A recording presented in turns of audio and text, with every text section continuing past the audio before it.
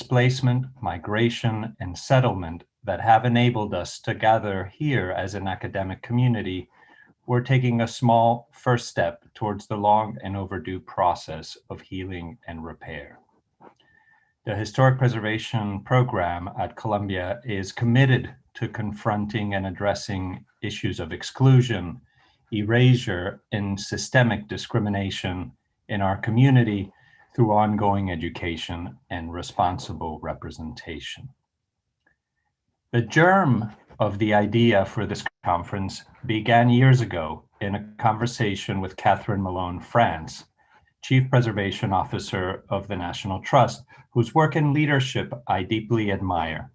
We were brought together by the common recognition of the central role that artists, and especially BIPOC artists, are playing in the preservation movement, both in practice and academia. Artists have been filling an important creative void at the center of the discipline, bringing new audiences and existing communities into meaningful engagements with historic sites. Catherine's insights on the importance of artists in preservation always touched on the heart of the matter. I'll return to the heart of the matter in a second. And I always came back and came away from our conversations feeling enriched by her way of thinking. You'll hear from Catherine in brief, as she will also be making some introductory remarks and lead us into the first panel. Our conversation grew in a dialogue with Cole Akers, curator of special projects and manager of the Glass House, and with Anna Gasha, PhD student in preservation at Columbia, both of whom joined the organizing committee. I want to thank them both for their thoughtful contributions. Each of them will be introducing the speakers and moderators throughout the day. The role of a moderator is, of course, to shape a conversation, and we were fortunate that our moderators joined the conversation early and help give form to themes and ideas that we will discuss today. Today's moderators include Justin Garrett Moore, professor at GSAP and the Mellon Foundation's Program Officer for the Humanities in Place program. Also Brent Leggs, Executive Director of the African American Cultural Heritage Action Fund at the National Trust, and Melissa Brown, Assistant Director for Programs at Brown University's Center for Public Humanities and Cultural Heritage. I also want to thank Meredith Brule, Program Manager for the Columbia Historic Preservation Program, and Laila Catelier, Director of Events at GSAP, for their work on the conference logistics. We owe our biggest debt of gratitude to our distinguished speakers, Ifa Baeza, Nona Faustin, Joe Garcia, David Hart, Monet Noel Marshall, Karen Olivier, Ada Pinkston, Paul Rucker, and Janine Whitfield. They are some of America's leading Black and Indigenous artists, and over the next few hours, they will lead us on an exploration of their unique approaches to preservation, as we will soon discover through their work, their processes of making art become ways of preserving heritage. And I emphasize plural here because there are many ways, many artistic methods of preservation. One method is to treat discarded objects artistically. Paul Rucker, for example, collects objects cast off from plantations, such as slave branding irons and shackles. And by treating them artistically, he brings new value to them and makes a case for them as part of the heritage of those plantations. In the process, he helps us see those plantations in a new way, not so much as historic homes, but as forced labor camps. And in this way, art can be a method for seeing and experiencing heritage in a new way. In text-based scholarship, we think of this process as a paradigm shift in the understanding of heritage. And so let me pause here for a moment to consider some of the differences between aesthetic and artistic preservation methods and textual and verbal preservation methods. It's important to dwell on these differences to grasp the reasons why we decided to focus on artistic methods for this conference. The first difference to note is their relative importance in the preservation movement. Until very recently, verbal and textual-based preservation methods have been central, while artistic preservation methods have been peripheral. Beginning in the 1950s, the preservation movement in America grew very strong by learning to use verbal methods, in particular the verbal methods of the legal profession, to make a legal case for preservation.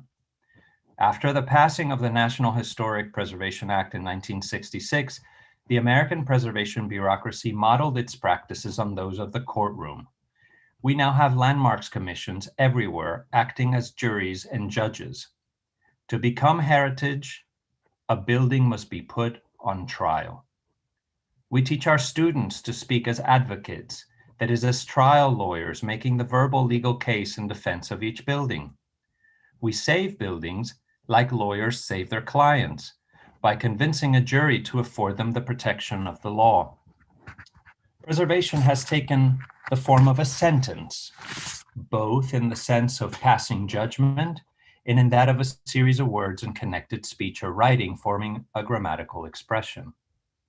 It's not a coincidence that a lawyer, Paul S. Byard, my predecessor as director of Columbia's preservation program, shaped the curriculum around the core idea that every building deserved its day in court, and that students should learn to speak for buildings, like lawyers speak for their clients. Lawyers translate their clients' arguments into the forensic language of the court. Importantly, though, Byard was also an architect, and he understood that while buildings don't speak for themselves, they do express themselves visually, that is, in a language that is not admissible in court. Therefore, he saw the central task of preservationists as one of translating the visual language of architecture into the verbal language admissible within juridical processes of preservation. This brings me to another important difference between textual verbal preservation methods and aesthetic artistic preservation methods. It has to do with the difference between the left and the right sides of our brains. The legal preservation paradigm grew very strong, in particular because it had an obvious appeal. It solicited that part of the brain associated with verbal language and cognition, with cool rationality and detached objectivity. As preservationists, though, we have been much weaker at engaging the side of the brain associated with emotion, memory, aesthetic perception, and visual logic, the part of the brain that artists are experts at.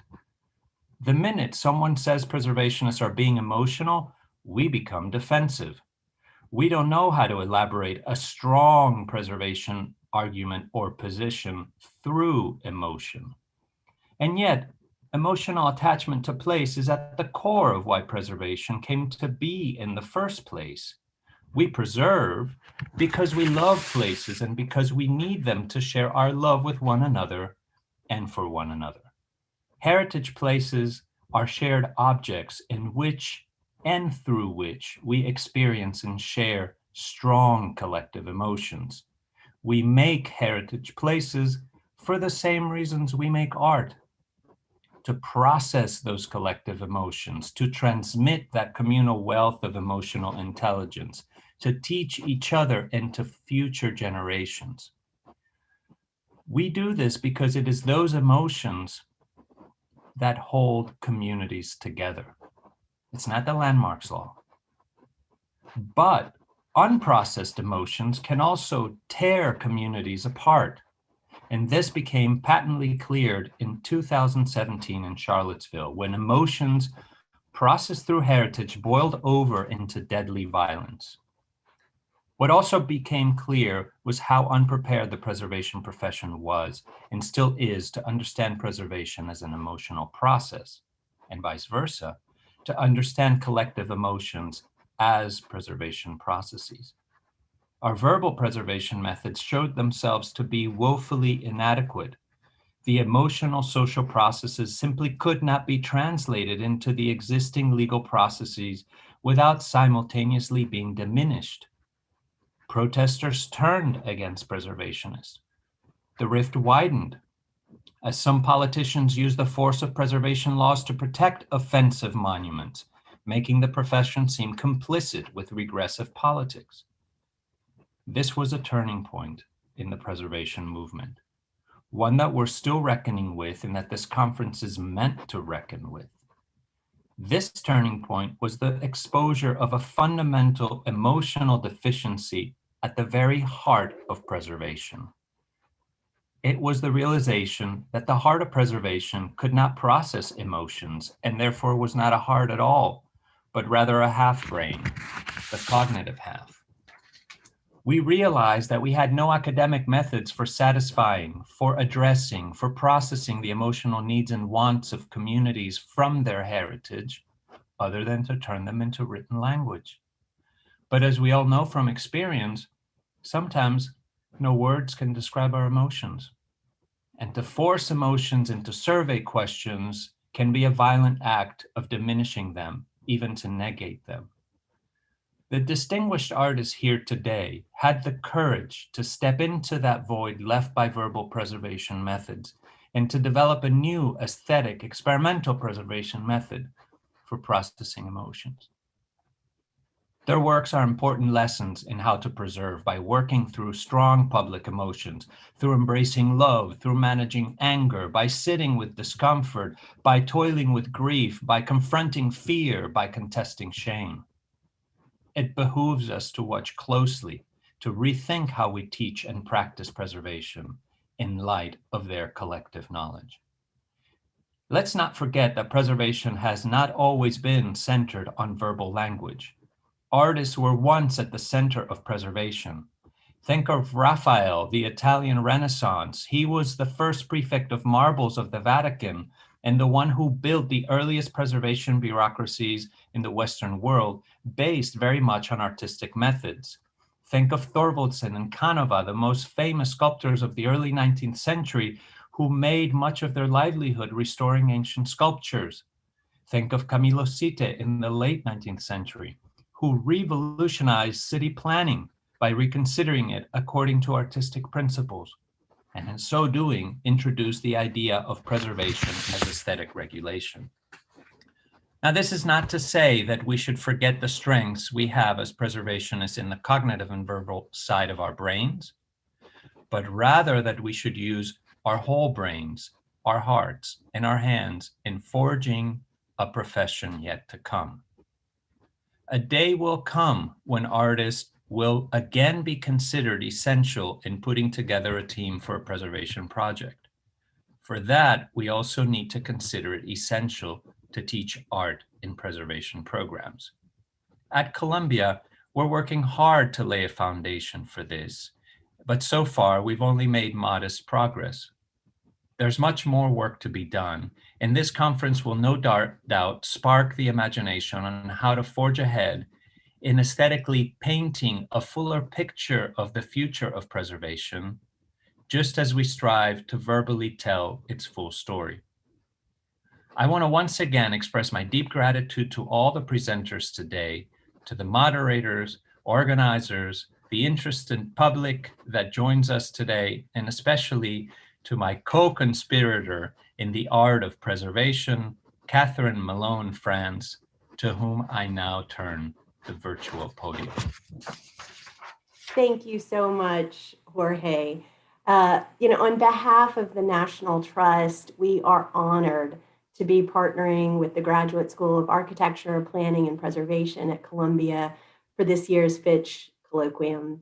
And I'm so grateful, Jorge, for our ongoing dialogue and collaborations over so many years now about the intersection of the arts and preservation in both theory and practice. From my perspective as the Chief Preservation Officer at the National Trust, preservation is not about the past. Preservation is about the future that we build together, a future that tells the truth about the past, but is not restricted by it. In fact, historic places that reflect the full history of our country must continue to be identified and revered and activated because they are powerful primary sources that tell us the truth about ourselves. In this regard, the preservation movement has so much work to do. We are and we have to remain committed to confronting our own structural racism, supporting more just and equitable communities, and expanding the benefits of preservation more broadly and more deeply. We also have to keep interrogating both what we've chosen to preserve and the glaring absences. And in my view, one of the most effective and impactful ways of doing this important work is in partnership with contemporary artists like the incredible ones who are here today. Art and history are two of the strongest forces that impact our collective culture. And when art and preservation and art and historic places come together, we see ourselves and each other's humanity in deeply meaningful and experiential ways. When art and preservation intersect, we're able to represent old truths in a modern context and create change that is all the more important in this moment. At their very best, both art and preservation create transformation. It's in that context that I am humbled and deeply grateful for the participation of all of the extraordinary artists who are with us today. But I especially want to thank two of them. First, Aoife Baeza, who's on the third panel of the day and who's completing a second project with us, supported by the National Endowment for the Arts at the Shadows on the Teche, a National Trust historic site in New Iberia, Louisiana, that was a part of an enormous sugar plantation. And I also want to thank David Hart, who is on the second panel and who is preparing an installation at the Glass House, another one of our National Trust historic sites in New Canaan, Connecticut. Both of these places, the Shadows and the Glass House, are layered with complexities, with ugliness, with beauty, and with truth. And art brings out all of that, allows us to see it, interrogate it, examine ourselves, and write together the next chapters in the histories of these places. Aoife and David, thank you so much for your collaborations with us at the National Trust. And candidly, I hope that in the future, we'll be able to work in partnership with every one of the extraordinary artists who are participating here today. And now it is my honor to introduce the first panel of the day, which will be moderated by Brent Leggs, who's my colleague at the National Trust, where he is the founding executive director of the African American Cultural Heritage Action Fund. Brent is a tireless advocate for historic places that tell the stories of African American struggle, resilience, activism, and achievement. Through the Action Fund's grant making since 2018, the National Trust has awarded $4.3 million to 65 organizations nationwide, and in July of 2021, we will award another $1.6 million in grants supported by the Andrew W. Mellon Foundation. Under Brent's leadership, several Action Fund projects, like the preservation and activation of the homes of Nina Simone, John and Alice Coltrane, Paul Robeson, and Lucille Clifton, are deeply rooted in the arts, whether in their stories, their partnerships, or their visions for the future. In partnership with Black artists and community-centered activists, Brent's groundbreaking work is creating space for preserving and interpreting the full artistic legacy of the United States. Brent's also an adjunct associate professor at the University of Pennsylvania's Stuart Weitzman School of Design, and he's a senior advisor at their Center for the Preservation of Civil Rights.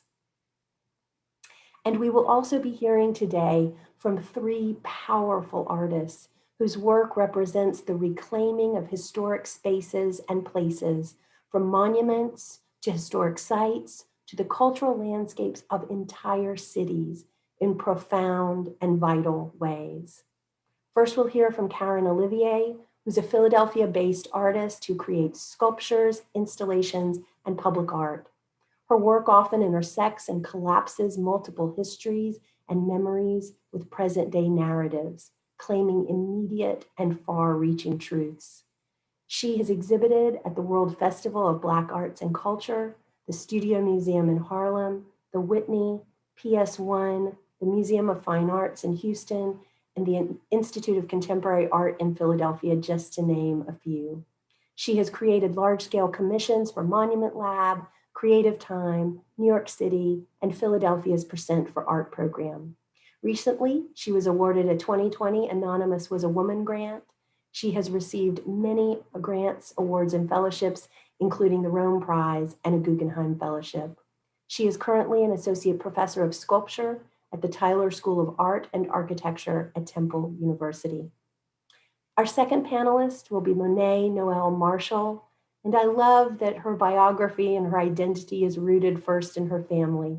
She describes herself first and foremost as Robin and Brian's daughter, and Zelma and Eveline and George and Bob's granddaughter. She produces words, performances, installations, gatherings, happenings that invite witnesses into a Black radical imagination.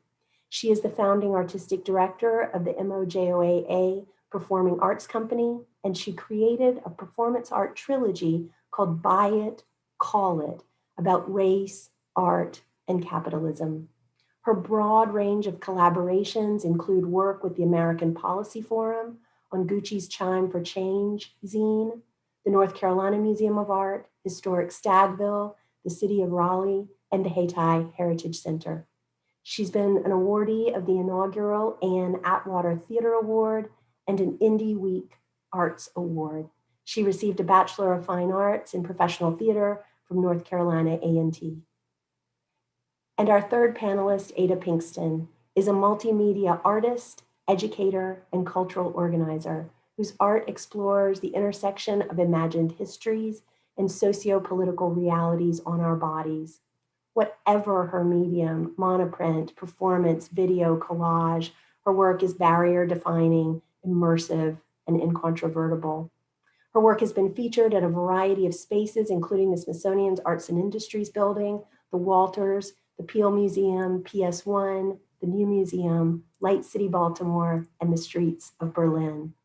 In addition to her studio practice, she's a co-founder of the Lab Bodies Performance Art Laboratory in Baltimore, and she's currently a lecturer in art education at Towson University.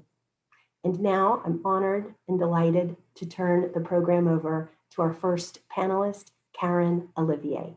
Thank you. I'm so honored to be here. This is pretty incredible. Okay, I'm going to share my screen.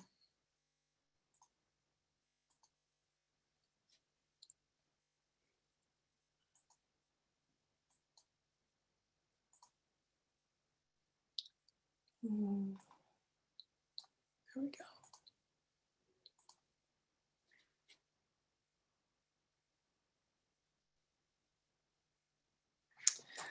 This 1934 New Deal era fresco by Anne Weiser Hanlon has been at the center of debate at the University of Kentucky for many years. Viewed through contemporary eyes, the fresco sanitizes history and glosses over the brutality, pain, and suffering that slavery imposed, and it presents a caricature portrayal of Native Americans. The happy musicians playing for the white elite, the boy denied access to the performance venue but sneaking a view up in a tree.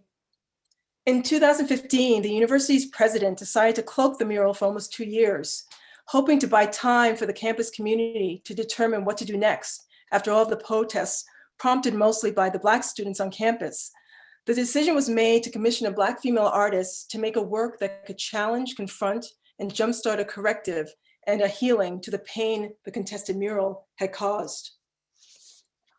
In the vestibule of Memorial Hall, right outside the lobby entrance to where the mural is housed, I noticed the dome ceiling above. The dome is 16 feet in diameter and 26 feet off the ground, and I was intrigued and decided to use the dome and the surrounding architecture as the site of my intervention. It raised interesting questions for me. Why was this space designed in this way? What does it mean to create a dome vestibule in an academic building? Domes date back to prehistory and have ties to indigenous building traditions, Byzantine and Islamic architecture. So what symbolism does it have in a building dedicated to higher education? My hope was for this initial recognition into the particularity of the spaces we inhabit, and then lead to bigger questions. And I often turn to James Baldwin in his assessment on the role of art, which is to expose the question the answer hides. So I gilded the dome ceiling and inserted painting reproductions of all the brown and Black figures from the fresco. I created copies of each figure, scaling them up proportionately to fit comfortably in the dome ceiling. At the heart of my gesture was the act of liberating these beings, these figures from whiteness. What possible reclamation and agency could be gained without the surrounding whiteness they were previously resigned to? The subjugated, those deemed lowly, were in one sense elevated to the divine. And of course, the gold leaf makes reference to Renaissance and Byzantine churches, elevating them to saints, but also to celestial beings and constellations and stars. My hope was for these figures on the ceiling to reinforce the notion or possibility of rebirth, perhaps spiritually, but more importantly, through the viewer's reinvestigation, interrogation, and reckoning with America's complex histories. This representation of these historic figures could point to a futurity of Blackness. Here in the fresco, the horse carriage driver is resting. In my placement and reinterpretation here, it becomes a dreamlike space. This surreal-like scene hints at, or perhaps directly points to, the violence of the times as the resting driver descends in close proximity to the sickle of the field hand, most likely a slave working the land. This group of Blacks looking on at the train station, I began to refer to them as the witnesses, both the literal and metaphoric witnesses of the atrocities and oppression of the times. And I turned to Frederick Douglass to provide a quote that would shoulder these celestial beings. Around at the base of the dome is his quote, "There is not a man beneath the canopy of heaven that does not know that slavery is wrong for him." And I was conscious of this building being called Memorial Hall, where it honored Kentuckians who died in World War I. And I decided to honor and memorialize 4 under-recognized Kentuckians in the space of the medallions. This is a representation of Georgia Powers, the first African-American to serve in the Kentucky Senate, sponsoring bills prohibiting employment discrimination and sex and age discrimination.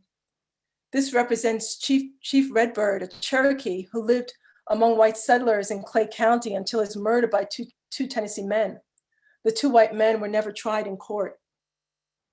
Peter Durrett, a former slave and preacher who founded First African Baptist Church in Lexington, Kentucky in 1790.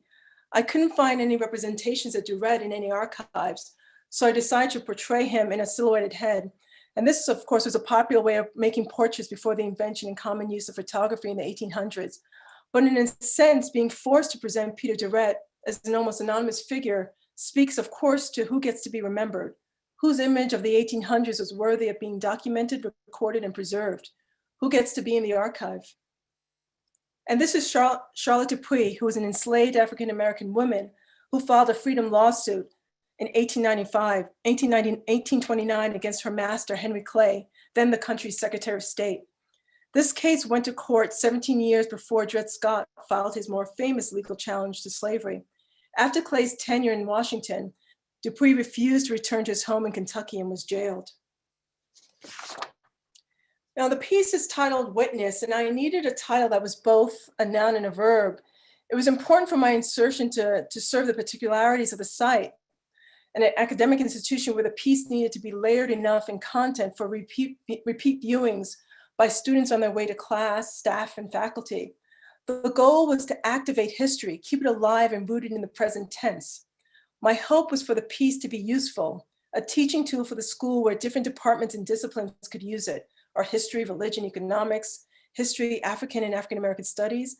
I was thinking too of the complex and various interpretations of gold. Yes, it could elevate these anonymous figures to the divine, to saints, but gold leaf can also be interpreted as a literal reminder of the time when Blacks were only valued as currency, as commodity, and the trading and sometimes theft of gold from Northern and Sub-Saharan Africa during the Roman Empire. So on June 5th, 2020, in the wake of the demands for racial justice prompted by the death of George Floyd, the university's president announced his decision to remove the O'Hanlon mural. It seemed to me like a quick fix to quell the Black fury and rage being felt from Lexington to Louisville. This decision to remove the O'Hanlon mural also renders my work, Witness, blind and mute. It cannot exist without the past, without the history it sought to confront. And it felt ironic too that the decision to censor this work, this historic work, has in one fell swoop kind of censored my installation. And in a way, the idea that, instead of embracing the polemics the 2 works engendered, a thoughtful dialogue between the work of a white woman from 1934 and a Black woman of today, a seemingly good deed of political correctness was offered up to Black members in the university community who opposed the mural, as opposed to dealing with the real problems on that campus. It prompted me to write an op-ed in the Washington Post, and in it I said, Witness was not created to magically dispel or absolve the University of Kentucky from embedded institutional white supremacy and oppression. You know, when I finished my work, my piece, I assumed that that would be when the university's real work would begin. I thought there would be programming, seminars, perhaps curriculum inclusions, hoping it would be a site where the community could wrestle with the very problematic, paradoxical, simultaneous and fragmented histories and the relationship of these disparate histories today in the now. So it's a bit heartbreaking and a strange feeling too, as it seems to also render these Black and brown figures anonymous once again for a second time. You know, this attempt to offer what I'd hope would be agency and autonomy for these 25 souls was completely dismissed. I'm going to show another project just very briefly. So there are two important monuments in historic Vernon Park in Philadelphia. At the far, far, far end of the park is this monument dedicated to Francis Daniel Pastorius, an early German settler to the neighborhood known as Germantown. He led the first Quaker protests against slavery back in 1688. I found out during World War I and II, this monument was concealed, it was boxed over. It was felt that the language and look was too Germanic. This monument, the Battle of Germantown Memorial, is centrally located in the park. It commemorates an American Revolutionary War battle led by George Washington. I was interested in the fact that it honors a failed battle, which speaks of power, privilege, and access. Who gets to have a monument? I was interested in this immigrant, Francis Pastorius, who fought for the freedom of Blacks, of slaves in this country, and Washington, who fought for America's liberation from British rule while owning slaves. And I look back at the 16th century talking statues of Rome, where anonymous messages were attached to these public statues, kind of reinventing them as sites for protest, political dissent, critique, and commentary on the religious and political authorities of the time. The effigies became the spokespeople of Rome. At times, responses were posted between the statues, creating an ongoing dialogue between multiple histories and shifting authors. The statuary became active, mutable, and contemporary. So back to 21st century Philadelphia, where I was thinking of the paradox and complexity of these disparate histories that make up America, and I decided to use that history in my intervention. I decided to shroud the Battle of Germantown Memorial in a mirrored surface, in effect boxing it up like the Pastorius Monument was in years past. I hoped the physical concealment with a reflective surface would allow the monument to feel expansive and accessible, maybe less intimidating than its colossal nature and material weightiness usually permit. I was also interested in visibility. Depending on your location in the park, the monument would appear to disappear. It was really not discernible from a distance. And I wanted the piece to be and have a direct engagement with the Confederate monument debate that we all know is very alive and present in the United States. And I was interested in what invisibility reveals. What does invisibility bring to the fore? What does it challenge? What does it suggest about notions of access and privilege? And if we choose to spotlight the hidden now and acknowledge and preserve it, how does that shift the legacy and the future of the status quo? You know, it's a neighborhood park. I live, 5 blocks away from it. And I was thinking of these monolithic, imposing, impenetrable sculptures of history and how most park goers take them in perhaps from a physical and metaphoric distance. Perhaps they think the statue is related to someone else's history or with little meaning to their own lives in this moment today. But it's also a park where the park goers probably passed by hundreds of times and registered only marginally after repeating encounters. So I was hoping that maybe now the familiar becomes strange or uncanny. You can see the world around, above, and behind you, reflected directly before you. Maybe you could allow this history to become a living, breathing entity. So one last thing I'll share. I'm going to play a recording of a poem that the historian and the current actually poet laureate of Philadelphia, Tripita Mason, wrote, inspired by this piece.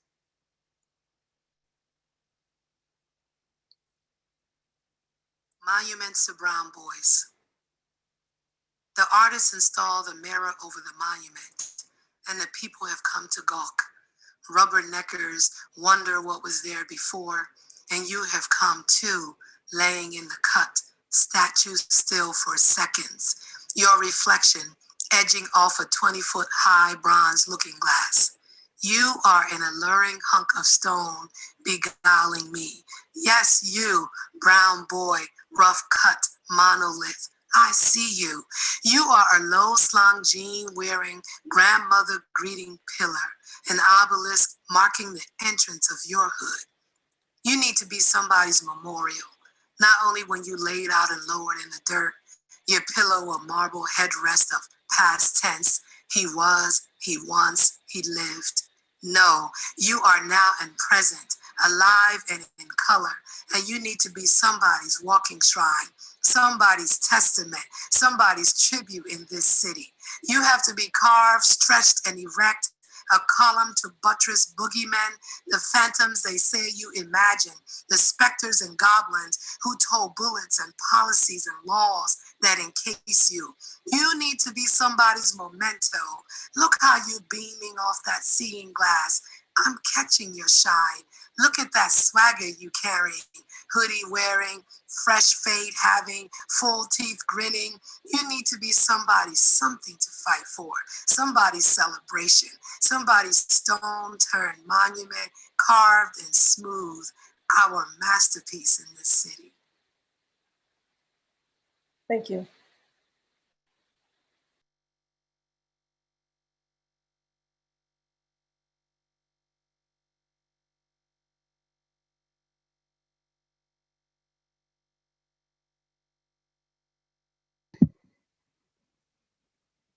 And next we'll hear from Monet.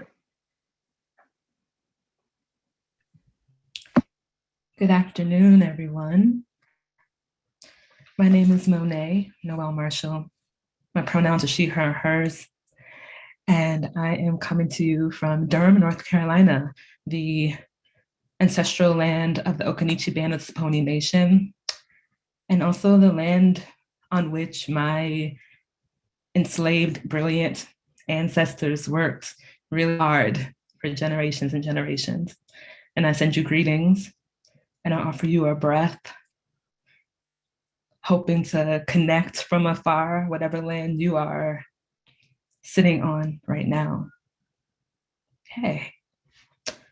So I'm gonna share my presentation. Give me 1 second.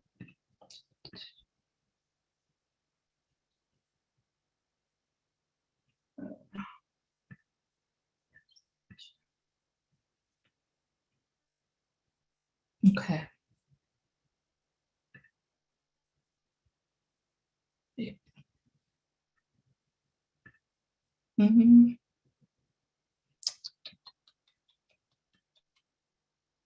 Okay. Monument of Memory. So this is my mama. I have her face. My mother is an archivist. She carries the records in her mind and in her mouth. The youngest girl child of 11, she keeps the stories. I grew up on Long Island in West Ferry, New York. And when we would visit North Carolina, she would take me on rides, show me places that no longer existed. There was a lot of used to be's. This used to be this. This used to be there. I remember,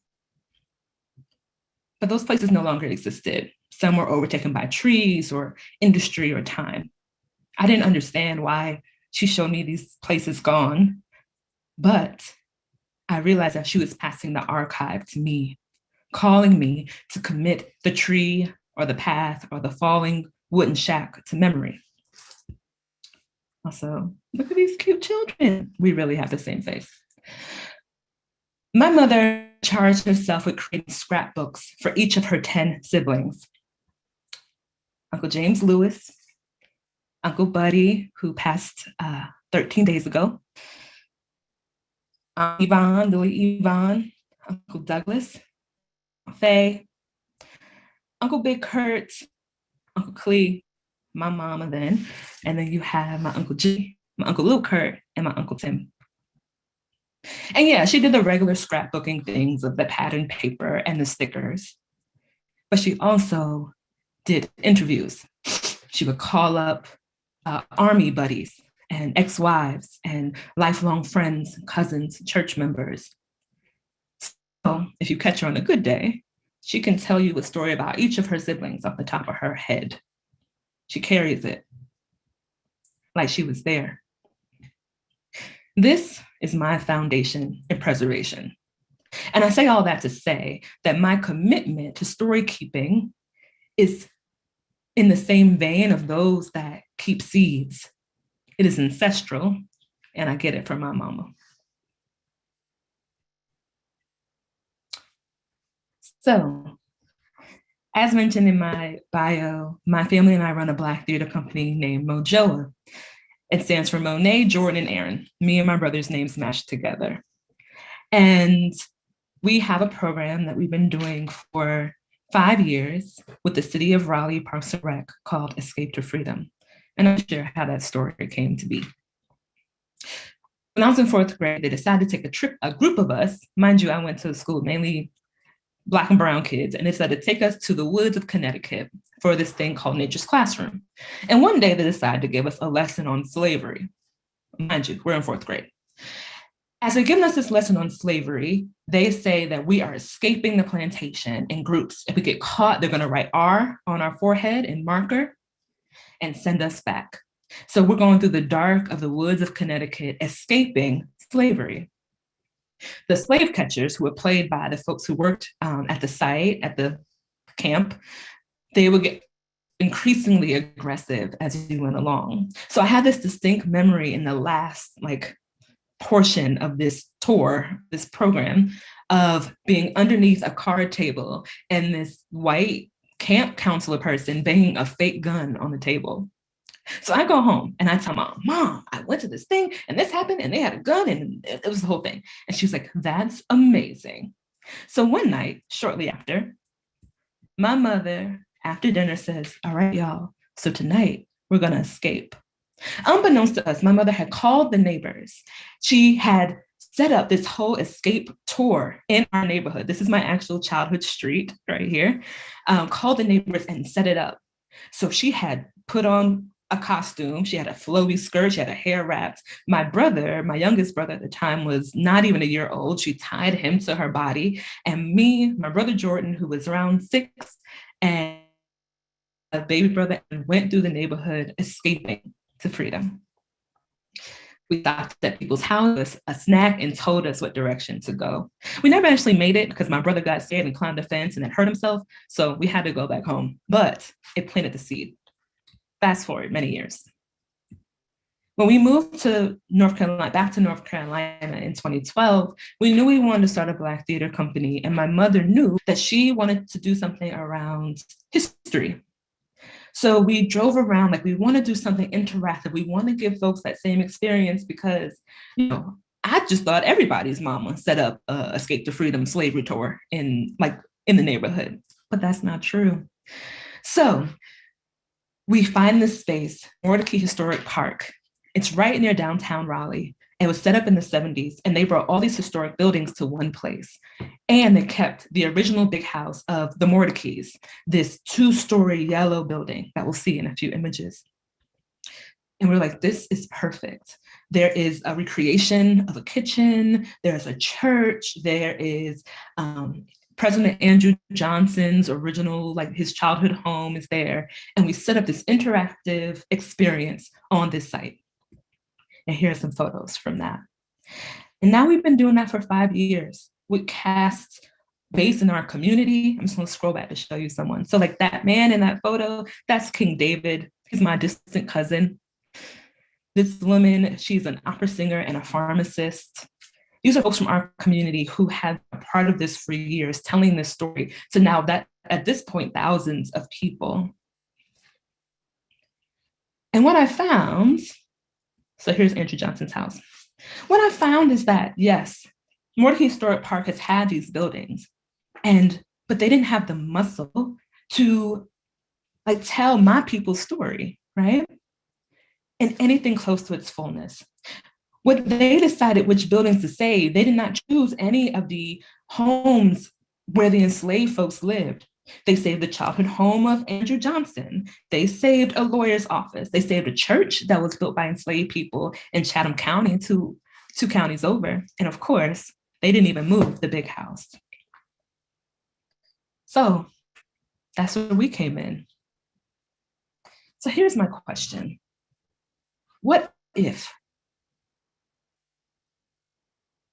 the Black body in both the individual and collective sense, is the most important site chronicling the history and legacy of slavery. How then would we invest in the upkeep, care, and preservation of this, our most important resource? What if the primary goal of explicit of slavery were the healing of Black people? How would that shift how we spent our time, invested our resources, activated the spaces, and told the stories? Yeah. I invite you into these questions, and I hope that you will let these questions do their work inside of you. I am presently in these juicy inquiries with Mordecai Historic Park as we vision about what it would mean to, historic Stagville, as we imagine what it would mean to turn one of the largest plantations in the state from a historic site to a healing site. Through lots of conversations with staff, descendants of people who were enslaved there, members of the Okanachi-Banasaponi Nation, whose land was stolen, and artists and people in our community, we are asking, how do we write the relationship between the body, the memory, and the place? We are requiring the buildings, the artifacts, the archive into a reconciliatory process, because we know that nothing lasts forever. But while it is here, it can do its most best work, its most purposeful work. Yeah, I invite you into that work. I want to talk to whoever wants to talk about that. It's my dream, right? What more can the buildings do? What more can the buildings be? So thank you for your time and attention. Thank you for building a space inside yourself for me, my mother, my late Uncle Buddy, and the rest of my people. I honor this monument of memory that we have created together. May it serve us well. Thank you.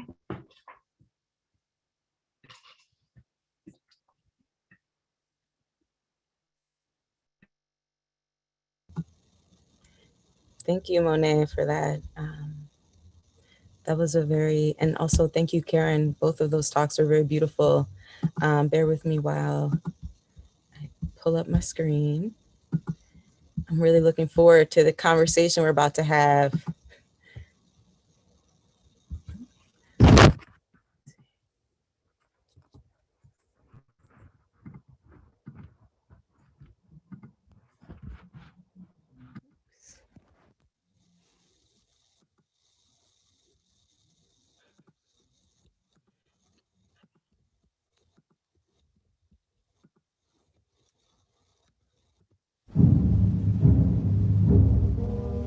Baby, it's cool with me that you like to lie, 'cause I see the depression filling up your eyes, and I see oceans overflowing.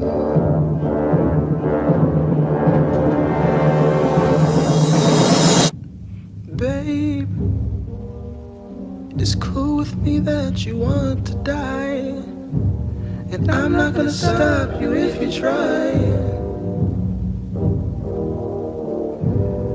But the hole in my belly has started growing.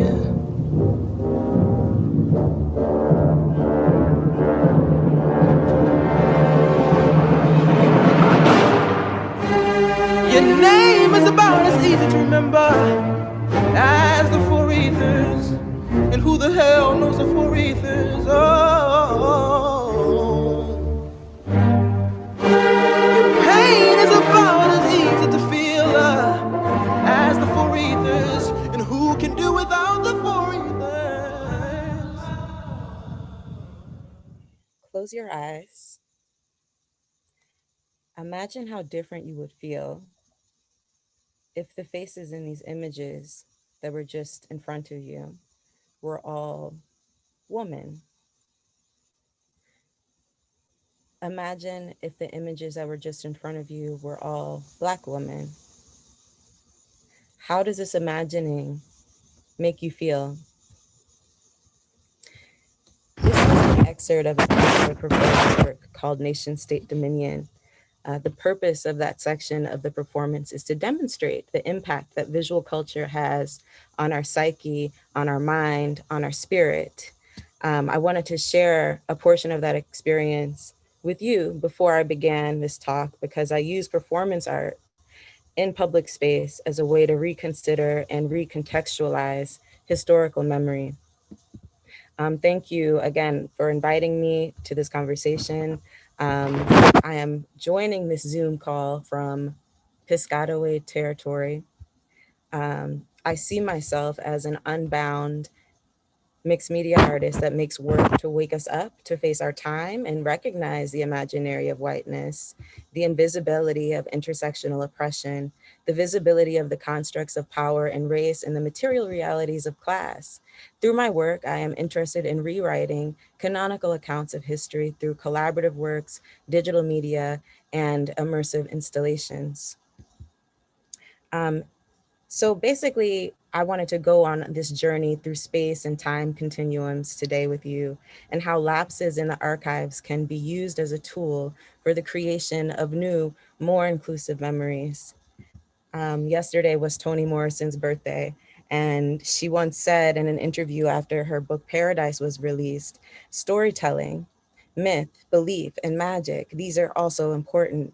Truth lies in our myths, in our songs.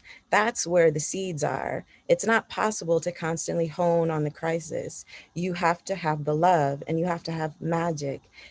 So it is my aim to materialize this magic through my work around monuments and memories.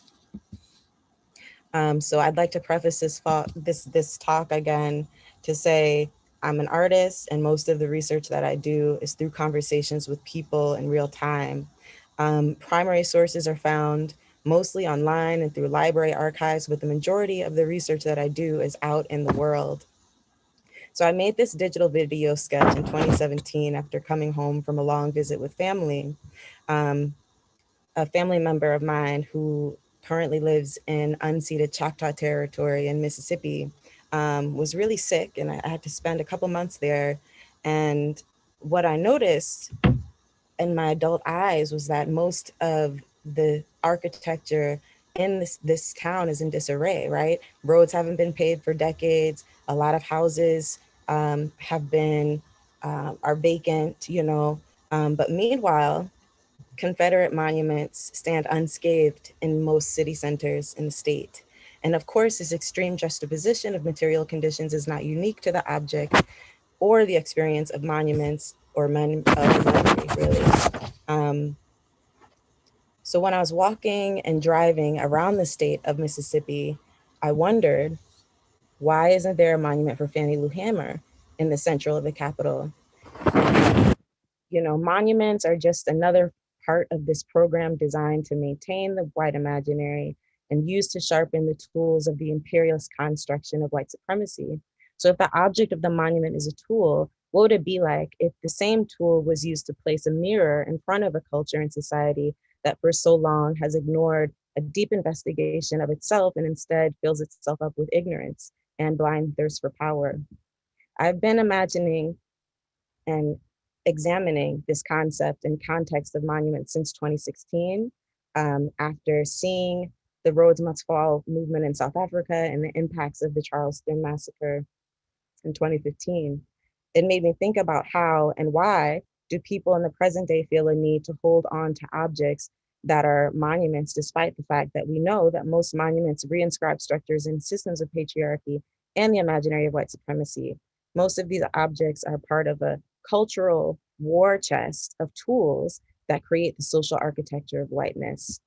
So according to the Southern Poverty Law Center, there are more than 1,700 symbols of the Confederacy in public spaces. A couple of them have been removed, but for the most part, they're still here.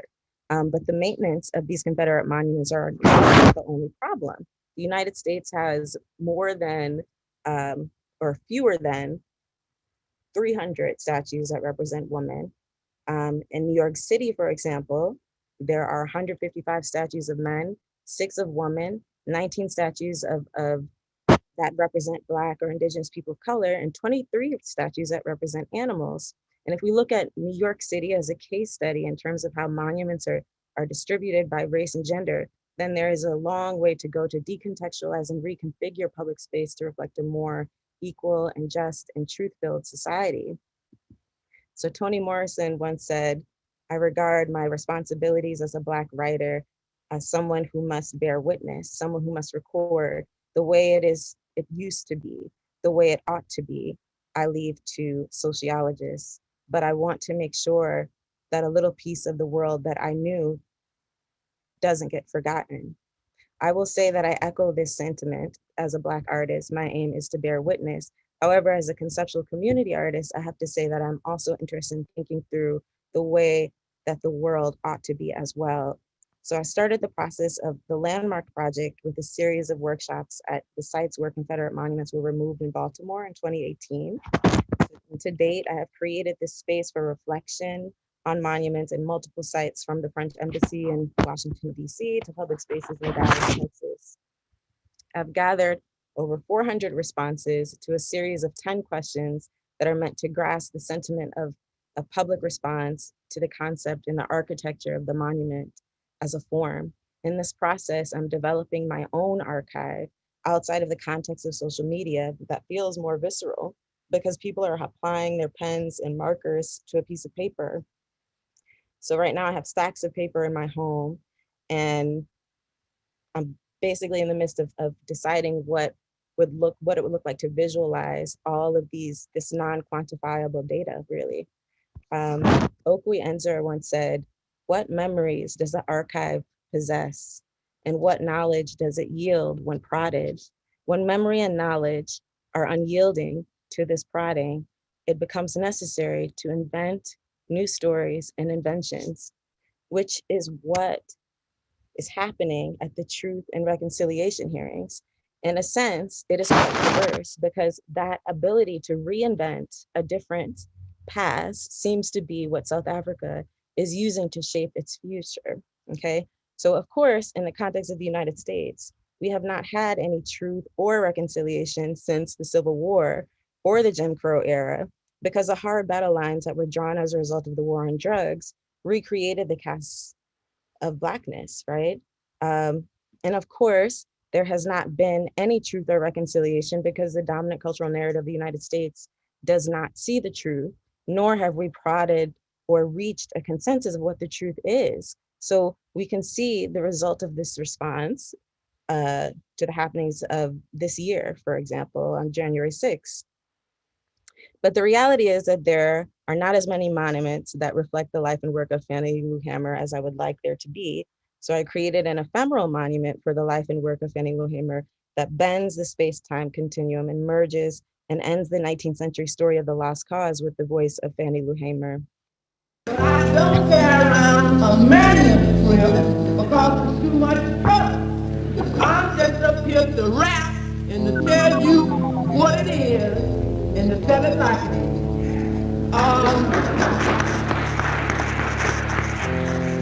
As Martha said, I was born 53 years ago in Montgomery County.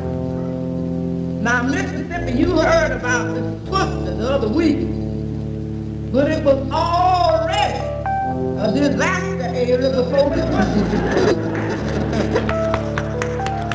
And it's been a disaster area 53 years. I know when people over me said. So that was a section of this ephemeral monument to Fannie Lou Hamer that was made in 2018. And the approach that is guiding my creative practice of memory and monuments is most clearly described by Saidiya Hartman's term critical fabulation. And I'm taking the gaps in the archive and filling it with my imagination and the guiding spirit of my ancestors. Through this critical fabulation of the past, my aim is to create more equitable public spaces that make us consider moments of the past that do exist outside of the chapter in history textbooks. For example, in 2018, I proposed to create a temporary installation that commemorates the lives of the 272 people that were enslaved and sold by Jesuit priests in 1838. Without the sale of these 272 people, the institution of Georgetown would not exist. However, due to a last minute change of plans, the work could not be installed on the campus of Georgetown, and instead it was installed at the Smithsonian Arts and Industries building in 2019. There was a 4-channel sound installation that also featured the voices of the present day descendants of the once enslaved. Once, so basically some of these family members are currently attending Georgetown. However, they are not attending the university for free, as the PR campaign would lead us to believe. Each pedestal was hand painted. I was thinking about how to convey each individual spirit, even though we don't know what each person looked like or sounded like, but also acknowledging that their voices live on in the descendants who play on the soundscape that surrounds them. This work was made in between 2019 and 2020, and it was a monument to reflect the life and time of Mary Joseph Angelique, who was a woman who burned down the old city of Montreal in an attempt to gain her freedom. Some historians say that the trial proceeded after the event is the first demonstration of a narrative of someone who was enslaved. She was brought to Canada after being enslaved in Portugal, and of course there are no images of her. So this 2-channel installation is a reflection of the spirit of who she was and her resilience in the face of obstacles that were insurmountable. So when I visited Montreal for this residency, I went to find the square or a monument that was supposedly located downtown and named after her. But of course, no one knew where the square was. And when I entered the tourist office, no one had heard of her story. So I proposed to do a performance at this square in 2020, but due to the current pandemic situation, it didn't happen. But it's interesting because this is another example of these lapses or these gaps in the narrative, right? So when I installed the work at this gallery, many people acknowledged during the Q&A that they were shocked that they had never heard about this story in school. But of course, I was not surprised. As I said earlier, this is all a part of this architecture to maintain the narrative of the mythology of whiteness, right? Currently, I am working on an augmented reality monument with LACMA and Snapchat that is honoring the life and legacy of Biddy Mason.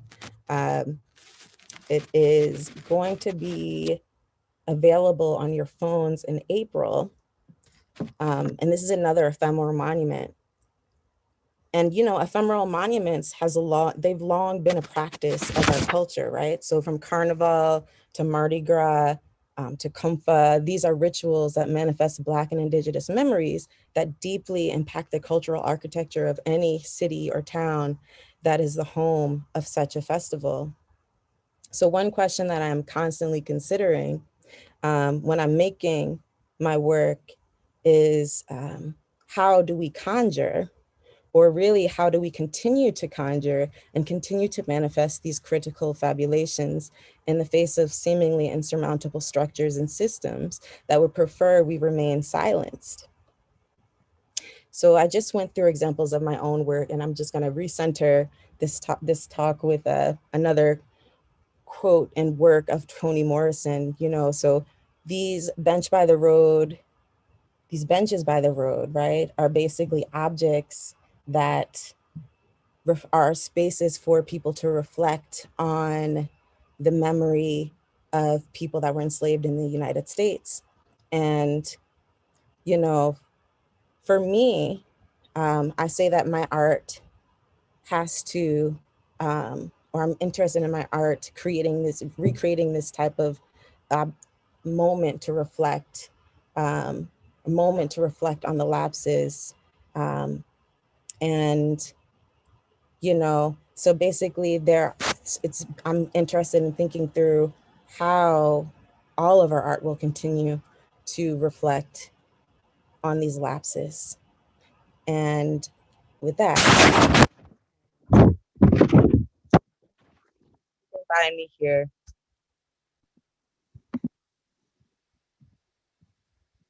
Thank you for that, Adia.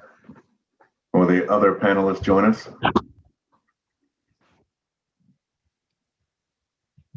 There you are. So before we kick this off and get into it, listening to you all, I wrote these words that we are bearing witness to your monumental art, and we see our ancestors through you. So I just want to take just a moment to recognize the brilliance of your creativity, of your mind, and how you hold power in space. Thank you for blessing us today.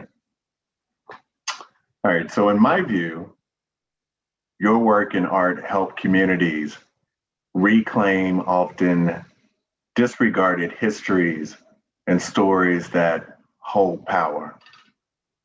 It's also clear that your work is personal, and the work that I do to elevate the contribution of African Americans in American history and make that history real is personal to me as well. It seems that art as preservation is your tool for expressing your individual identity, a way that you express your Blackness in public space. So my first question is to you.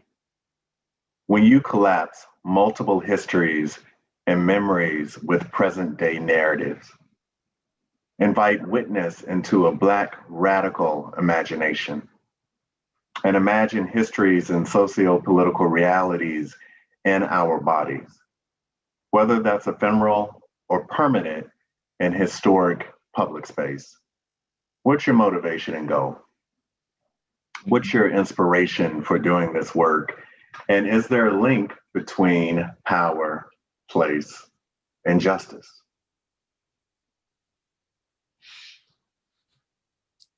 That is such a good question, Brent. That's an amazing question. Well, one, I want to say that I think sometimes, one, I just want to say that like, we're not new to this. Like when I'm thinking about like my individuality, like that's not a real thing for me. I feel very much connected to a legacy of folks. So what is actually radical for me is returning to the technology of gathering, of placemaking, of creating that is actually really old technology, right? So I just really believe that I had the privilege of being able to use some language and from art spaces or academic spaces to actually like name some things that my grandmas and great grandmas and like were doing, right? So I think for me, one, part of the power is to claim in public that there is no lack, that there was no lack of brilliance, that actually like I come from a long line of technologists. And just because they were not able, like the things that they created physically were often purposely destroyed, that doesn't negate their brilliance or the fact that they made monuments in all types of ways. Mm-hmm. What are you all thinking, Ada, Karen? Well, I mean, for me, it's really important to, I guess, be explicit in grounding the work in the fact that there are multiple histories. Where there's innumerable histories, and we're a big part of that. When I think about the work in terms of power, place, and justice, I could talk about, I guess, Bows Joined. I mean, I installed that piece a week before the Charlottesville supremacist rally. And I mean, once that happened, my piece, people were calling it, like, it was a call to arms. It shifted its meaning.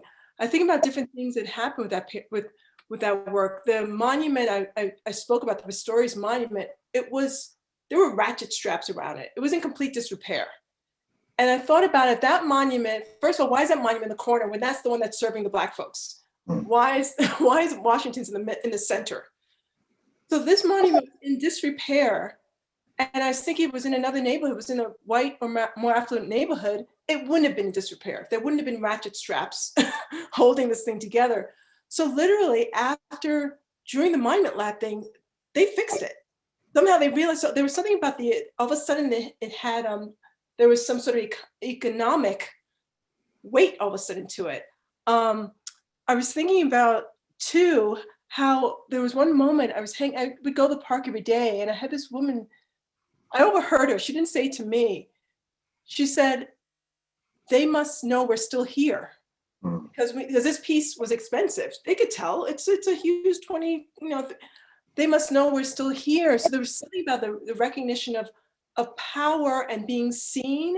And then that led to actual economic wealth coming to the neighborhood, except now, unfortunately, gentrification is happening too.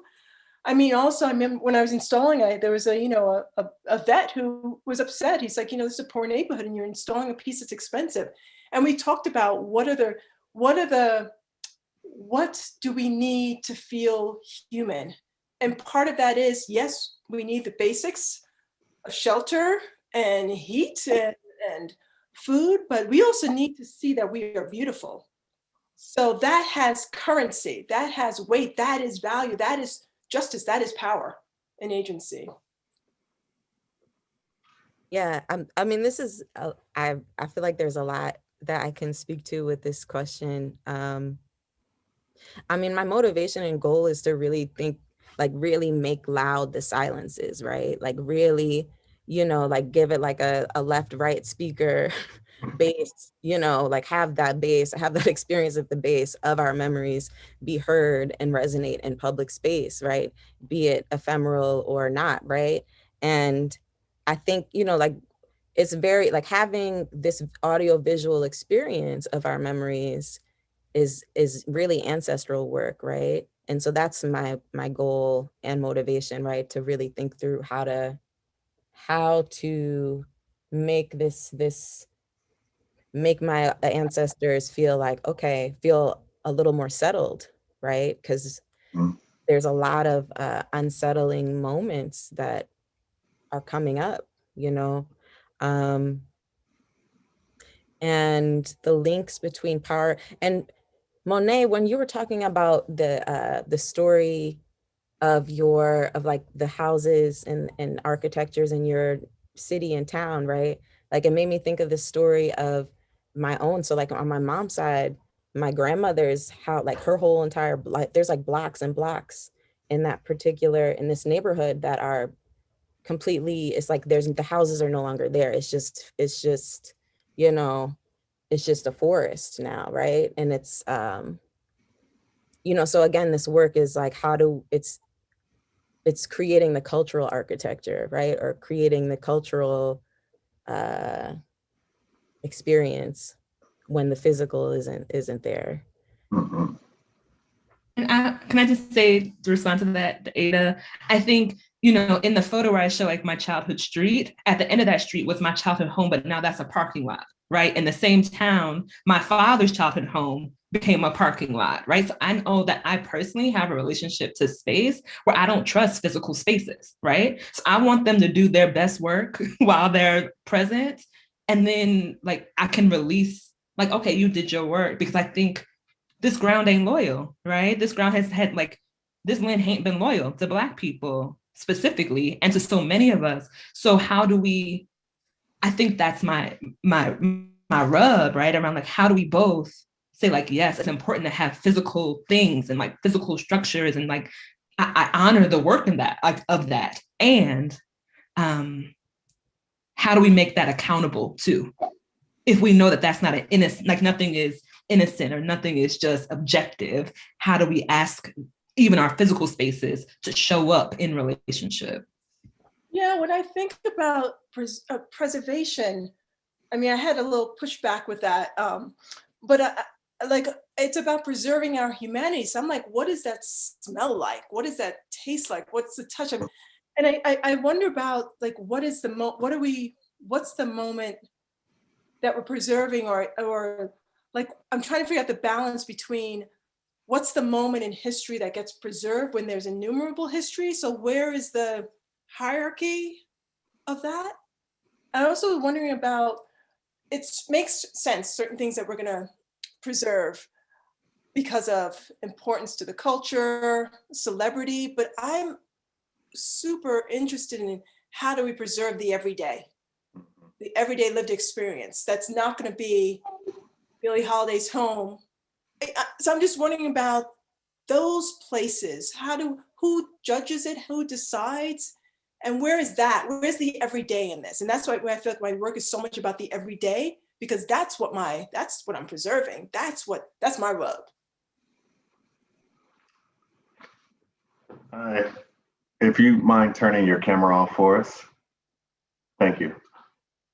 So you are spot on, and I'm constantly asking myself this question about who has the authority to define and tell the stories of Black America, whether it's stories of our historical figures that haven't received the reverence and respect that they deserve. Sometimes when I think about places like John and Alice Coltrane's home or Madam C.J. Walker's Villa Lawaro, I believe they deserve the same stewardship as Abraham Lincoln's cottage or Theodore Roosevelt's Elkhorn Ranch. But Monet, you, and Ada, there was such a through line about the everyday story. So do you see your art as a way of helping to bring to life the everyday experience? And again, who has the authority to make those decisions? Is it a preservationist? Is it an artist? Is it the Black community itself, or is it broader than that?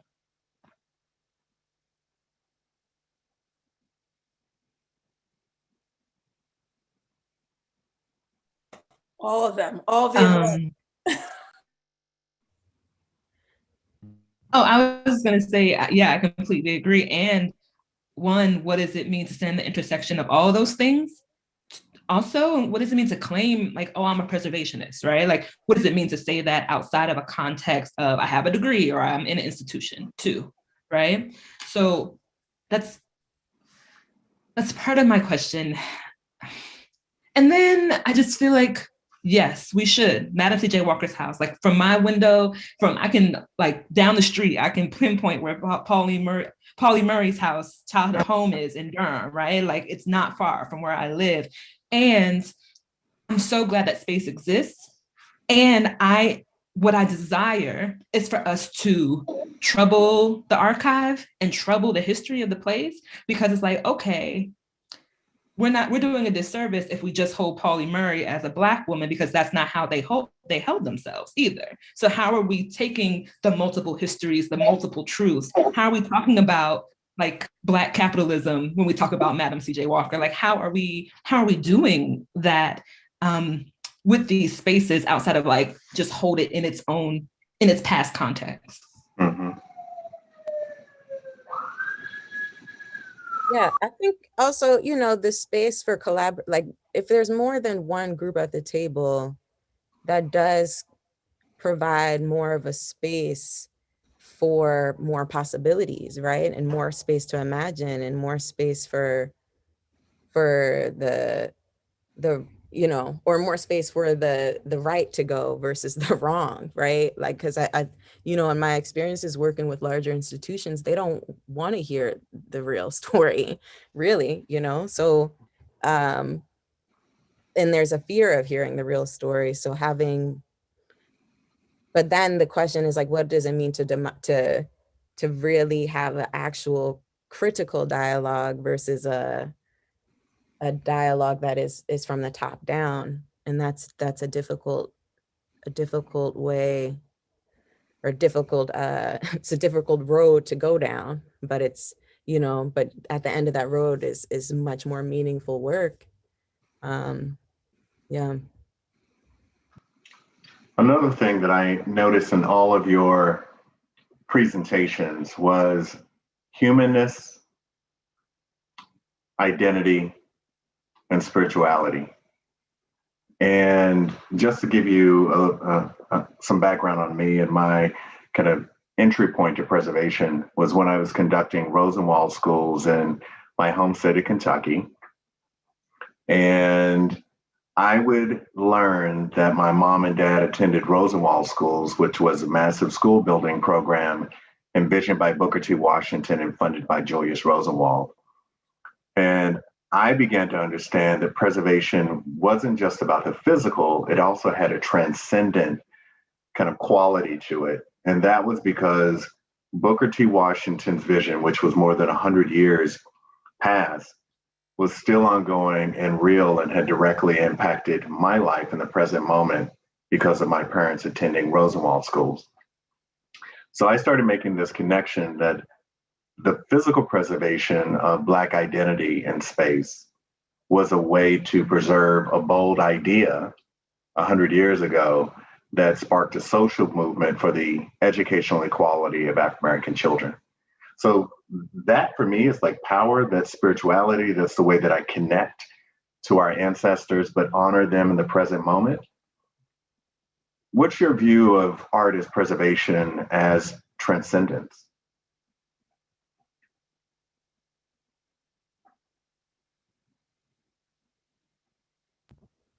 I mean, for sure. I definitely see I'm always like conjuring whenever I'm making, it's a conjuring, right? Like you have to, and that is difficult. It's difficult to put your finger on it, or it's difficult to to describe in a sentence, right? Like you have to have this visceral experience of it in order to have that transcendent moment, right? Or in order to have, for somebody looking at it to have that transcendent experience. So I mean, yeah.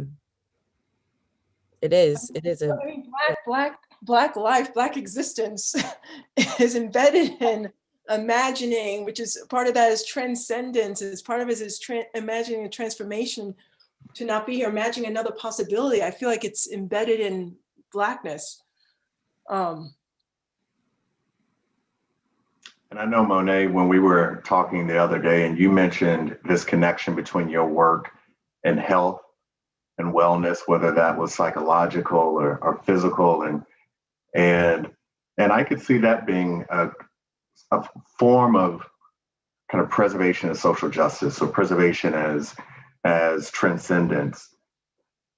How do you see the connection between your work and the kind of current empowerment of Black people? Yeah, I think specifically taking it to like the health piece of it. So like the work that I'm doing with Stagville, really thinking about, again, go back to technology. Growing up, we're told like Harriet Tubman was an illiterate slave, right? Like that was the message. Like she did all these things. She was illiterate. It's like, no, she may not have written English, but she could like interpret owl calls, and she could read trees and stars. And like, that's a literacy. Those are literacies. So thinking about the ways that because of like Black folks in Southern trees have a fraught history.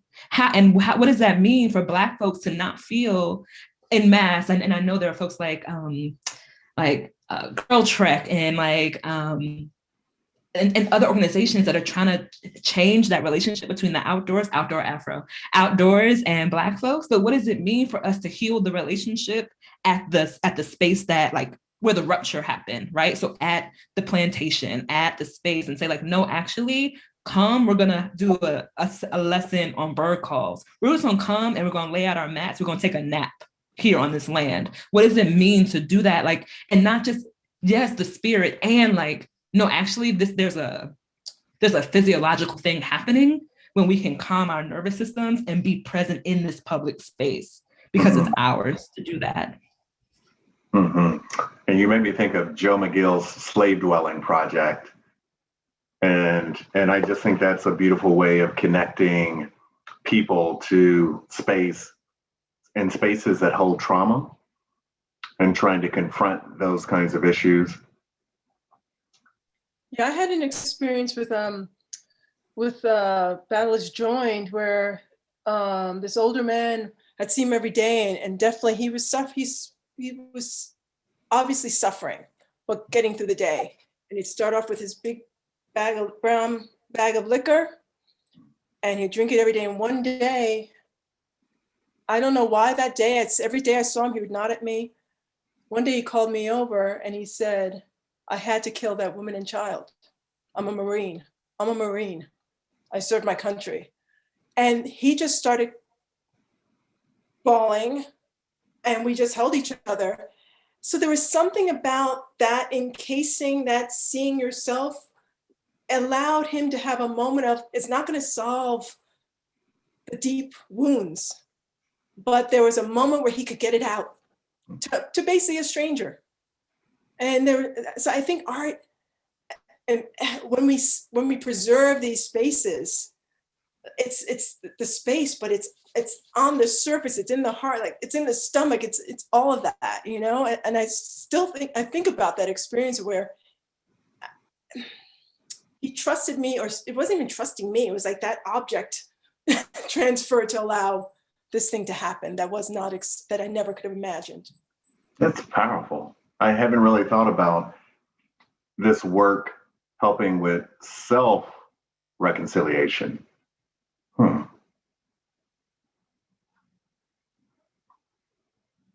Ada, it looked like you were about to say something. I mean, I was gonna say, but the self-reconciliation is related to the societal reconciliation, right? Like us as individuals, like we're part of a greater community, right? And if we're a greater community, people that are running around here unhealthy, internally, spiritually, then that will reflect in the culture and the society. But if we're a society where we're centering our health or centering our health, then that would reflect, right? Mm-hmm. So I'm curious about your creative process.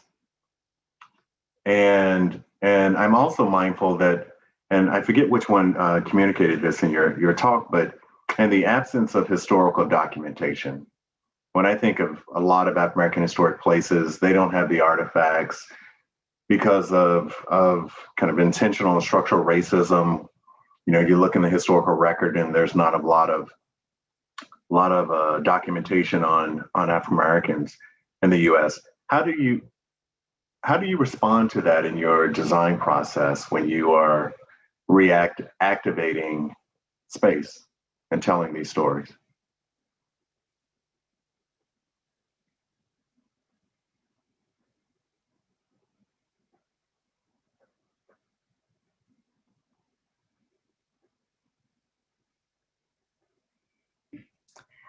Well, I'll say that it's a lot of reading between the lines, right? So with us, particularly with Mordecai Historic Park, there were 3 WPA slave narratives that were taken from folks who were enslaved at that space.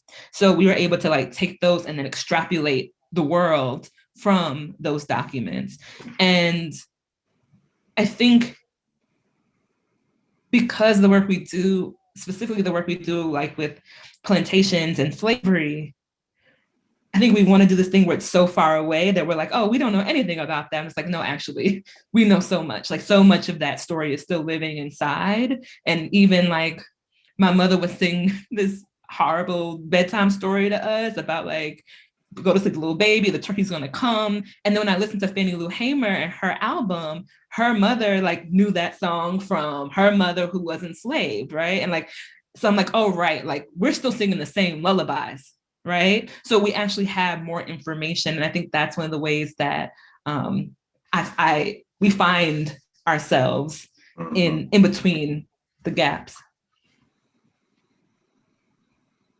Yeah, I was gonna say it's usually a lot of deep listening for me, right? Like really sitting with the stories, but also thinking about the stories that are not there. And then in that thinking, I need to have some time and moments to listen deeply, because we have been so we've been enculturated with a particular narrative, right? Through pedagogy, through the architectures that we currently encounter on the daily, right? So taking time away to have or to reflect and have that deep listening is an important step in my process. Yeah, I mean, for me, I just try to do as much research as I can, but for me, it's always then spending time in a place, because someone always has a story. Someone you'll get the information. It's there. And I think the work I do, it's I think what we all do. I'm always, it's always about the blind spot. That's the blind spot is what I'm trying to get to and spotlight. Mm. So your work is so powerful. I'm curious, how can we inspire a new generation of BIPOC artists to help elevate diverse histories, to be able to tell these overlooked stories, whether it's local or national, and the use of art as preservation? I mean, it makes this work that we do so relevant. I mean, it is the most engaging public engagement strategy and tool that I think is available to us, and would love to activate 1 million artists like yourselves to be able to fill the gaps in American history. How do we do that? Wait, on a practical level, cha-ching, cha-ching. I mean, I feel so recently I've discovered so many artists whose projects were up for so short because of funding, who didn't show us the money. I mean, I think about how in debt I've gone for some public art projects, but I was in a position where I can go in debt because I have a salary, because I'm a professor, but not everyone can do that. So for me, I'm like, I got to get the work out. It needs to be there. I'll charge with that credit card, but everyone does. So the money, it's pragmatics. Yeah. Money. Show me the money. And I would say too, that trusting that these young artists, folks coming up, like they have it. They already know what they're doing. How do we give them opportunities to try and fail and try and risk and try again? Because that's all I'm ever doing. Like, ooh, that worked, but that part did not work, you know? And like being in that process and being held in community, like I said, when we do Escape to Freedom, there's like 28 people, like from literally a baby in arms to 70, 80 plus, like, so I'm really held. I would not be able to do what I did if not for that level of trust in my leadership and ability. So, and my mama, right? So I think it's just like giving folks room to try and resources to. Mm-hmm. But I love the idea that this work also creates community, which is needed and beautiful. What's dream project for you all? Can I ask you a question? Yeah, sure. I keep thinking about this past year, we haven't been able to go to those sites. Mm-hmm. So I'm wondering what are preservationists been doing this past year about thinking about other ways that aren't dependent on that physical space and I'm wondering what work has been done this past year when those spaces couldn't be engaged with artists coming in to make it all more interesting. I'm being a little flip, but I am curious. This was a 10 months of kind of an opportunity, and I'm curious what folks have been thinking about. Like, I love your project about the augmented reality. That's an opportunity. Yeah. But what can we learn? What have we learned from this moment? Yeah, I think what I've seen is that COVID has forced traditional preservation to be innovative and to leverage technology in ways to expand its reach. So many historic sites, whether it's Zoom conversations like this, whether it is at the Lucille Clifton House, where this month they're having an acclaimed poet that will read Lucille Clifton's poetry in their own and share that with the world. So I hope that this just becomes an additional tool that's leveraged by historic sites to be able to, again, extend the reach and make this history and the work more relevant. I have this dream, this vision. So I'll share mine first because I want to hear your dream and dream projects. So you got Nina Simone's house in Tryon, North Carolina, vacant. You've got Lucille Clifton in Baltimore, Maryland, vacant. You've got Muddy Waters in Chicago, vacant. You've got all these artist homes that are vacant and haven't been activated. It would be amazing to have some kind of Instagram moment where artists are at each spot inside of that vacant space and they are breathing life through their art to be able to help build support and recognition for this history and the culture. That's a dream project for me. And various artists, visual, spoken word, musicians, John and Alice Coltrane home. I mean, I see it. I need your help. So what about you all? What's a dream project that you've been thinking about?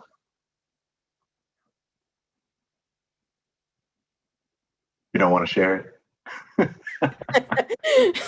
I mean, rule? Artists don't share their ideas? Yeah, I get it though. I totally get it. Well, there's something that's coming up, which is the augmented reality project in honor of the life of Biddy Mason. And it's going to be launched in April in Los Angeles, but a dream is to have it launched in other sites. So her story spans Mississippi to Utah to Georgia to Los Angeles. So I'd like for it to be a space where people can experience in Mississippi as well, and also in Utah and in Georgia. So that's one dream. And then another is I'm working with the Monument Lab and Goethe Institute. They're having a show and I think it's a symposium called Shaping the Past that's coming up this year. And as part of that, my dream is to do a temporary public installation right outside of in Freedom Square in DC, where the contested monument of Abraham Lincoln is. And at that site, I would like to install 2 pedestals and have a public performance dialogue about how people respond to that monument. But it's been difficult to get the permits for that for various reasons, but that's the dream. Well, let us know at the National Trust how we can collaborate on that. I think that'd be amazing. I've had a dream that's actually just found out I got the commission yesterday. This African-American burial ground in Philadelphia that is connected to Richard Allen. It started the Bethel Church. And it was exciting because it was totally, people forgot it existed. And not even that long ago, maybe 10 years ago, someone discovered that it was there. So I'm doing a big memorial on the site. To me, that's going to be basically making the cemetery and kind of raising the cemetery up. So for me, that's like a dream project I've been thinking about, for the past year, and I finally found out that I was awarded it. So yay! Congratulations, and I think this project is amazing because so many Black cemeteries are currently under threat. So to be able to elevate the significance of these cultural landscapes is really important and timely. What about you, Monet? Okay, so here's my big dream.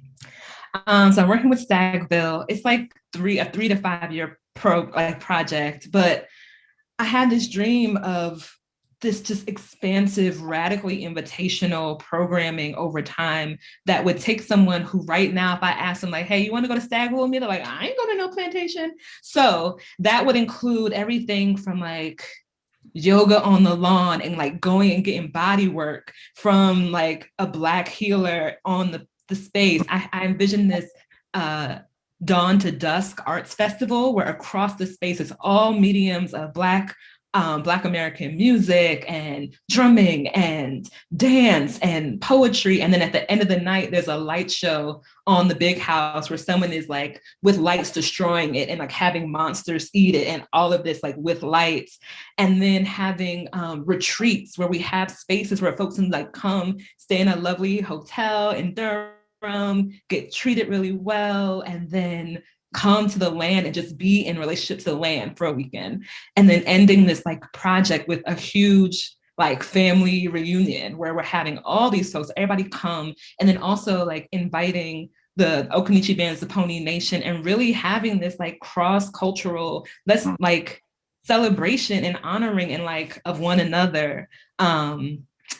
Yeah, that's my big dream. That sounds like reclamation to me. I'm trying. Yeah. I love all 3 of these projects, and I'm gonna put a plug in for the Action Fund at this moment because I hope, because your art is connected to place and history, but it's contemporary.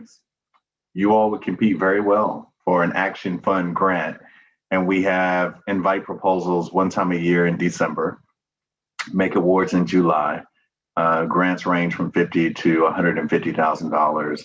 And this is thankfully in partnership with the Andrew W. Mellon Foundation, who, because of their generosity. So you, as well as the other artists listening, I encourage you to submit an LOI, letter of intent, in December. So I'm curious about ownership.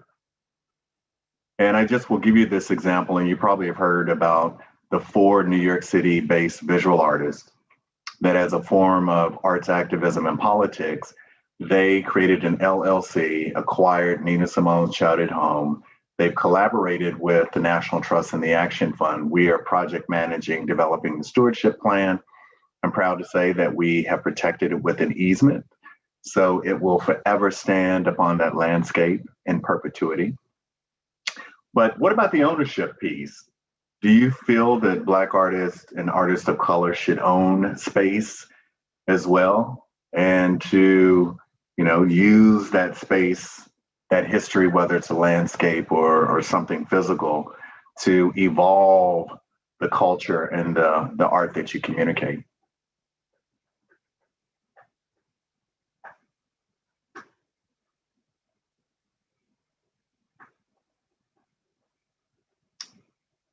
It could be no. I was going to say, this is a loaded, who knows, right? It's a very loaded question, right? Because the question, is it only Black artists that can make work about Black memories? That's the question. And does it have to be someone who is a descendant of the transatlantic slave trade, right? Could it be somebody who didn't have that experience of the transatlantic slave trade, but also has the experience of this post-imperialist society, right? Or this postmodernist society, right? Like, I think I don't know. It's a good question to consider, right? Like, but I also think that this question of how do we have this truth, how do we create the truth and reconciliation through the art, right? I think that it would have to include all races of people, really, because, James Baldwin, who was Monet, you quoted James Baldwin, he talks about that, right? Like how, the structures of the race caste impacts people across races in the context of the US, right? So I would, so they would be, all people should be talking about how to reconcile the past, really. But it's interesting because as for me, like as a descendant of someone of people that were enslaved, it feels like something that I am drawn to do, right? But yeah. I think this is hard because Black folks, we're not a monolith. I mean, I think about the struggles I'm going with the witness piece. It's the Black students who said, she's not African American, she's Caribbean American, so maybe she shouldn't have done the piece. So I'm trying to preserve Blackness representation, and they're saying we don't. So I think it's super complicated about it's complicated. Oh, how can we end on that? Well, we're not going to end on that. What I'm going to do is I'm going to give you all the last word.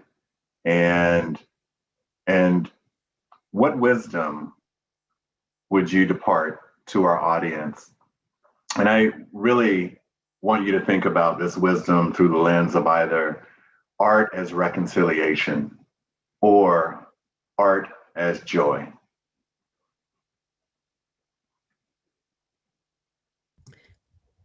I was going to say, could it be both? Can art be reconciliation and joy? I would say. And also, I saw someone wrote in the QA, they thought that the bench work that I put in my presentation was mine. That's not my work. That's Toni Morrison's work. And I put that as the last slide as an example of when objects feel right. When it feels right to have that bench to sit down and reflect on the memory, right? Or sit down and reflect on the story that she wrote, Beloved, that is about this memory, this 19th century memory of enslaved people. And also, I think that in general, yeah, I'm interested in, that's what I'm talking about, right? Like, how do we get outside of this, like Karen said, like, we're not monolithic. How do we get outside of this story? Like, why does our story always have to be about being enslaved? Or how do we get to the joy? How do we get to the moments of rest, or like Monet said, right? Like, how do we get to the moments of spiritual release? And that's the goal. I don't really remember your question, but I think about Preservation has to be tied to empathy, care, power, money, agency, multiplicity, fragmentation, healing, and presentness. Do that. What about you, Monet? I'm want to echo Ada and just like my reconciliation cannot exist without my joy. Like it just can't. And I think what I would leave with the folks on like in this colloquium is just for us to stop being so precious about buildings and really how can we think about the buildings being in relationship to place and people, right? So like Augusta Boal would say that theater of the oppressed was rehearsal for the revolution. In my artistic practice, I really think about it as rehearsal for the relationship. So when I think about ownership, I'm like, how can we use these spaces, these monuments, this art, how can we use it to practice a different way of being in relationship with each other, with space, with land, with history, with story? Because I think, I just think that would do something in our communities, right? And I'm just excited to see what it would do. Mm. Well, this is a perfect way to end our conversation. Thank you for your brilliance and your humanness. I know that the audience got a lot out of what you shared today. I know I did. So thank you. Thank you. Bye. Yeah.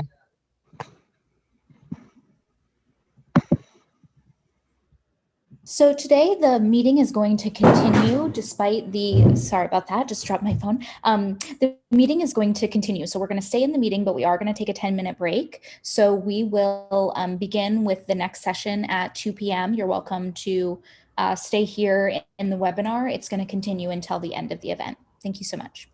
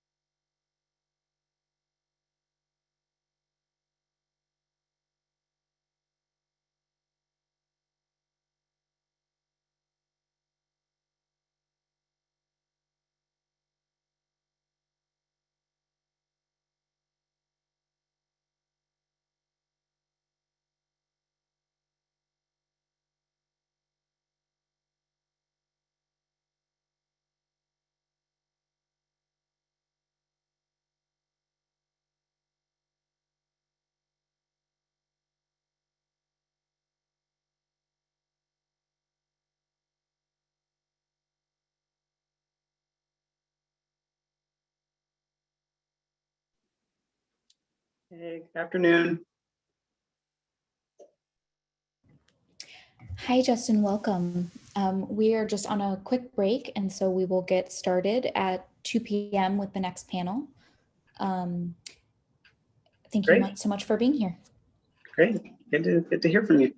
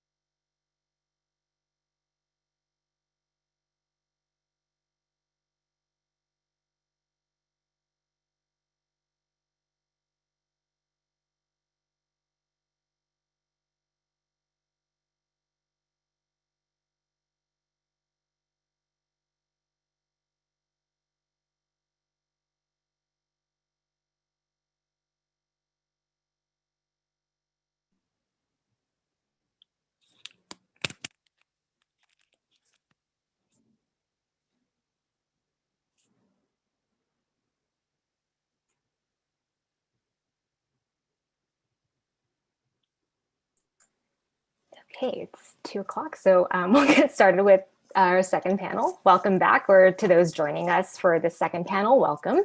I'm Anna Gasha. I'm a doctoral student in historic preservation at Columbia's Graduate School of Architecture, Planning, and Preservation. And I'm delighted to introduce you to our panelists for the second panel of the Fitch Colloquium. First, especially for those joining us just now, I want to take a moment to reflect on the fact that while we are gathered virtually today, I am joining you from New York City. And I, along with Columbia as an institution, am in the unceded ancestral territory of the Lenape peoples. As we explore the themes of historical, institutional, and underrepresentation and misrepresentation today, I encourage you to think about the Indigenous stewards who have tended to and seek recognition on the lands where you are, and what actions you might take to honor these histories and communities past and present. In this panel, we will be exploring how artists have materialized the relationship between past and present through their works. But as we realized through planning this panel, this theme can point to several interrelated questions. First, working with histories of color often requires working against historic patterns of devaluation and disinvestment, which may have led to the physical connections to the past being built over and, as a result, less overt today. Given this, it's also vital to critically consider who is doing this labor and how mainstream preservation itself may need to rematerialize in order to make space for artists to claim a stake to preservation on their own terms.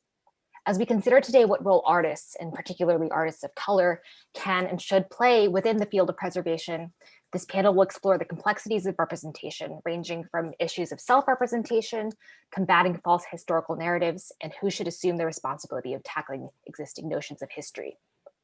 So to begin our thinking on this, we'll first hear from Paul Rucker, a visual artist, composer, musician who often combines media, live performance, sound, original compositions, and visual art.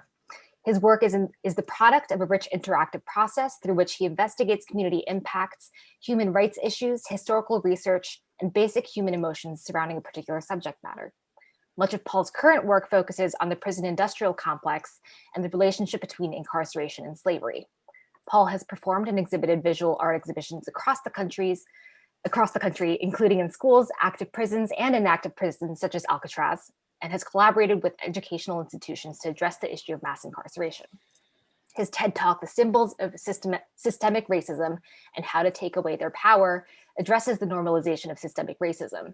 The video has close to 2 million views. Paul is a Guggenheim Fellow, TED Senior Fellow, Rauschenberg Fellow, and an IQ Arts Research Fellow at Virginia Commonwealth University. And currently, he is the curator for creative collaboration for VCU Arts at Virginia Commonwealth University.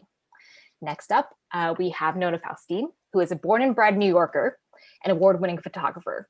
Her work focuses on history, identity, representation, evoking a critical and emotional understanding of the past, and proposes a deeper examination of contemporary racial and gender stereotypes. In 2019, she was distinguished with the New York Foundation Arts Award in Photography, Brick Colleen Brown Art Prize, and Anonymous Was a Woman Award, and was a finalist in the Smithsonian National Portrait Gallery's Outland Achiever competition. Faustine's work has been exhibited at Harvard University, Rutgers University, Maryland State University, the International Center of Photography, St. John the Divine Cathedral, the Tomie Otake Institute in Brazil, among others. Her work is in the collection of the David C. Driscoll Center at the Maryland State University, the Studio Museum of Harlem, the Brooklyn Museum, and the Carnegie Museum. In 2020, her work was acquired by the North Dakota Museum, the Frederick R. Wiseman Art Museum in Minnesota, Brandeis University, the Johnson Museum, Minnesota Institute of Art, and the Baltimore Museum of Art. Faustine's My Country series will be on view at the Fantasy America exhibit at the Andy Warhol Museum in Pittsburgh from March 2021. And our third panelist is David Hart, who lives and works in Philadelphia, where he is the Carrafield Assistant Professor of Fine Arts at the University of Pennsylvania. His work explores how historic ideas and ideals persist or transform over time. Forthcoming solo exhibitions include the Histories at the Hammer Museum, Los Angeles, a colored garden at the Glass House, Connecticut, and the group exhibition Reconstructions, Architecture and Blackness in America at the Museum of Modern Art in New York. His work is in several public collections, including the Museum of Modern Art, the J. Paul Getty Museum in Los Angeles, the Whitney Museum of American Art, the Art Institute of Chicago, the National Gallery of Canada, Ottawa, and the Stedelijk Museum in Amsterdam. In 2018, Hart was the recipient of both a Pew Fellowship and a Graham Foundation Fellowship. And last but not least, moderating the discussion following the presentations is Justin Garrett Moore, a graduate of Columbia GSAP's Architecture and Urban Design program, and currently an adjunct associate professor of architecture in GSAP's Urban Design program.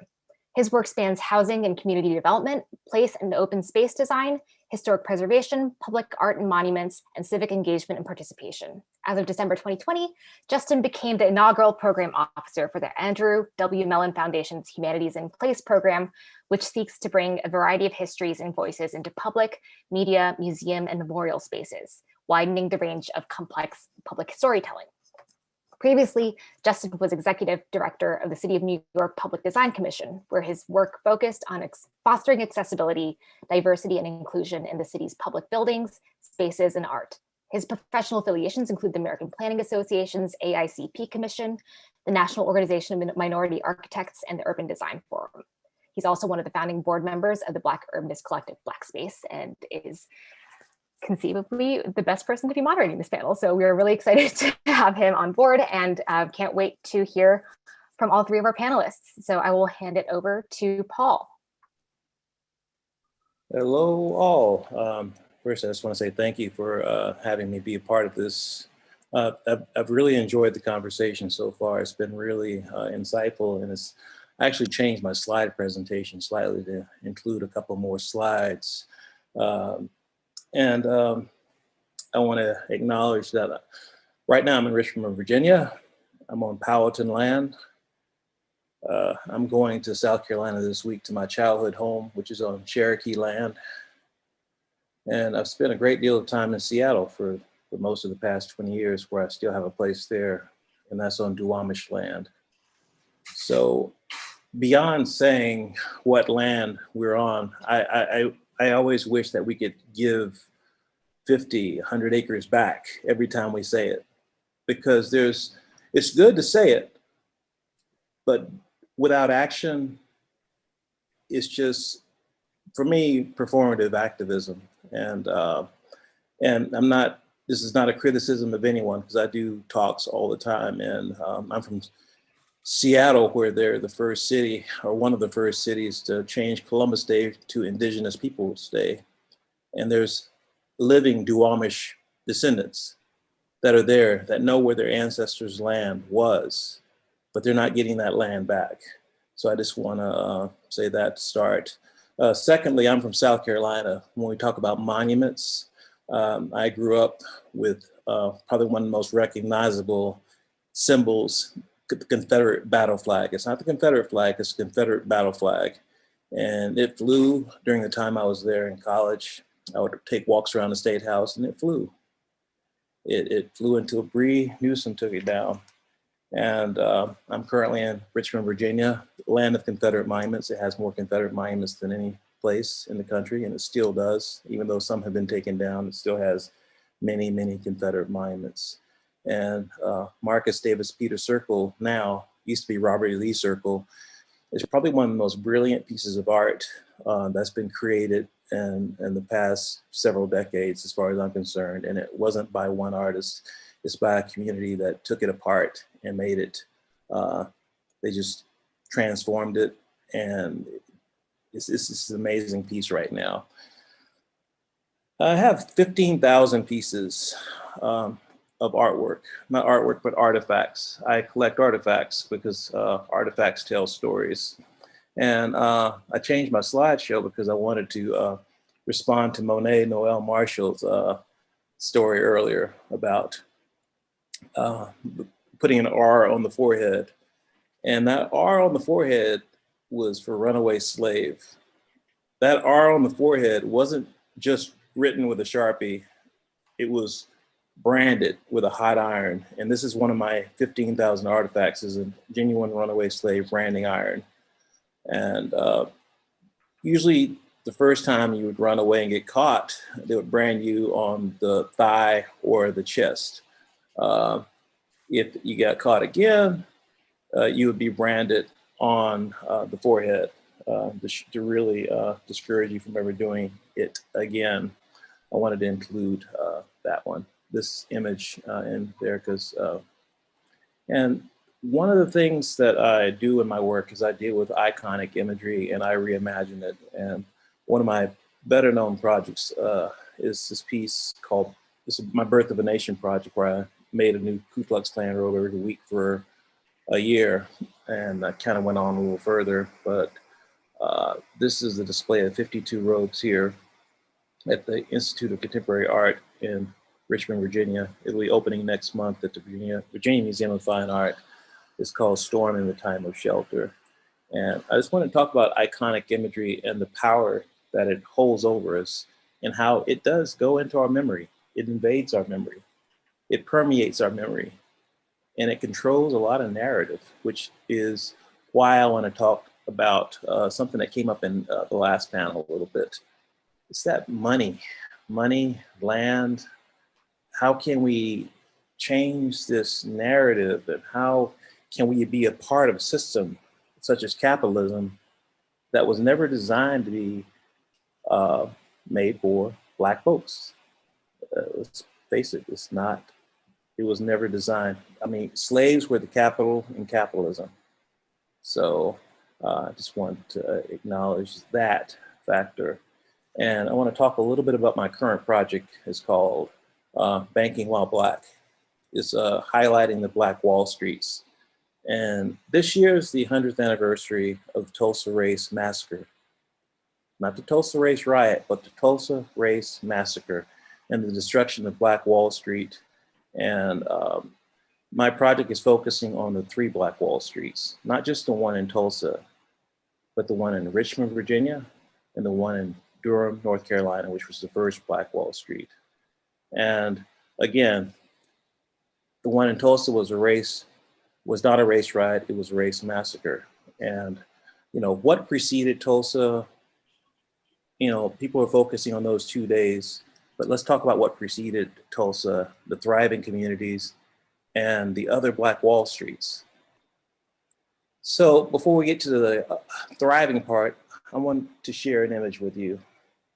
Because of an unsubstantiated rumor that a young white girl was attacked by a young Black man, a mob of 300 white people got together and pretty much destroyed 32 blocks of Black community. 32 blocks of Black community. And it left more than 10,000 Black people were left homeless, and more than 6,000 were rounded up and arrested.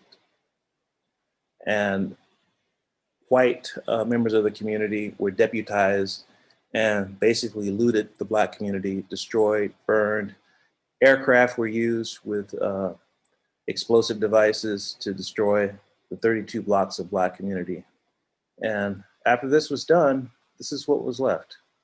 This is an image of Tulsa, the most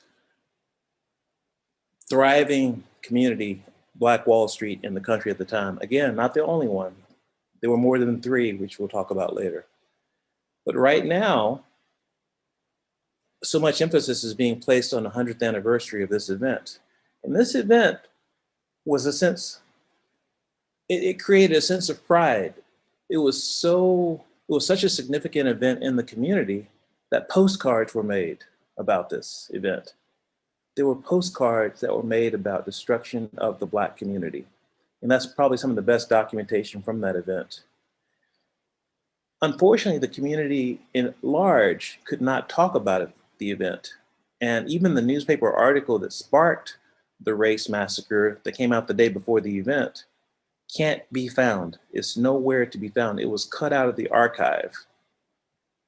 So this is just a couple more pictures of Black Wall Street after the destruction by the mob of 300. As I mentioned, 6,000 Black people arrested randomly. If you were Black, you were arrested, you were rounded up, and you were taken down to the convention hall. This is a picture of people being captured. This is another postcard. Nothing was off limits. Churches were burned. This is one of the churches that was burned during the Tulsa Race Massacre. These are items outside a house that was destroyed by the Tulsa Race Massacre. Here's a aerial shot. I'm guessing it's an aerial shot or shot from the side of a mountain, but it shows you the destruction. And as people are emphasizing, talking about the 100th anniversary of this, just a few years before, in 1919, there was an event called Red Summer where there were race massacres in about 38 cities across the country. 38 cities. in 1919. Coincidentally, after the last pandemic, that event took place. But we can talk more about that at another talk, because we honestly don't have enough time to talk about the amount of Black communities that have been destroyed by white mobs, physical violence. So the insurrection, as we can call it, that happened early this year, January 6th, the US has a long history of that, but it's not taught in school. And if they ever erect a monument around an event or something, one of the biggest issues is that it's not a fully informed marker, typically. Most historic markers are not fully informed markers. So let's look at the narrative beyond 2 days, beyond the 2 days of destruction in Tulsa. What happened? What was happening before that? Why are we not emphasizing images like this? Look, Black millionaires. We're talking millionaires in the 1920s. Millionaires. And this is just, again, one of many Black Wall Streets across the country. This community had Black-owned 600 thriving businesses, 21 churches, 21 restaurants, 30 grocery stores, 2 movie theaters, 6 private airplanes, hospital, banks, post office, schools, libraries, law offices, and a bus system, and very little crime. Why are we talking about this as we talk about the anniversary of Tulsa? We can go to Durham, North Carolina, the land of the first Black Wall Street. Let's talk about John Merrick, who went from being born a slave to being a millionaire. Why aren't we talking about that? Or C.C. Spaulding. Why aren't we talking about him? A.M. Moore, same. They were the 3 Musketeers. They were the 3 folks that started Black Wall Street and made Durham a thriving community. Imagine a Black man born a slave is his childhood home to the top right corner. And later, this is his home in the middle here. This is inside of the bank. Now, people talk about hidden history. The history is not hidden. We're just not choosing to look at this history, including it in the narrative of our story of American history. And I really want to emphasize that this is not Black history. This is American history. Again, do we see these pictures in our textbooks? This is Durham, again, first Black Wall Street. Where I am right now, this very moment, is in Richmond, Virginia. And I'm gonna clearly say, I am a homeowner, and one of the most rebellious things that I've done as a Black person in America is buy property, period. Now, why do I say that? Because there's been an eraser, there's been an intentional destruction of Black communities and Black neighborhoods. I am a few blocks away from where Maggie Walker who's pictured here, the first Black president of a bank in the country. Not first Black female, but first Black in the country. And I'm a few blocks away from a statue that memorializes her. These stories need to be told. There were 5 Black charters here in Richmond early on in the 1800s. These are extraordinary and amazing stories that need to be told, and also part of our history books. This is a picture of her in her St. Luke Penny Bank. Just want to keep on rolling here and check the time. We're doing good on time. And pictures. I've been collecting a lot of images online, which is a lot easier than collecting physical objects. As I mentioned earlier, I have 15,000 objects in my archive and collection, including postcards, not just shackles and items that were used for enslavement, but I also have a lot of historical objects around the military, historical objects around Detroit, racial tensions in the Detroit race riots, as we call them. But I'm trying to figure out what to do with all these things. You know, how do we change the narrative? One of the things that I've learned from having all these objects is that a picture can change the narrative. Can you imagine if more Black children grew up seeing this amazing picture of this guy and had some aspiration and had some sense of pride knowing that if you get employed, if you get a job, it's not just about being educated, because we know in this country that a white woman who doesn't have a high school degree is more likely to get a job than a Black woman with an associate's degree. So we need to talk about that systemic and structural racism. We got to talk about how we can instill pride in communities. This is just another picture from Durham. Up next is, this is just one of those historic markers, and we could spend a long time talking about these historic markers and the value of this system, but also what's left out. Can we talk about what happened to this community in the plaque? Can we talk about elements of white supremacy and urban renewal, which means Negro removal, if we want to be talking openly about things? What is the full, complete story of Black Wall Streets across the country? What's the complete story? A fully informed story about where these communities went, why these communities did not survive. Can we have a serious conversation about that? Because if we're talking about historic preservation, we're also talking about controlling a narrative. And that narrative can be as truthful, or it can be as, I don't want to call it just a lie. I mean, we talk a lot about fake news and, misinformation. But I think the destruction of Black communities is probably one of the biggest pieces of misinformation that America lives with every single day. Blaming the inequity and the disparity in wealth that currently exists on education, when people don't understand critical race theory, when critical race theory is banned, even though critical race theory is not a really significant part of our educational system. But that's another, we can discuss that during our panel discussion.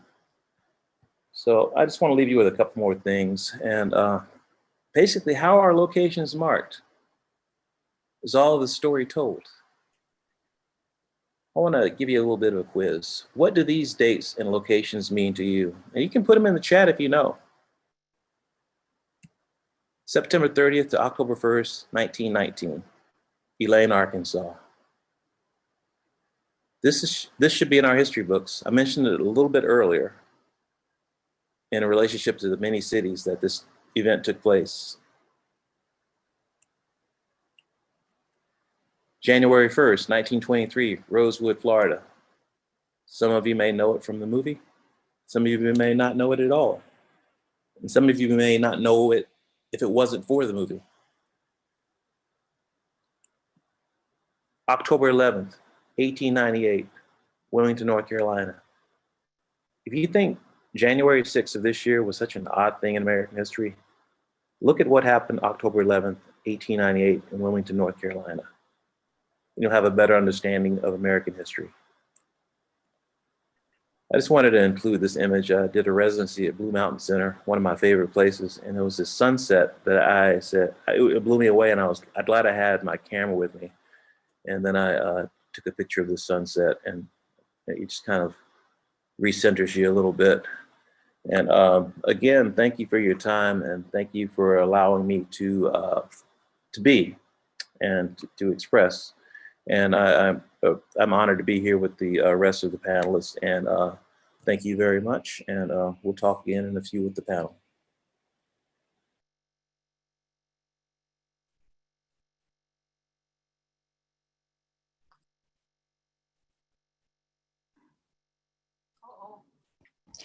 Nona, you have shared the whiteboard. So if you're unshare that, and if your file is open, you should be able to choose the file when you click share screen.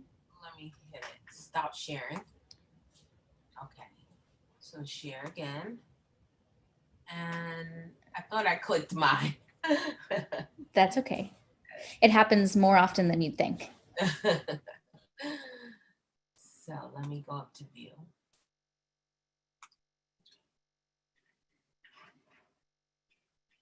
So I'll just jump in. So in the fall of 2012, I began to photograph myself in the city of my birth, New York, places where the enslaved lived, died, or were buried. Understanding the monumental role Africans played in building the United States, including my city of New York. A hidden history most did not know. And I began to photograph myself nude in protest and solidarity with those early Africans. Nona, I'm so sorry to interrupt you again. We see a black screen, so I think that something about your full screen view is not quite working properly. Hold on, let me try it again. I don't know what's going on. Thank you for bearing with us. Sorry. Can you tell me when you can see it? Because hold on. Will do. Let me go back out.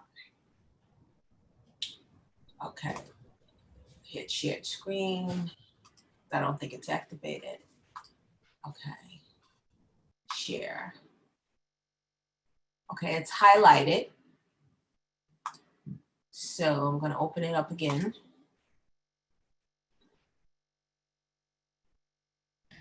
When you're clicking full screen mode, it's going to a black screen, and I'm not sure if that's because you have multiple monitors or it might be something else, but you could certainly just leave it in the regular view and we can see it when it's in the regular view. It's sharing is paused. Bring your shared screen window to the front. But you're saying you can see it when I do. So, okay, let me go back to the regular screen. Okay, this you can see? We can see that, yes. Okay, I think just use it that way. That's fine. I don't know what happened. It was working before. I did a talk before this and it was working.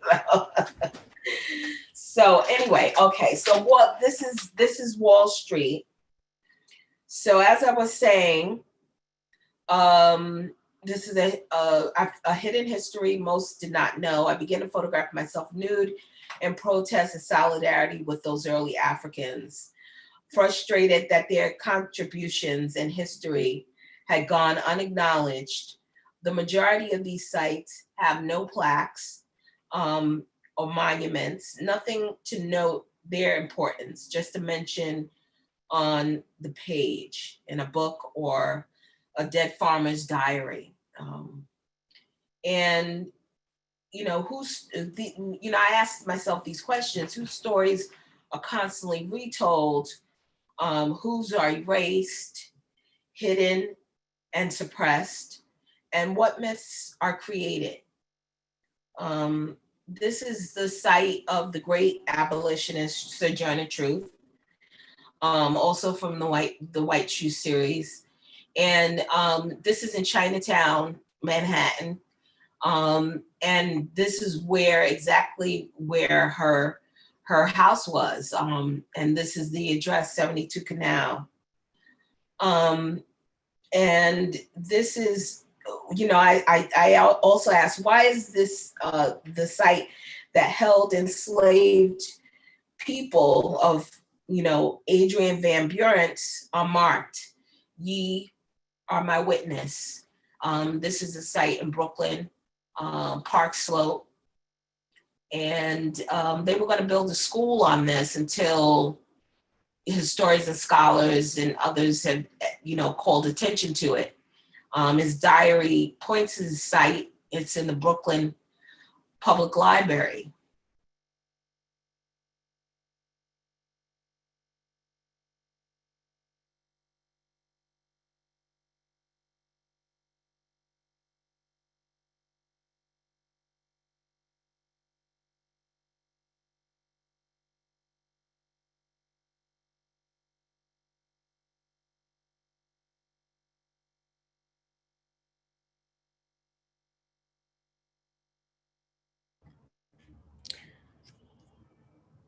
It looks like we may have lost Nona. I think that she will recognize it in a moment and rejoin us.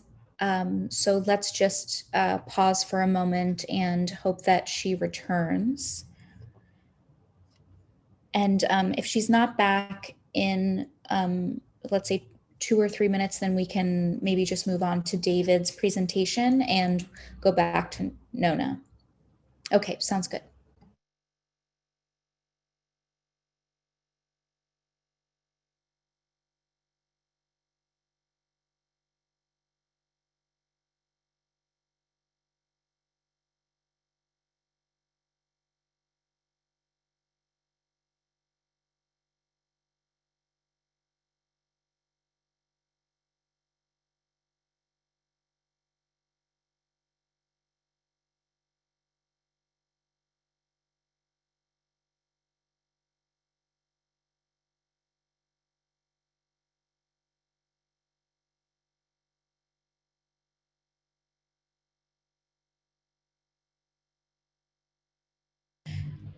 David, why don't you go ahead and take over and start your presentation, and then when Nona returns, we'll communicate with her and we'll have her start over. Thank you so much. No problem.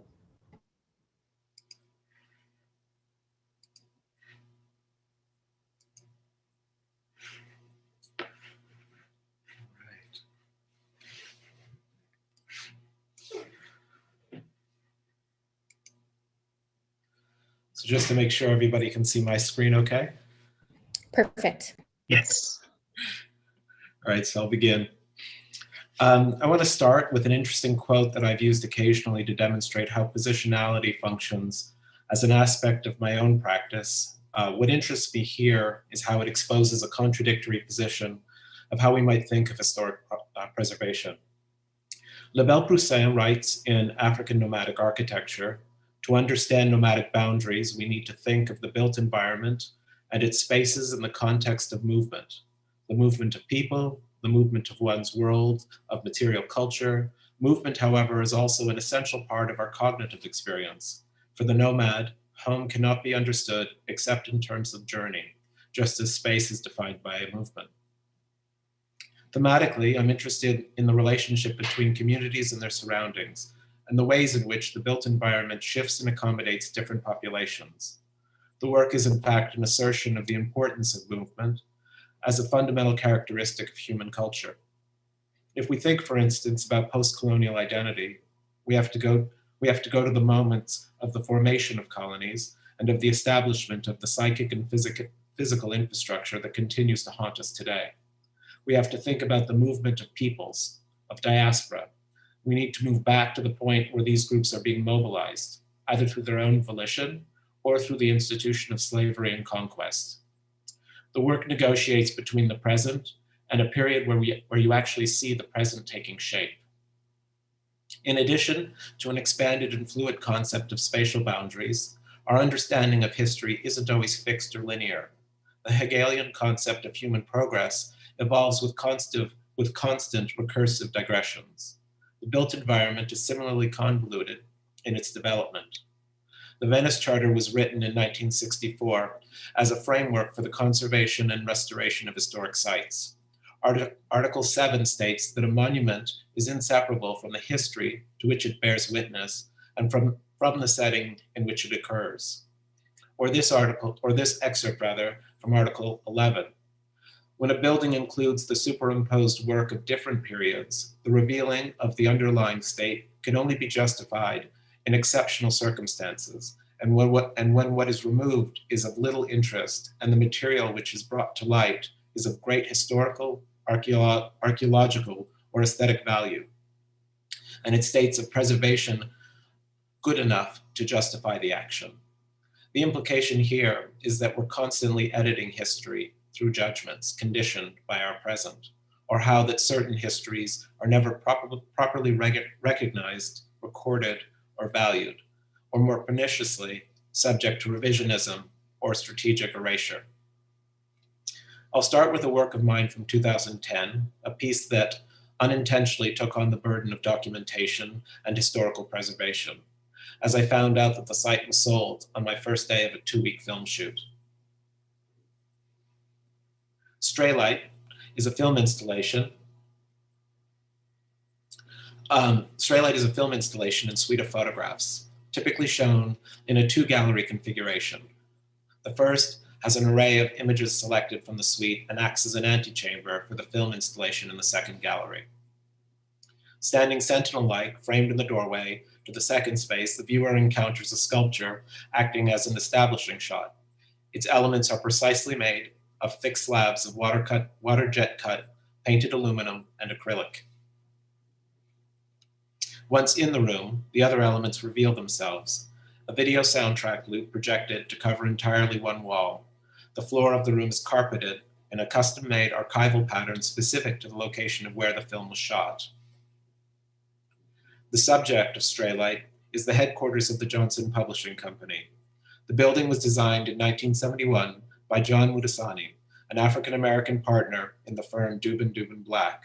It was purpose-built for JPC and their portfolio of businesses. It is 11 stories tall and an iconic presence on South Michigan Avenue in Chicago, with its illuminated ebony jet marquee on top of the building. The incredibly preserved interior of the building was executed by Arthur Elrod and is a clear, exuberant expression of the founders John and Eunice Johnson's taste, resolutely modern, colorful, layered, and complex. JPC is singular in that it is both a register of the post-war Black experience, as well as a media instrument that shapes and defines a very clear aesthetic, philosophical, political, and economic vision. The title references the monochrome nature of some of the JPC titles, including jet, ebony, and historically, tan, hue, and black stars. It also addresses an inflection point in the history of the company, with the collapse of the publishing industry and an increasingly hybridized culture. The score for Stray Light was composed by Nicole Mitchell. Significantly, Nicole was the first female president of the AACM, an institution famous for its association with musicians like Henry Threadgill and the Art Ensemble of Chicago, preeminent voices in the avant-garde music at the time of the building's construction. Stray light technically, in an optical system, it's light that wasn't intended in the design, that limits how dark the system can be and thereby how accurate a reading it can provide. And for me, operationally, it's a wandering itinerant approach that allows participation, the kind of participation that can change the rules because it brings a variant point of view and generates a different reading. Interval was initially commissioned by LAXR as part of their occasional project. I chose to cite the piece in a former flower shop at the Bonaventure Hotel. An icon of postmodernism and cited extensively by Frederick Jameson in his essay, The Cultural Logic of Late Capitalism. The building was designed by John Portman and completed in 1976. The site not only references the history of Southern California architecture and the post-Fordist landscape that Los Angeles embodies. This deliberate citing attempts to annex the possibilities of architecture in a potentially post-ideological time. Jameson describes it as a total space, a complete world, a kind of miniature city.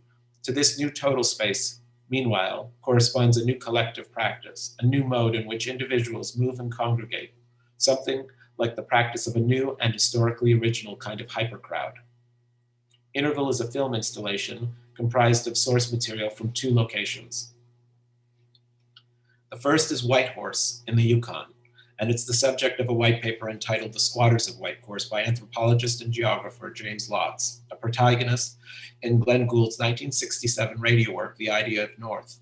He makes passing reference to the document in the work's narrative. It records the living conditions and habits of various individuals living in specific settlements around Whitehorse, from itinerant laborers involved in resource extraction to members of the Métis and First Nations communities. The second location is Sakhalin Island, geographically part of the Japanese archipelago, but Russian territory. It was a former penal colony and the subject of Anton Chekhov's only work of nonfiction, The Island, A Journey to Sakhalin. It is historically contested territory with a diverse population ranging from Russians, Japanese, and Koreans to an indigenous population of Gilyak and Ainu. The text is a rigorous examination of the conditions and habits of the island's 19th century inhabitants. My interest in using these two locations has as much to do with Gould and Chekhov as it does with each site's conceptual potential as a marginal geography, with a singularly focused economy. Both figures found it necessary to find subjects on the periphery of their individual societies in order to find the critical distance to comment on the center. The title interval references to both the shared harmonic result of two notes struck simultaneously and temporal spatial displacement. Rem Koolhaas writes in Junk Space, "There are no walls, only partitions, shimmering membranes frequently covered in mirror or gold." Jameson acknowledges the emergence of a new cultural and environmental archetype. The structure is emblematic of the emergence of the third stage of capitalism, the postmodern or the multinational. And even though he calls for a new form of artistic practice in cognitive mapping, he fails to acknowledge the emergence of a third kind, beings whose hybrid ethnography and experience of the world is as deracinated as the spaces they inhabit, virtually or otherwise. Perhaps this is the dream of Constant, a global nomadic population imprinting new narrative possibilities with every encounter, a permanent dérive. Both Rem Koolhaas in Junk Space and later Hal Foster in his symbiotic text Running Room assume some of the same insights and prejudices present in Jameson's text. It prioritizes a late capitalist understanding of architecture's potential and its prevailing neoliberal narrative. Here the work shifts to the installation in 2015 at the Art Institute of Chicago. Hal Foster writes in Running Room, "In fact, Junk Space describes a stage of modernization whose energies no longer project forward into time, but fall back entropically into space." If, as Koolhaas suggests, that we're living in times in which architecture is no longer motivated by an ideological imperative, but is instead a pure instrument of capital, what does this mean to formerly marginalized communities, regardless of their physical location and their ability to assert themselves within a global narrative? The strategy of traveling to the periphery in order to understand the pathologies of the center has to do with more than just adopting the methodologies of Gould and Chekhov. Perhaps the work addresses a new condition of constant hybridity, a prototypical hyperspace. It also has to do with our current understanding of decentralized global culture, the redistribution of wealth and power, and a poetic analysis of two communities who, as a result of the flow of global capital, are in the process of active myth-making and reterritorialization. In 2018, I embarked on a cycle of 3 works collectively titled The Histories that borrows its title from the Greek historian Herodotus's foundational history of Western culture, replete with allegorical descriptions of regime change, trade routes, and daily life during the 5th century BC. Herodotus's text provided a model that I transposed, shifting the era and the geography to focus on the Americas and the Caribbean during the 19th century. Concepts of race and place are fraught, complicated, and unsettled. The work uses unexpected figures from the fields of music, literature, and art to demonstrate the crisscrossed fault lines of empire, post-colonial contraction, and revolution. Despite being rooted in the recent past, the work avoids anachronism through an almost post-human outlook that decenters our grounded physiology in favor of an itinerant, floating, almost technical regard. The work's aesthetic is the unblinking gaze of satellites, drones, and other forms of surveillance technology, rotating the dimensions of specimens and terrain. Materially, the work utilizes contrasting mediums from large-scale jacquard-woven tapestries to freestanding high-resolution 4K video screens and quadraphonic sound. From a performance space in the men's lounge for the performance of the music of African and Jewish diasporas, to an orchid garden in the main sanctuary catching rainwater dripping from the soaring roof of tropical plants illuminated in subterranean gardens. The first iteration shown here is the Histories Le Monde Singulier, a commission from the Beth Shalom Preservation Foundation and cited in their historic Frank Lloyd Wright designed synagogue in Elkins Park, Pennsylvania. I explored how the abolitionist cause brought together unlikely figures, including Martin Johnson Heed and Louis Morel Gottschalk, synthetic figures who understood the changing social, political, environmental, and artistic qualities of their time. The music of Gottschalk and the paintings of Heed act as ciphers that surface some of the prevailing concerns of the era. To compound the synthesis, I invited the noted Ethiopian pianist Girma Yefreshewa to interpret pieces by Gottschalk for the score. I also traveled to New Orleans and Haiti to film and photograph, revisiting the historic landscape of Gottschalk's family and childhood while rendering scenes of unspoiled wilderness as Heed might have seen it, as a symbol of freedom and emancipation. The parenthetical title is from a composition by Gottschalk, and it names a tropical plant, the manganiel tree, nearly every part of which is toxic to humans. Anecdotally, at least, it's also anti-colonial, in that an arrow dipped in the sap of the manganiel killed Ponce de Leon. I want to end with an outline of a project that I'm working on currently as a commission for the Glass House, an historic compound in the former home of architect Philip Johnson. The work is sited on the grounds, the Glass House itself, and in the painting gallery. It's organized by Cole Akers, the curator of special projects at the Glass House. So in my work, I explore how historic ideas and ideals persist or transform over time, and A Colored Garden, the work's title, is a new work that attempts to derive a contemporary understanding of place from a site encoded with a near mythic cultural history. The work asks how prevailing notions of place have been commodified, codified, and contained. It then proposes new social, political, cultural forms of participation, and ideally a porous, hybrid, and inclusive concept of reterritorialization. This new work responds to the site of the Glass House in New Canaan, Connecticut, and to the local history of both oppression and support of its African-American community. Work on the grounds began this December. For this, the first artist-designed garden to activate the historic site's 49-acre landscape. Located in the southern meadow, just below the Glass House itself, the circular garden will span 40 feet wide and comprise an array of flowers, including peonies, chrysanthemums, zinnias, and phlox, that bloom sequentially, creating a variation of height, texture, and color. The selection of flowers corresponds to the plant varieties found in the paintings of Charles Ethan Porter, an African-American artist whose poetic still lifes, landscapes, and portraits were celebrated and collected by his contemporaries, Frederick Church and Mark Twain. Although Porter studied in New York and worked for a time in Paris, his work is firmly rooted in Connecticut, where he spent most of his life. The circular shape of the garden echoes Johnson's designed elements within the site, as well as Donald Judd's site-specific concrete sculpture. For the duration of the project, a bronze mask, reminiscent of an Oscar Schlemmer design, will hold cuttings from the garden and sit atop the dining table in the Glass House.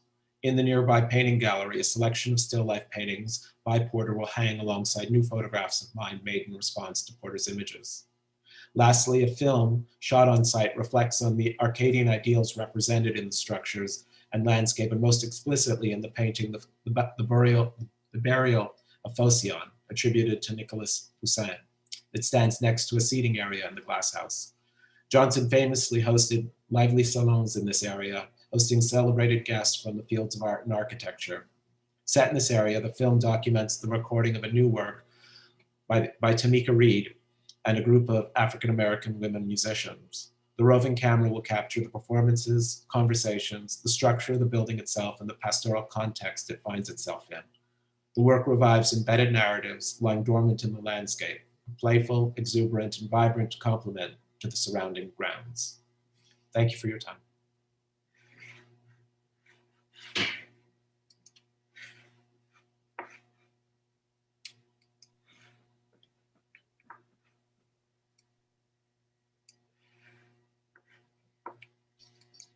Thank you. And do we have Nona back?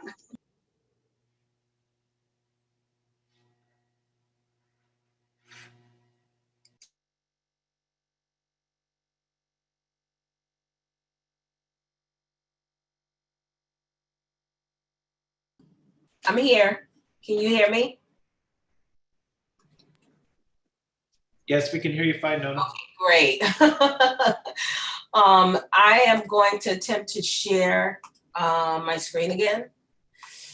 Let me get rid of something that I have up here for a second. Hit share, hold on. All right. Okay, so I'm not gonna open it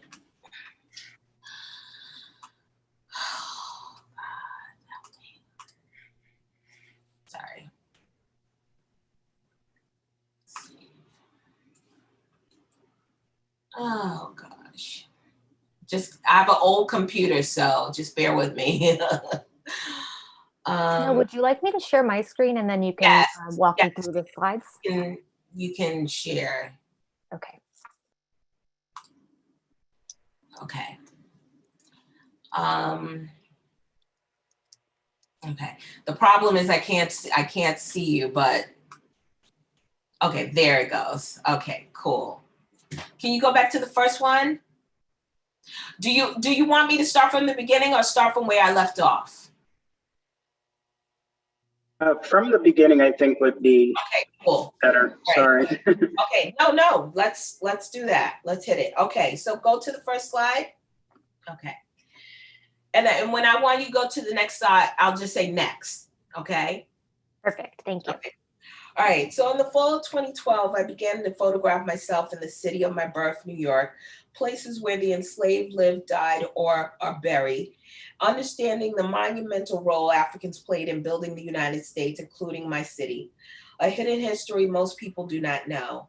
I began to photograph myself nude in protest and solidarity with those early Africans, frustrated that the contributions in history that had gone unacknowledged. The majority of these sites have no plaques, monuments, nothing to note their importance, just a mention on a page in a book or dead farmer's diary. And this is the Wall Street site. This is where the enslaved were sold. And it's really funny that New York City put us a plaque, but not at the exact site where my research and scholars have indicated that this was one of many sites. It's far off from the mark. So I just find that interesting. Next. Next. So whose stories are constantly retold, whose are erased, hidden, and suppressed, what myths are created, even around the Statue of Liberty. You know, we don't talk about how this statue was given to the, America from France to commemorate the ending of slavery. And even the Black woman who was was the model for the Statue of Liberty. You know, we only generally talk about it being a statue to commemorate immigrants. Next. So this is the site of the great abolitionist Sojourner Truth, which is in Chinatown, and it's 72 Canal. It's currently unmarked. And this was a Black neighborhood back in colonial times. So it's amazing to me that, again, this is a unmarked site. Next. And why is the site that held the enslaved of Adrian Van Buren's unmarked? Ye are my witness. And this is in the Park Slope, Brooklyn. And again, it's not until scholars and historians, call attention to these sites, then, all, construction or about to be construction stops. And until I feel like sometimes they wait until the public, forgets or moves on. And this is one of the sites that was Revolutionary War site that was the Adrian Van Buren, who owned a lot of this land, wrote in his diary that this was where his enslaved African people were buried, along with some Hessian soldiers from the Revolutionary War. Next. And why it's too convenient to leave the enslaved where they are buried. Instead they cover them with 25 feet of landfill and drop enormous federal buildings on top of them as if they never existed, to conquer and crush them. And this is also a site where Tweed Courthouse on Chambers Street, and a lot of the federal buildings around there sit on the African burial ground, which is 15,000 bodies of African women, men, and children. There's a memorial, the African burial ground memorial, not far from there, but it's very small. But basically, all of these buildings sit on top of this burial ground. Next. Still today, at this very moment, we coddle and protect enslaver presidents like Washington. He resides on the American dollar. Companies like American Express sponsor Federal Hall. They make contributions to institutions that uphold his legacy. Next. And, you know, when going to DC before the 2016 election, you know, just photographing the most iconic monuments. You know, Washington is a city largely built by enslaved labor and designed by a Black man. You know, Africans built our grandest cities, towering structures of democracy, a democracy they were not supposed to be part of, yet we built playgrounds and soccer fields over their graves. Next. This is called a proper place. This is a soccer field / playground in what is Chinatown. Again, Chinatown was first a Black neighborhood. Before that, it belonged to the Lenape Indians. Shout out to the Lenape. And so there still remains all around the Lower East Side, particularly in this area. Next. I guess to mark these sites would be an indictment, heinous crimes against humanity. And I once was confronted by a viewer who said, what do you want from white people? I don't make art for white people, I said, but what I do want is what you have, and that is recognition. The graves of my forebears to be protected, and monuments that sit on hills, to have monuments that sit on hills like a temple to Olympus for our ancestors. This is the Lefferts House. Africans built this house. As 4 generations of Dutch lived here. They were one of the largest slave-owning families in New York City. And in doing so, I paid tribute to my forebears, my foremothers who were domestics and took care of other children, people's children, while taking care of their own. Next. Instead, we build monuments to, you know, genocidal explorers. Next. To enslavers. Next. You know, a Frankenstein gynecologist. Next.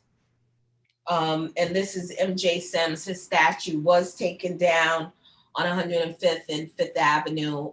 As many of you may recall, he was a gynecologist who did experiments on enslaved women with no anesthesia. So in the Great Reckoning, some of these statues have been taken down. Next. But in our attempt to erase criminals put on pedestals, we must be careful not to erase their crimes from future generations.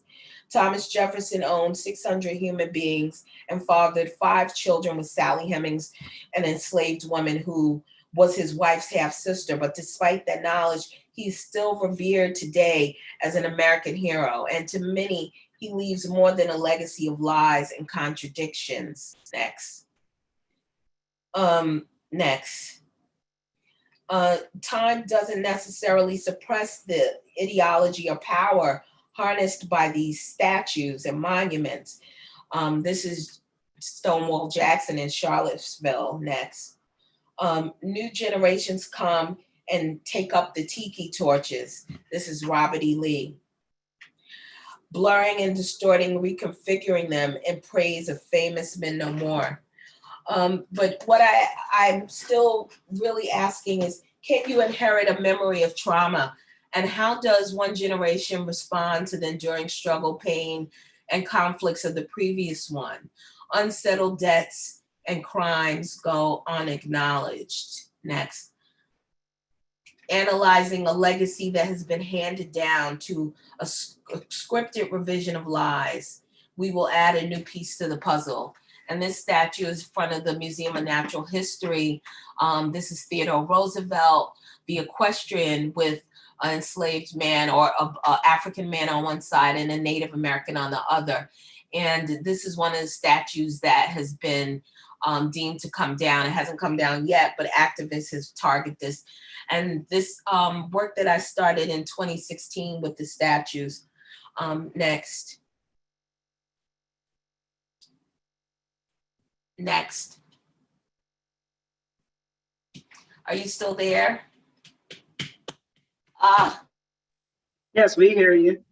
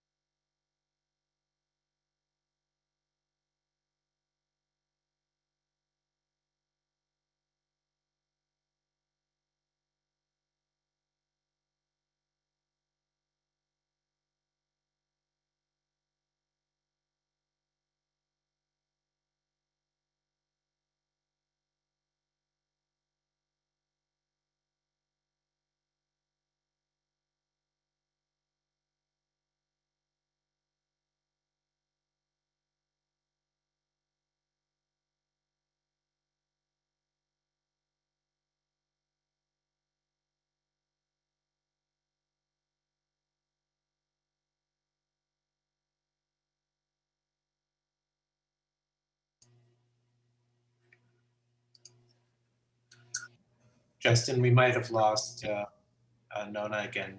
Should we jump into the questions? Yeah, I believe, yeah, that must be what happened.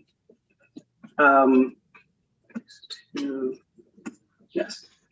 Well, first, really a big thank you to Paul, David, and to Nona. Hopefully Nona will be able to join us again soon, but in the interest of time, I do think we should go ahead and move on to our discussion.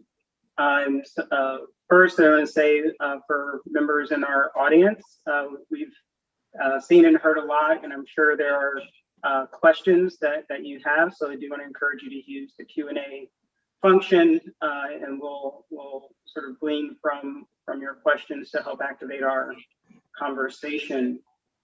But first, I just want to say that, again, big thank you, because I'm going to be processing, I think, a lot of this work and some of the histories that you shared probably for weeks. It was a lot, but in a good way.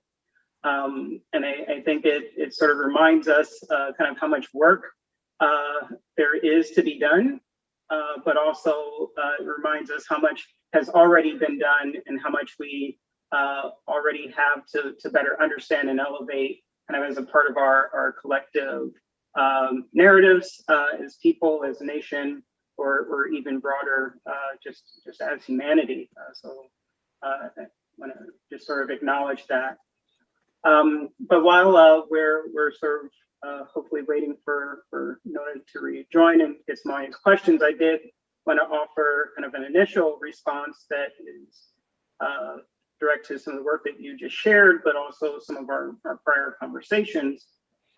And I think the context for this conversation is that it's no secret that historic preservation as a field is associated with white-centered disciplines like architecture, like quote unquote history, and with white-centered and Eurocentric historical contexts and value systems. Paul raised capitalism, for example. But there does seem to be a growing acknowledgement, right, that historic preservation, conservation needs to change, and your work is, I think, sort of evidence, or it's sort of a glimpse of what that change might look like, how our practice can be different, and to sort of have a more complete and complex understanding. So this idea of the practice, I think, is what really comes across looking at the three of your work from different dimensions is of interest. So I'd like each of you to speak a little bit about how you have situated your practice in the context of, let's call it quote unquote, preservation. Or, you know, if that's not your point of entry, perhaps as an alternate, kind of how you situate your sort of addressing of either erased or marginalized heritage or histories or culture in the context of your practice as an artist. And I know David had, I think, kind of a bit of a preamble on your presentation, so maybe you can kick us off with that situated practice question. Yeah, it's a great question, but it's also a tricky one for me to answer, just in terms of, you know, for me, the role of the work I make is about trying to dimensionalize problems that sit in the world, right? One of the unique aspects of being an artist is we can productively borrow the methodologies of various disciplines. So I can work, you know, I love Jorge's kind of establishment of historic preservationists working as lawyers. But artists have the same kind of freedom in terms of the kinds of methodologies we exploit in terms of understanding problems, right? So I can work as a lawyer, or I can work as an anthropologist, or I can work, you know, as an economist, or I can work as an architect, in terms of trying to understand these kind of, you know, pernicious questions about history, about sovereignty, about representation. And really that's, like, I want that to kind of stand out as a kind of assertion of agency, first and foremost. And then what the problems are, there's a whole spectrum of problems that interest me. And the examples that I presented here in terms of work, what it attempts to do, I think, is perhaps I'm really careful about this idea of recuperation. You know, the work somehow restates or reclaims histories that were lost or incorrectly reported or never reported, but rather using the work heuristically as an opportunity for me to explore and understand and dimensionalize the histories of places and of engagement. And so what I'm interested in doing is trying to recognize the entanglements of these different histories and how they kind of support each other, and give credibility, you know, to voices perhaps that aren't recognized, but that, again, through the work, we assert their importance and specifically their contributions, so that on the other side, we begin to recognize the complexity, yes, of the moment and of the place.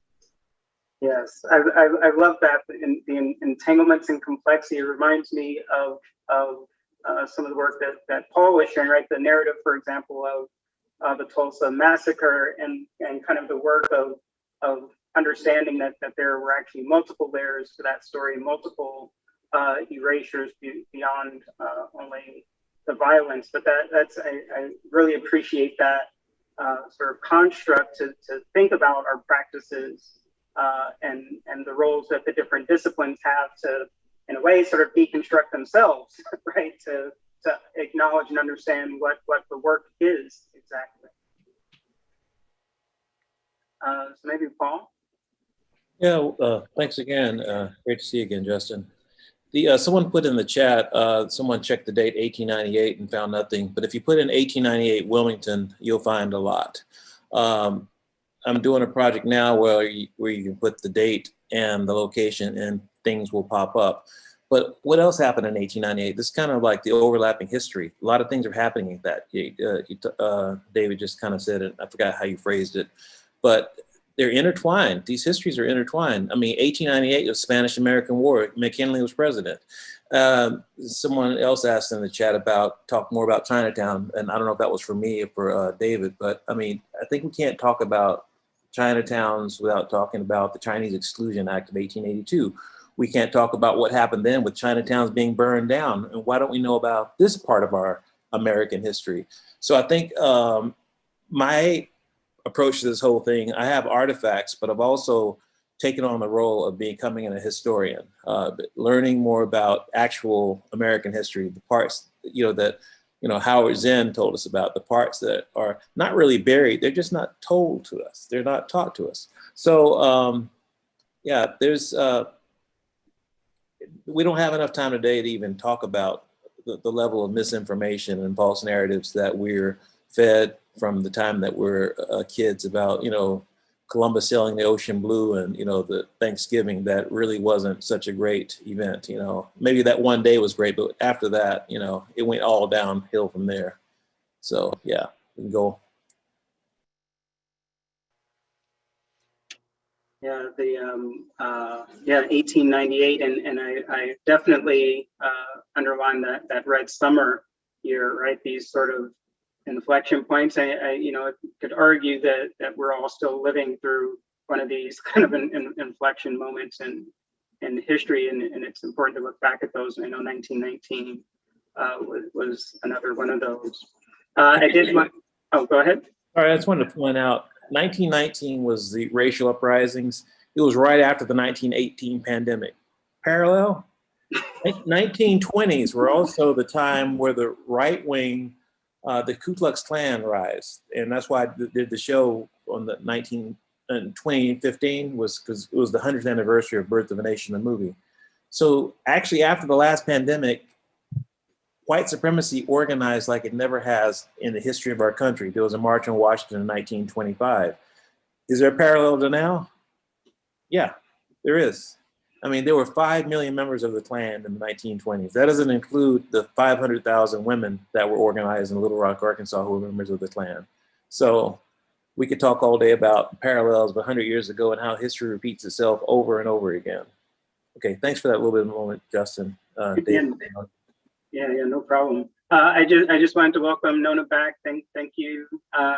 We know this is how it is. This is Verizon. I'm going to kill Verizon. They're supposed to come out tomorrow, and there's something wrong with my line. So I don't know. Make it quick so I don't know. I may go in and out again. I don't know. No problem. Yeah. So the question we're asking is kind of how you're really situating your work and practice within this kind of unusual context of what people call preservation, historic preservation and context. So, it's funny. I before this panel, I mean, I knew all the politics of what I was doing, but I don't know, because I guess I'm the nature of who I am as a loner. I never really saw myself as part of this bigger picture of preservation, but I know that is to be true. It's just something that's instinctive, intuitive to me. Growing up in a city so historic of New York. New York is one of the oldest cities in the country.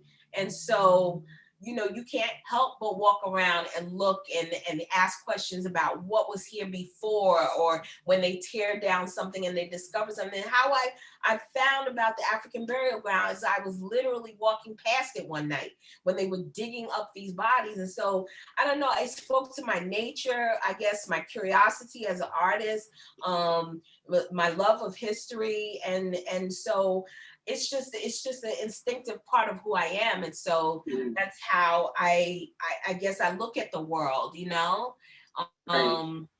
so that's my take on it. But it's something that I found a way to bring my love of art, my love of photography, my love of history and archaeology and anthropology into one, into my work and into my photography, because I feel like I'm not just a photographer. One of my friends said, you're the first historian photographer I know, So I guess, I found this niche, this area where I can make art around the things that I care about.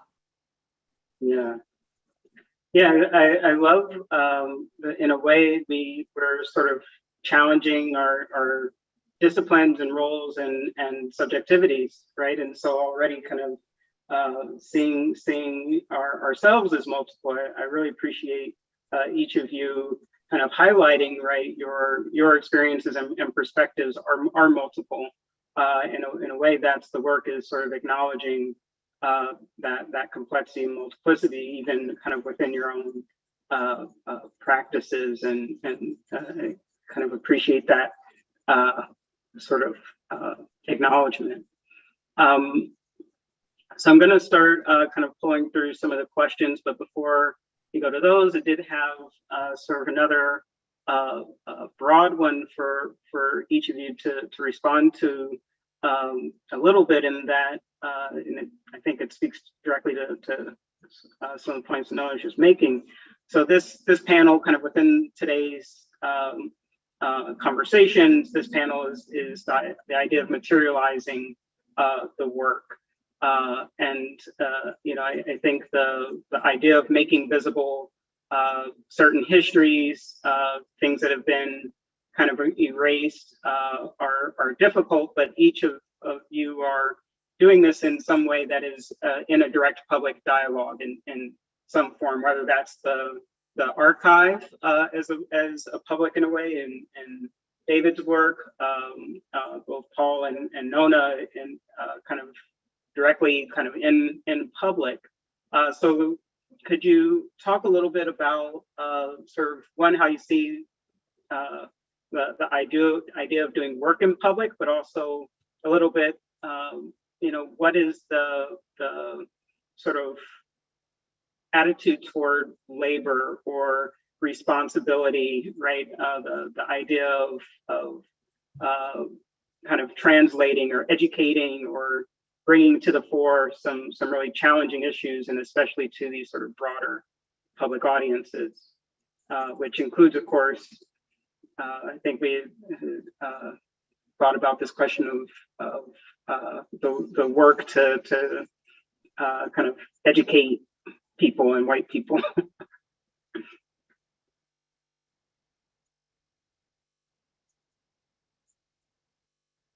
Well, I don't feel like, I don't feel it's my role to educate white people. I'm like, I'm really done with that.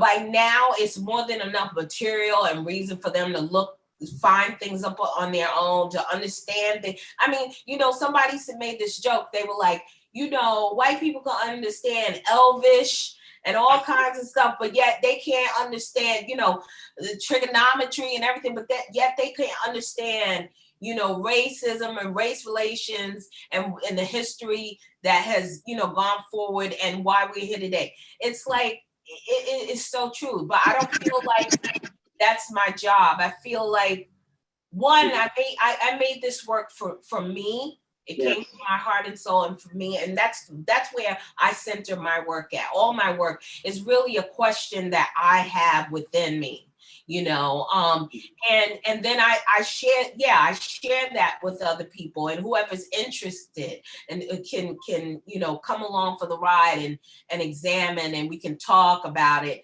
But I feel like I'm done with teaching white folks. That's not my job. I don't feel that's my job. No. It's an interesting question. I had stated earlier that the work had a heuristic function for me. What I mean by that is, that through the work I can explore subjects that I'm unfamiliar with. And I think it's important to state, I really loved the way that Karen Olivier in the earlier talk kind of characterized her position in terms of labor making work within specific contexts. And what does it mean for somebody who is Black and Caribbean to be making work that specifically deals with African-American history? I think it's important to acknowledge that, I'm Canadian. I grew up, in Montreal, in a majority white community. Both my parents are actually white and Jewish, academics. And my birth mother is white as well. And so, this notion of hybridity and entanglement is something that is deeply important to me and a component of my own identity.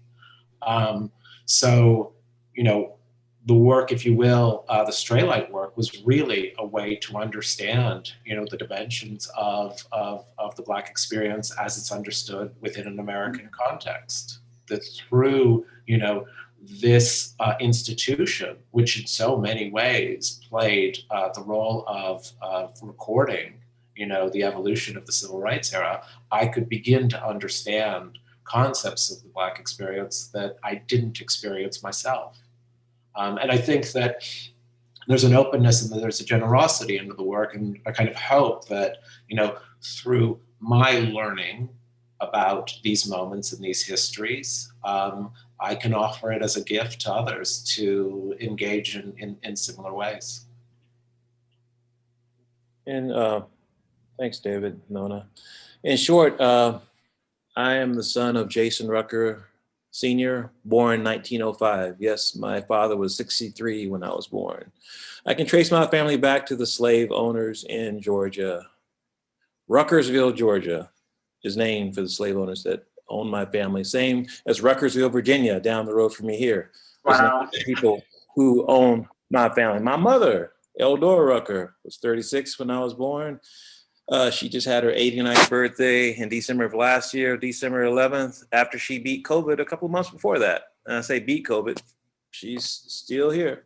And one of the most extraordinary people that I know. And my experience growing up in South Carolina shapes the way I do things, why I'm an artist and the subject matter that I take on. And it's inescapable. But I want to talk about the rope-a-dope of whiteness right now. No one just said, it's not your job to explain. It's tiring to explain.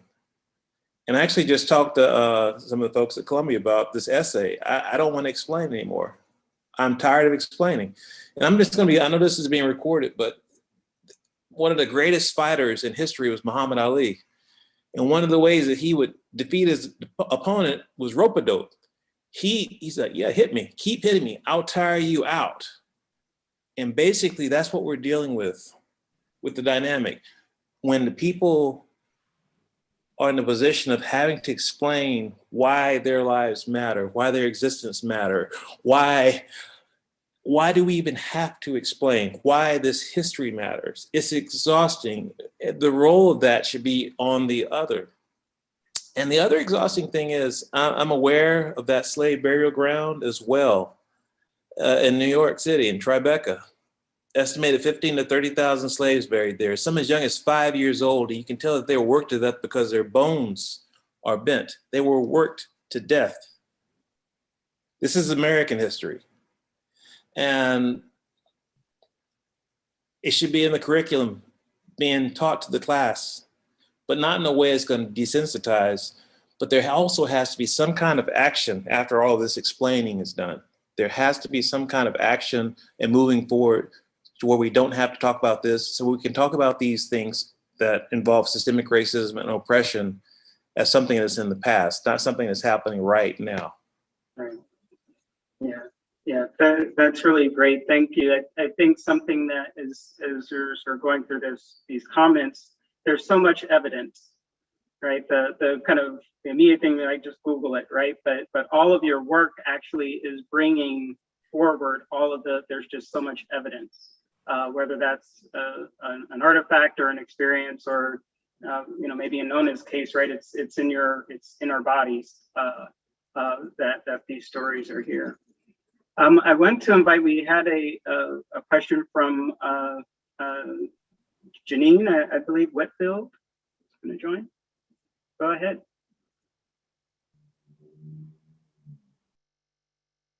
Your mood. Can you hear me? Can you hear me now? Yes.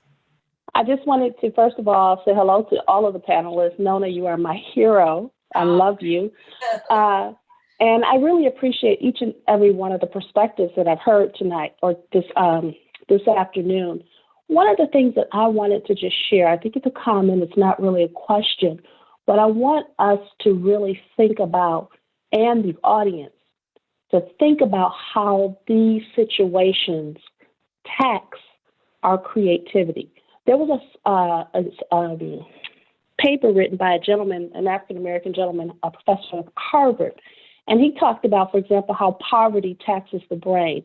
And I'm bringing that all together to just talk about how we are tired of explaining. We're tired of justifying, tired of our creativity having to be 25 times better in order to just get some acknowledgement, and then to totally turn around to feel like we've got to be so thankful and grateful for the acknowledgement of much of what we have also created ourselves. So what I'm suggesting and what I'm saying and what I'm asking myself to look at more is now how my human spirit is being taxed by the things that we have experienced as a people. It's so important because a lot of times there's a lot of anger. So that's something that I'm dealing with now is the preservation of the human spirit. I just wanted to offer that. Thanks. Thank you. Well, thank you for that. Wonderful, wonderful. Yeah, it's, you know, the taxing experience for so many of us. When Nona showed the Marion Sims statue, right? It was that. I mean, it's just so hard to explain how taxing that was, and seeing community and public responses are absolutely about this kind of grounding in human spirit, right? All of the just power that there is in us in a way to even keep dealing with some of these things. Can I comment that just a short, not being aware of something is less taxing. When I went to the University of South Carolina, there was a girls' dormitory named after Sims. We just called it Sims. But after you learn the history of something, it weighs on you, especially if it's not a resolved history.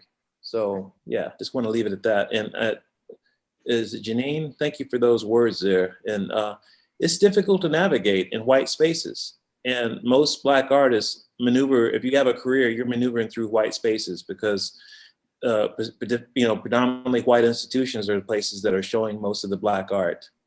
And the people who are mostly buying the Black art are predominantly white institutions. So that's another long discussion that we can talk about. Yeah. Who controls Black art? Right.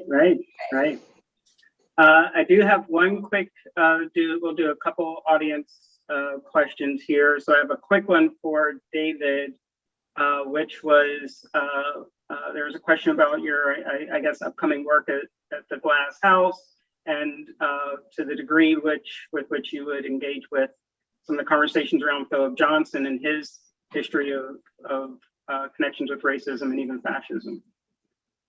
Yeah, thanks for the question. Yeah, it's a complicated one, and I think I'm also participating in the Reconstructions exhibition currently at the Museum of Modern Art, and Mitch McEwen, who's also one of the participants in the exhibition, is leading the Johnson Study Group, which is dealing with Johnson's legacy as it relates to the Museum of Modern Art. But I think, regarding the Glass House, I think what's important, well, first of all, it is important to acknowledge, the complexity of Johnson's history, that it's not, and that none of us, can be judged by, a singular kind of event or set of associations in our lives. But how do we begin to understand what role that specific aspect of their lives played and what kind of influence it had in terms of shaping, concepts of the future. And I think, with Johnson, it's complicated, and I'll leave kind of the conversation at Johnson there. Without kind of passing judgment in any way, because I don't think it's up to me to pass judgment. But I will say that I find the site of the Glass House incredibly productive, in the same way as I think that the site of Frank Lloyd Wright's Beth Shalom Synagogue was an incredibly productive site for me to work in, and to try and leverage the histories that are present there that I want to explore and foreground. So in the case of Beth Shalom Synagogue, one of the things that really interested me was the history of the congregation, that in fact, the building is actually the second home of the congregation, that their first home was in the Logan neighborhood in the city of Philadelphia on Broad Street, and that they left based on, patterns of suburbanization in the US in the 1950s.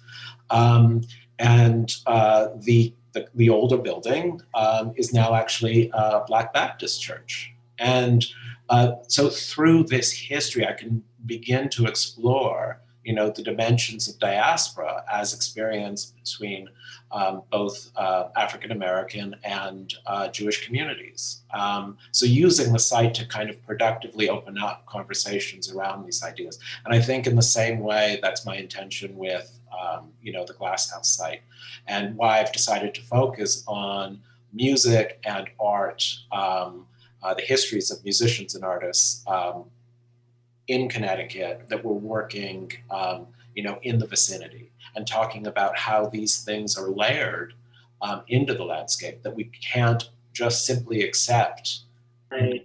And I think that was part of what I was trying to get at with the way that I opened my talk, which is, the aspect of recognizing and preserving historic monuments also requires a real kind of analysis of what we're prioritizing, what we're foregrounding, and to try and understand that it's a constant negotiation, right? That these things and the importance of these things is absolutely relational, and it's totally dependent on our own positionality.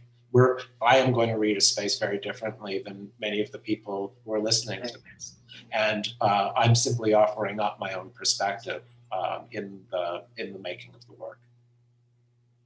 Wonderful, wonderful. Yeah, I love the reading of space is it's kind of a form of literacy that this is the architect in me talking, that I really hope that it becomes something that is more common and embraced by a lot of different audiences, because there is just so much there in the work.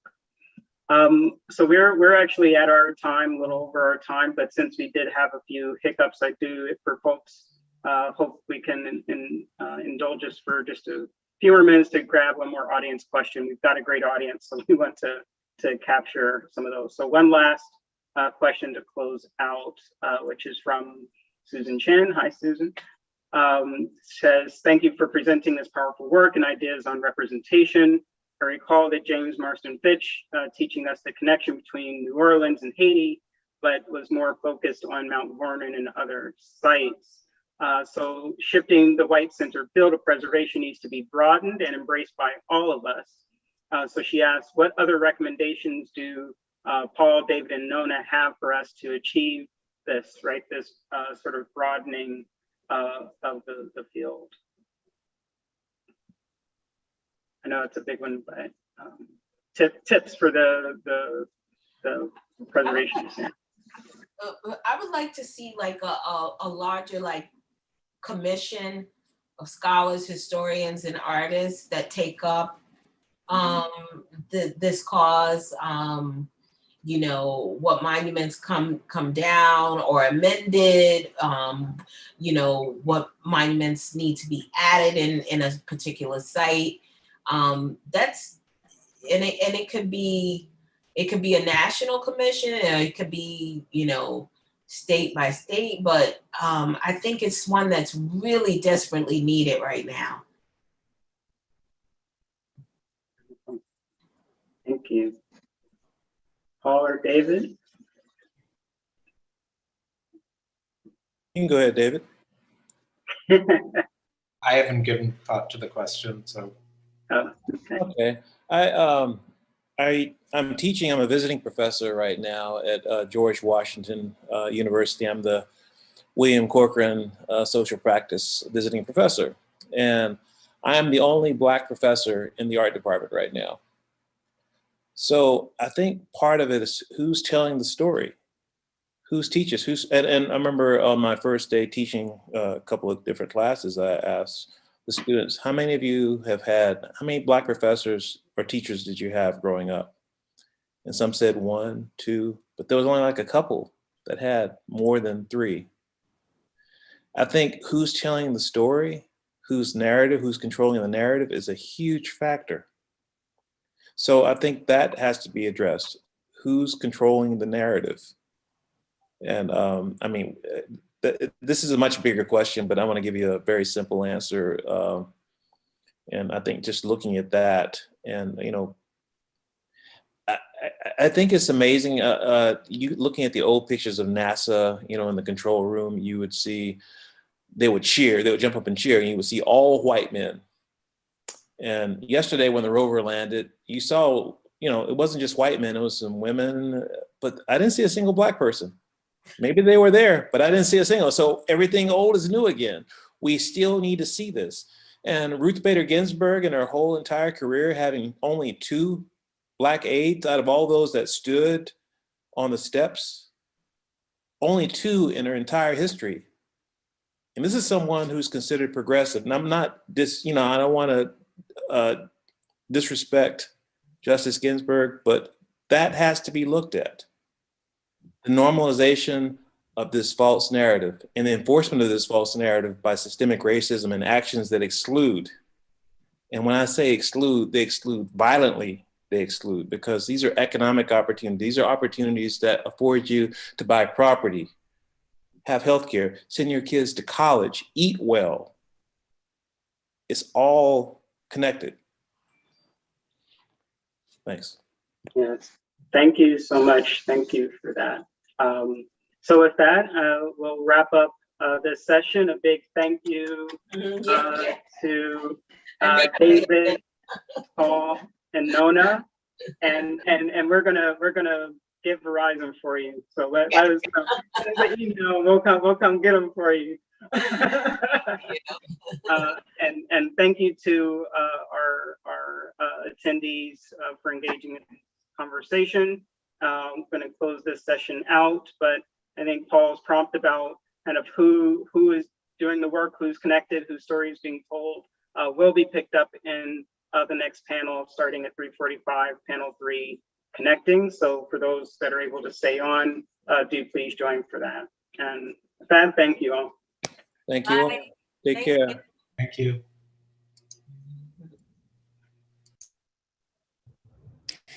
Thanks so much to all of you. It was an incredible discussion. We will be back in just a few minutes at 3:45 with the final panel.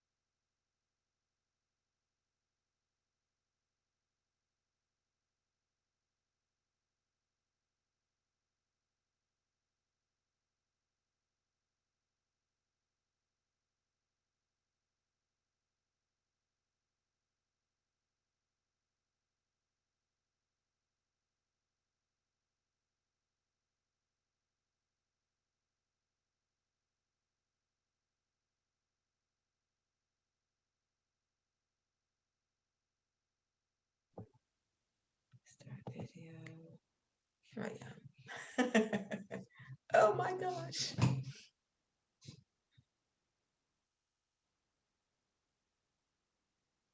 It's funny, even a little giggle in a space like this is difficult, where there's 200 people in a room, but no one can see each other.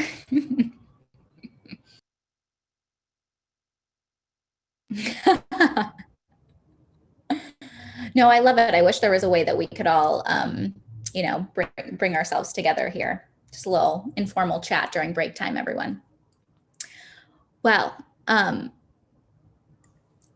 shall we get started, Cole, with the introduction? Sure. Hi there, everyone. Thank you for joining us. My name is Cole Akers. I'm a curator and special projects manager at the Glass House, a National Trust historic site in New Canaan, Connecticut, located on the traditional, ancestral, and unceded territory of the Munsee, Lenape, and Wappinger peoples. It's my privilege to introduce the third and final panel of today's conference, which brings together 3 artists who place community engagement at the forefront of their work. Their projects encourage dialogue and collective action within the communities they engage, and in turn envision new futures while learning from the past. First, we'll hear from Joel Garcia, an artist, arts administrator, and cultural organizer with over 20 years of experience working transnationally and focusing on community-centered strategies.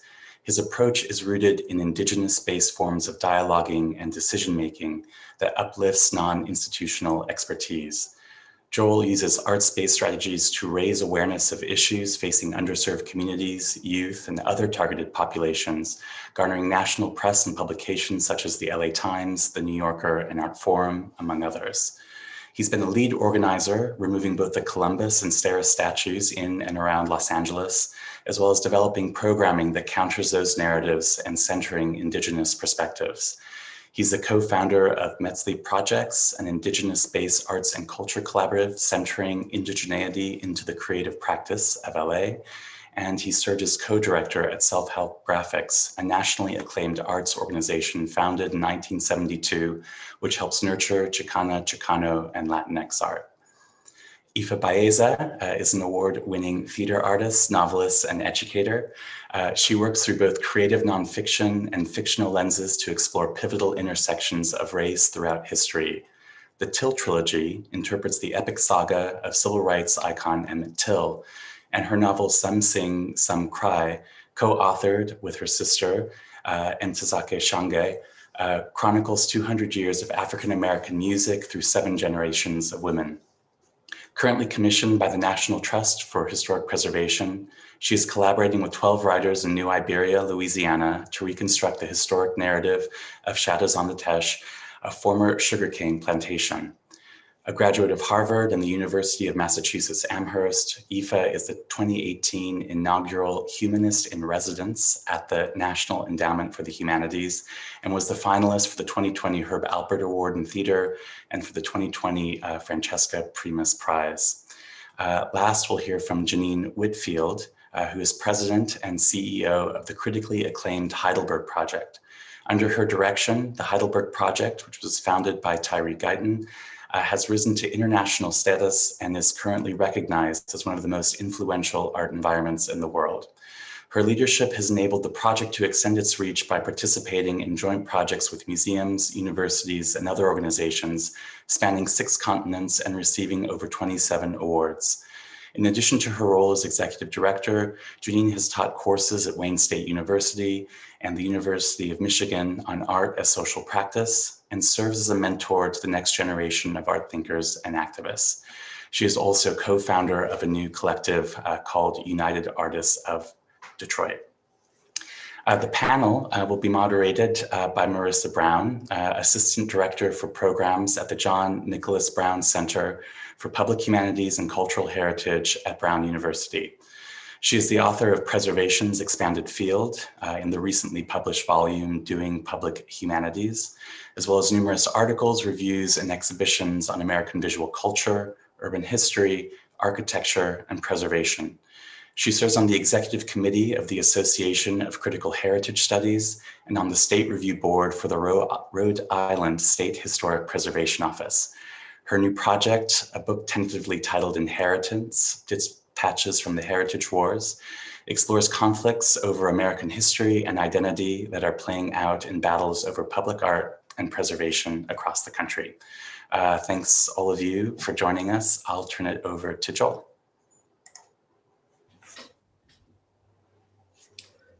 Hello, everybody. I'm Joel Garcia. I'm here in the unceded territories of the Tongva Tribal Nation. I am the son of Adama and Joel Garcia, the grandchild of Carmen Villalobos and Julia and Taurino Garcia. What I'm gonna present, it's work and efforts that aren't mine alone.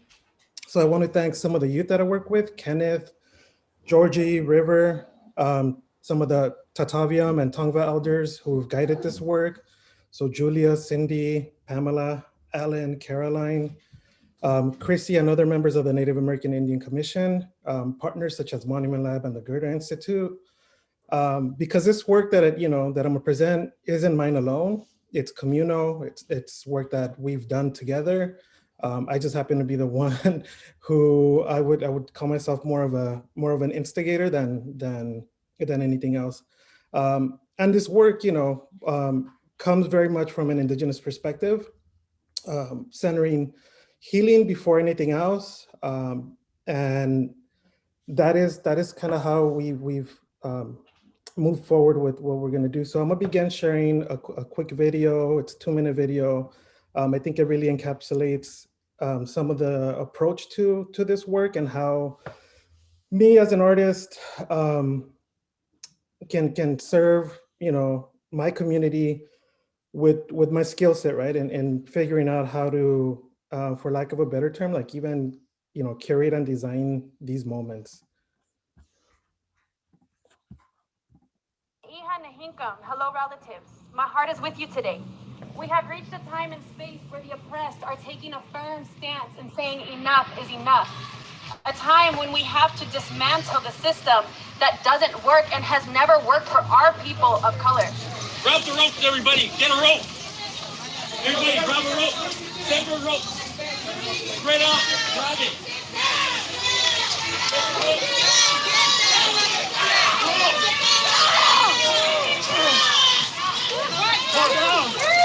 One, two, three.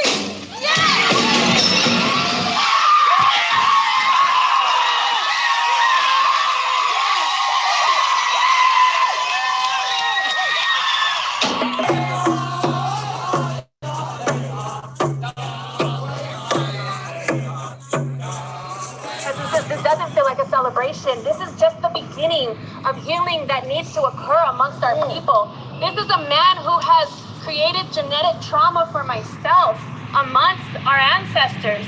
These ancestors of ours, they struggled loving themselves because somebody like this told them that they were disgusting, told them that they were useless other than for sex and for slavery. And because of somebody like that, we struggle today as a community. These statues and monuments which have been erected all over our sacred unceded lands are constant reminders of the dominant societies, their need to celebrate the wrongs of the past. We cannot teach love and compassion to our youth when they receive a completely different narrative in schools and outside of tribal communities. It is time to teach the truth and remove the lies and oppression. It is time to remove the commemorations of hate, bigotry, and colonization.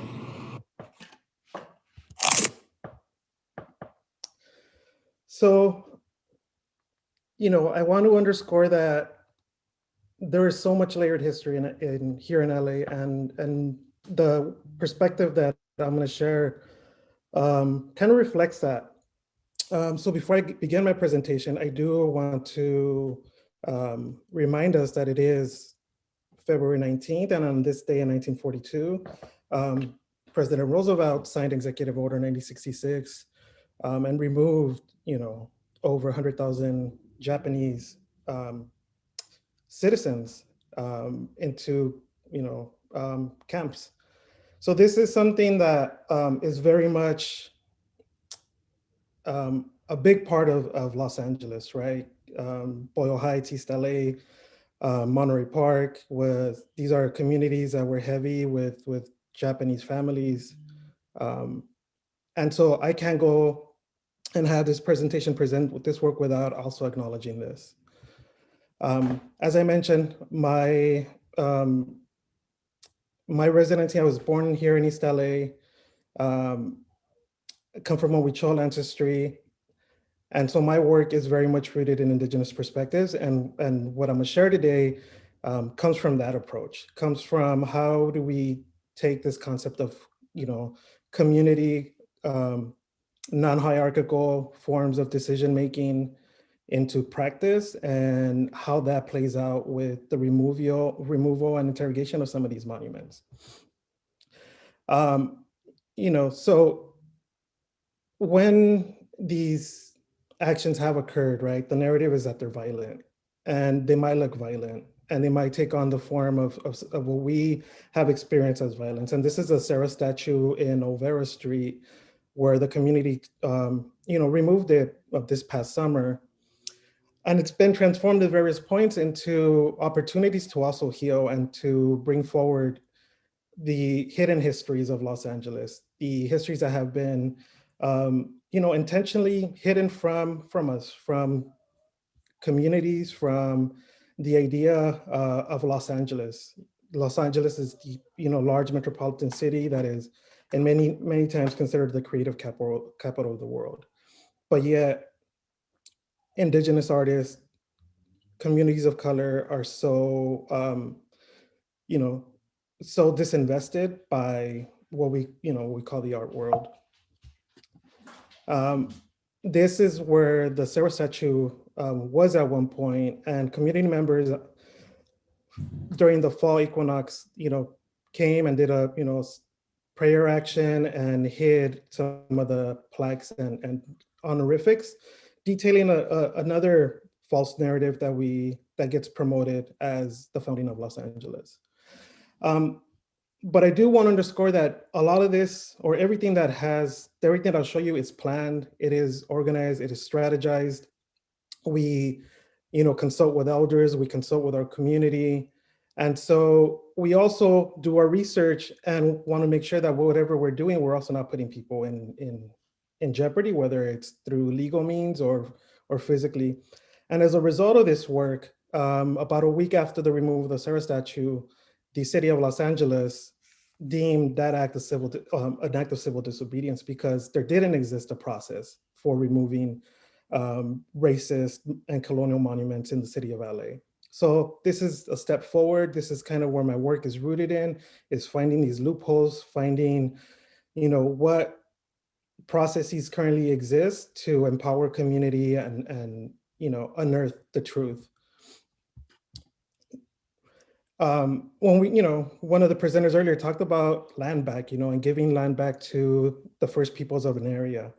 By simply removing this monument at Olvera Street, there's a potential now to take this park where the monument sat for like 100 years, and give this piece of land back to the Tongva tribal nation. And maybe, at some point install some sort of interpretive center, not necessarily a museum, some sort of learning opportunity. So these are the conversations that we're having now, right? Like actual reclaiming land through creative acts that also remove racist and historically inaccurate monuments. This is a Columbus statue at Grand Park, not too far from this other site. And in 2018, this was also removed by the community through a different process. Because the county was the one who accepted this gift, installed it at this park, we pushed and organized for the county to remove it itself. And this happened. It took over a year, but it happened and it was removed. And as a result, we were able to program, have the county fund some programming to bring forth the authentic narratives of Los Angeles. And this resulted in this project, Memory and Futurity in Yangna, which took the form of two different artistic interventions. One was a storytelling project using virtual reality. And behind this tree, where this woman is dancing, that's where the statue was at one point. It's no longer there. It sits in a warehouse. And the other was an art installation by a Tongva artist. So 2 Tongva community members, artists, elders had the opportunity to retell, their creation story through different means. And when we talk about healing, when we talk about bringing forth hidden histories, this is in some of the ways in which we've been doing this work. So some of what I want to share for folks, because I see this in a lot of questions that have been coming up, is how do you do this? How can a youngster, an artist who wants to tell the real story of their community, what steps can they take? And I'm gonna share some real simple things. It's decision making, right? We don't want to replicate the systems that have been imposed on us. So let's change that. Let's figure out how we make decisions. Are those most impacted part of this process? Who is opposing, us removing a statue? Because a lot of times when you come down to it, maybe they won't oppose it. With the Columbus statue, there was a lot of opposition behind it, but the day that we took it down, there was very little. Same thing with the Sarah statue. For years and years and years, there was many attempts to try and remove it through I don't know, the legal means, through the system, and it never happened. But the moment it came down, nobody really opposed it. In fact, the statue lay on the floor for about 3 days before anybody came to pick it up. And who's participating? Who are you inviting to engage in this activity, this action? We called it a ceremony because that's what we did. We brought elders, we had an altar, and we spend more time communing with one another, imagining a world that honors who we are as whole people than the 20 seconds that it took to tear down this statue. So what is actually happening? What are you programming? And most importantly, how do you tell this story to the world? And then what are the next steps? These acts aren't singular actions that end with the removal of a monument. For us, they've been the starting point of so much more other work. And after, for example, like I mentioned, after the removal of the Sarah statue, we held a large circle. There were over 200 people there. For many, this is the first time that they came out of quarantine. This was in June 2020. And it was such an important thing to happen that people felt this was an important thing to kind of brave the COVID situation and be there together. So community buildings, right? How are elders included in this? How are youth participating? How are folks from diverse backgrounds coming together to bridge understanding? Many times we got to understand that, or we got to help folks understand that they might not understand our perspectives, but they can learn to accept them. And I think that's a huge, huge thing to underscore. And for us, like I mentioned, we're coming from an Indigenous perspective. So what are our ceremonial protocols? How are altars part of this process? Who and how? Who gets to create them? Do we create them together? Is it done by, does a specific family steward this? So a lot of questions where, finding the answers is the beautiful work that we get to do with, with people. Democratizing the process. For me, it's easy to come in and be like, this is what we're gonna do, but you also can build the framework for people to plug in and take ownership over certain tasks. We wanted to make sure that as soon as the statue came down, that an altar was put in place. And so youth took that over. And you see a young woman here creating an altar on the top of the pedestal. Guiding, not imposing. And for me, like I mentioned, we were very intentional about designing a moment, designing an opportunity for a community to engage and tell their story. So we also invited the press, and we gave them very clear guidelines as to what we wanted represented. And we also issued a statement in regards to what we felt was important to share, because as the elders continue to tell us, it's one thing to remove something, but if we're not filling that void with something that is beautiful, something that is healthy, something that is important for everybody else, then we're replicating the same thing that we're doing. We're leaving a lot of things undone, and then those undoings or those things left, for others to interpret, that's where a lot of the harm can be caused, because we should be the ones telling our own stories. And so then this was replicated in other places. A week later, up in San Fernando, not too far from downtown LA, the other Sarah statue at the San Fernando Mission was removed by Parks and Recs. So ceremony was held there the day before. That night, it was removed. Later on, back at Olvera, the community again showed up, and one of the statues for King Carlos from Spain was wrapped up in, obscuring it from public view. So over and over, it's this idea of reclaiming space and being able to create access for our communities who've been denied access to public space over and over and over again, either through legal means, through policing, for sure through policing, or simply by the built environment telling us that we don't belong there because nothing reflects us. So again, controlling the narrative, right? We were very direct in why these things were being removed and why it was us removing them. We wanted to ensure that power relied or remained within the community and not the systems, not the processes that they make us go through, fill out this application, fill out that. And it worked, this was received attention from the LA Times to the New York Times, but it also shifted the perspective of what's possible, of what monuments can be.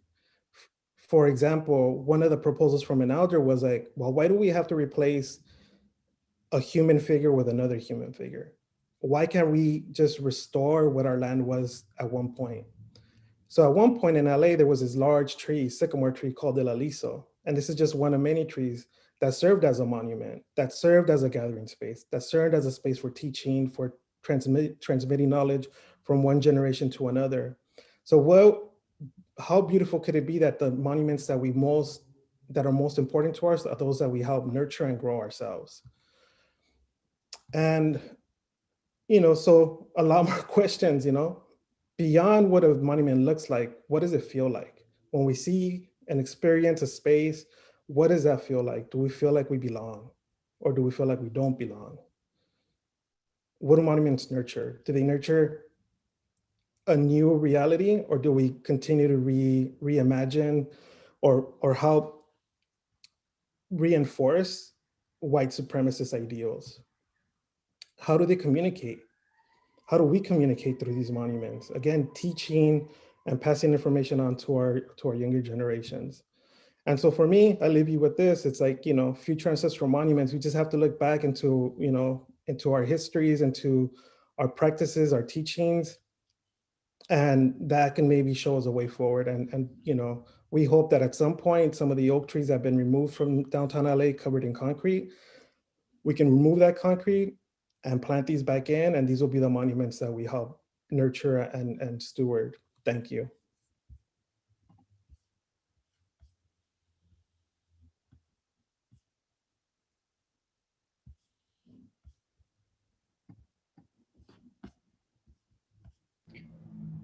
I believe Aoife is next.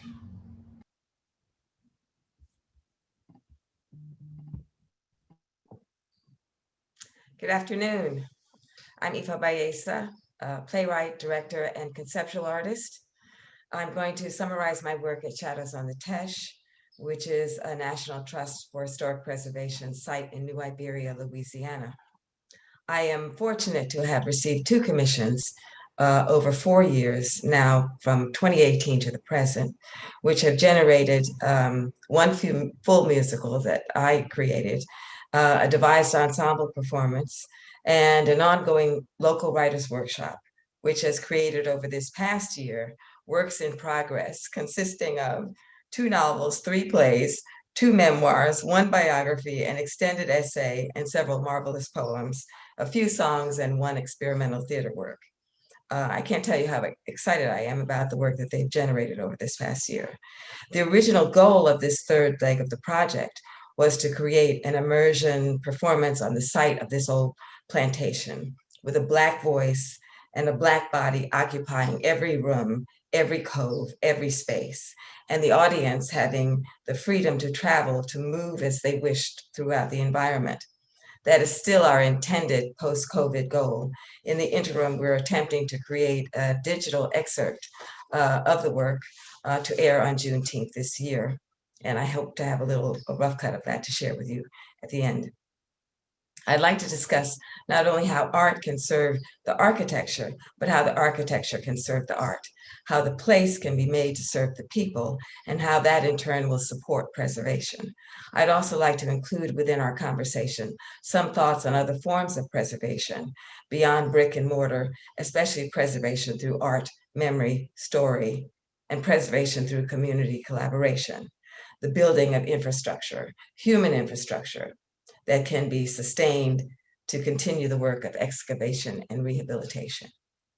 My work as an artist has often focused on the unearthing and interpretation and preservation of African American history, telling our sacred stories. For example, the Ballad of Emmett Till and my play String Theory on the Amistad slave ship mutiny. I call them our sacred stories, our stories of liberation. I have focused on drama that distills our resilience and resistance, our tragic, noble, and ongoing battle for recognition of humanity and equality. The journey of each of these characters concerns place. There is a geographic narrative, an environment that deeply impacts the story and how you tell it.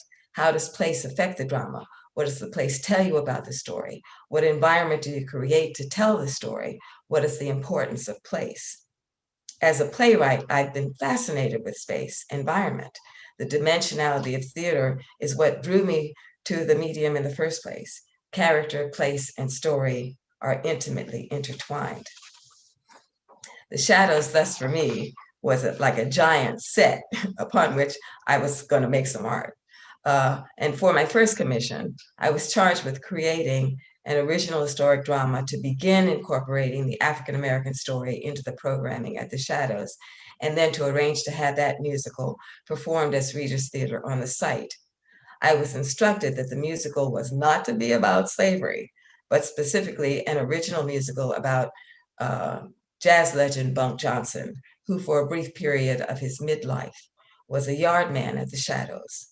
When I traveled to the place, I encountered an immaculately preserved property replete with artifacts, furnishing, and documents chronicling the history of 5 generations of a white slaveholding family, a history also that was not about slavery, but a repository of romantic fantasy embodied in the site's name, Shadows on the Teche. With its regular hourly tours, it seemed to be part of the Southern cultural pattern, trading in the mythology of the Old South, its wealth, opulence, power, beauty, and eccentricity, absent the means of support in slave labor and Jim Crow indenture. It was a monument to enslavement, a house built on a foundation of bones, with mud made red by blood, an ocean of tears flowing into a freshwater bayou, lapping at the banks of a green manicured lawn. Such was the idolatry and saturation of this fantasy that 8 marble statues had been imported, transplanted from another of the 46,000 plantation homes that once occupied the land called Louisiana, to give this modest working plantation house some affiliation with pseudo-grandeur of Greco-Roman mimicry. While the staff and the trust were clearly interested in redress for this one-sided false narrative, and beyond welcoming of my arrival, the place itself was not. The estrangement was particularly acute during the tours, every hour on the hour. The small trickle of attendants were always white, blue and pink collared folk in Bermuda shorts and sun hats, retirees basking in a wholly imagined glorious and golden past. The tour itself, beyond mentioning that there were 300 slaves, gave name to only one, Louisa, the cook, who was described as a very good mother because she had 11 children. There was no mention of the circumstances of their births, what happened to them, their names, whether they were born by will or bred or on command, or who their father or fathers might be. Even the cookhouse, where Louisa spent so many hours of her life in human bondage, was absent. While the mansion was restored, the cookhouse had been razed to the ground, the only evidence of its existence, the cornerstones marking its place a few yards from the back steps of the big house. But as I said, there was already a commitment within the administration and staff to change this narrative, a desire to change that environment. But as a preservation site, Shadows on the Teche was, for Black folk, an emblem of pain, shame, and unspoken fury. When I engaged with the surrounding Black community, that ethos was palpable. No, I don't go up there, nothing to do with that place, became a sort of refrain. I realized that I not only needed to create art, but to create audience as well. And for that to happen, I needed to create an environment to change the energy of the place. And not only creating a product, but a process. Fortunately, work was already started with the nascent partnerships with two Black organizations, the Bunk Johnson Jazz Festival and the newly formed New Iberia African American Historical Society. Adding to that, the Alliance of the Iberia Performance Arts Council providing technical support. Along with the Shadows administration, these organizations became my core support as I began to create both art and infrastructure. With the tremendous investment of this first group of stakeholders, we began building a community that will last far beyond this project. After 2 months of research, 2 months of writing, a week of evening rehearsals, we debuted our brand new musical, Bunk Johnson, live at the Shadows. It was the coldest day of the year in November, but a sold out audience. And I dare say the largest group of Black people who had ever assembled on the Shadows grounds. Preserving the history of jazz, through his language and music, we transformed this place where he was a yard man, the site of the nadir of his life, into his bandstand on the eve of his comeback, changing the energy, as he says in the play. We got to bring some joy up in here. We use the performance to continue the extension of place, building out concentrically to engage, embrace, and activate the community with multiple components. After the actual performance on the grounds, we did a second line parade down to the Simon Theater 2 blocks away, where the Bunk Johnson Jazz Festival performed a live concert. And if you haven't heard Indigenous African American jazz from Louisiana, you have not lived. And from there, we went to a gumbo dinner at the largest Black church in the community that was catered by Black members of the community. It was a round robin affair that embraced the whole city. With each venture, we were gaining more community partnership and buy-in, expanding in art forms, community, and place. The second commission was a much broader initiative. I forgot my PowerPoint after all of this. Hold on a minute. Where's my share screen? I'm supposed to have this with me. Okay. Here. I think this is it. I'm so sorry. I forgot all about that. Can you just have to click the presentation button in the bottom right. There's like a little screen in the bottom right of your screen, right next to the, just to the left of that. There, it's like a little, it looks like a little square on a pole. Is that it? Not just 3 buttons to the left. 3 buttons to the left. Like just past the right next to the minus sign. There we go. Okay. Now we can see it perfectly. Great. This was supposed to be running simultaneously. Anyway, is it not? Okay. It was a round robin affair that embraced the whole city, with each venture gaining more community partnership. The second commission was a much broader initiative, the charge to foster dialogue, advance the understanding of divisive stories of our past, and help to create stronger, more unified communities. I was commissioned to create a new dramatic work or works that would focus on the African American experience in the 19th and 20th centuries at the Shadows in New Iberia and the region, the scope from the 1820s to the 1950s, from antebellum slavery to the early civil rights era. Seriously, I asked myself, that's not a play, that's a parade. But trusting in the trust good faith, I took a harder look at the goals and what I discerned the broader, bolder objective of the project and decided to engage community, not merely as a resource and audience, but as my collaborators. After the success of the Bunk Johnson Project, it was vitally important at this juncture for the community to have power over their own narrative to make this place of value to them. For the Black residents, some of whom were descendants of people who for generations supported the preservation of this site through their lives and labor, for the community itself to take ownership. Possessed by the spirit of our ancestors, I set about a ritual repossession. The mechanics, I adapted the core elements of a writing course I created in nonfiction at Brown University, Africana Studies Department, for a community-based workshop. Oh, shoot!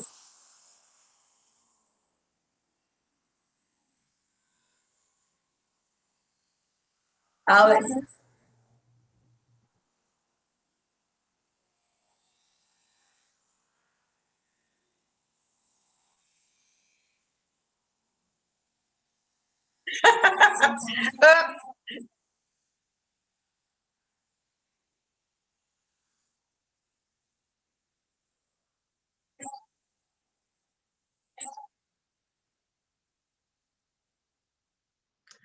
So, bunk interloper that he was, had me do I had taken the sound out of the PowerPoint, but he wanted to let you hear some of his music.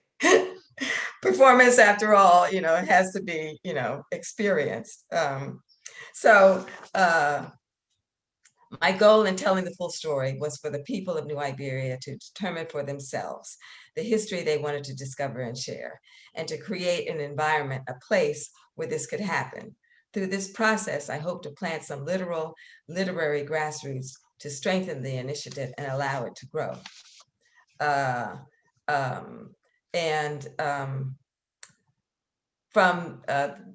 The first performance was a compilation of short form works called First Light that we performed last November.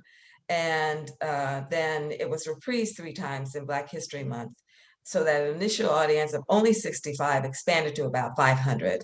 More importantly, every aspect of the February performances was undertaken by the workshop members. They owned it.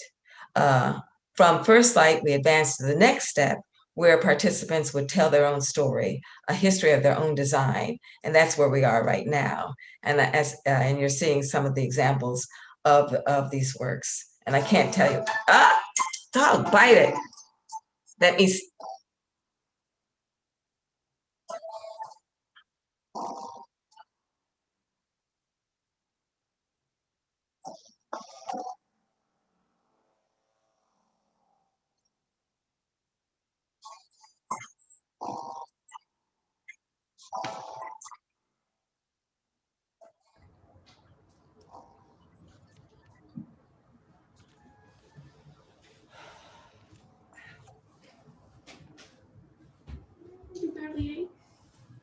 I sort of Okay, I'm sorry. it's from there. So, so I should have just let it finish, Anyway, this is our workshop group. I apologize for this.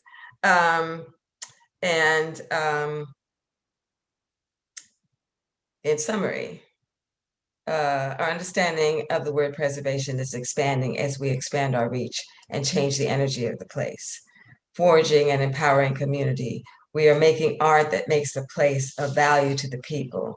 We are, I believe, putting the shadows on the national map, making it visible for wholly new audiences and in wholly new ways, both spellings, not only marking more fully its place in history, but making a place for its future, using the archives of the plantation and creating archives of Black survival. We are, with this residency, we have only begun to lay the cornerstone for a radical reconstruction, correcting the narrative of the American past and connecting the Black past to a Black future.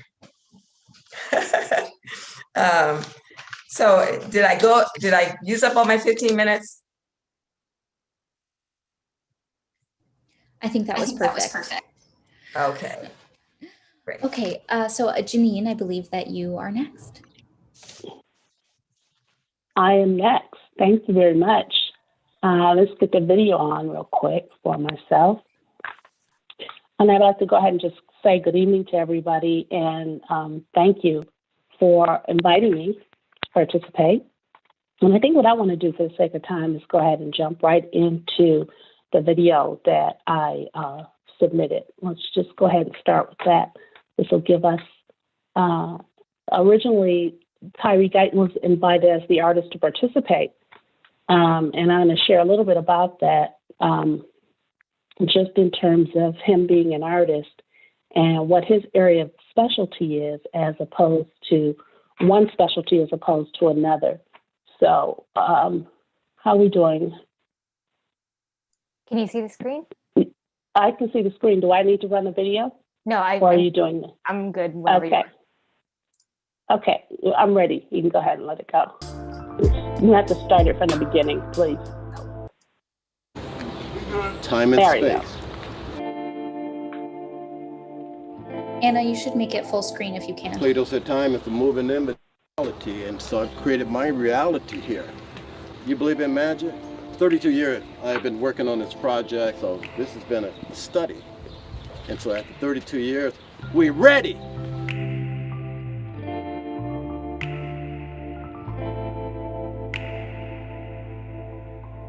What in the HE double hockey sticks is all of this? That is the question that I literally asked Tyree 25 years ago.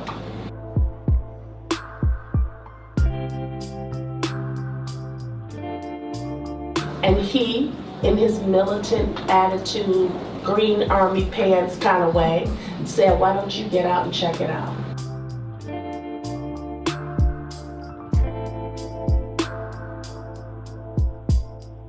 Most of you in here know that I'm married to Tyree Guyton, but I want to say this.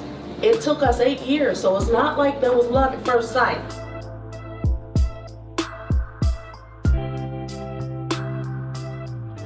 We were east side, west side. He was this artist who had this wild vision. I was this kind of conservative type of woman who thought art belonged in museums.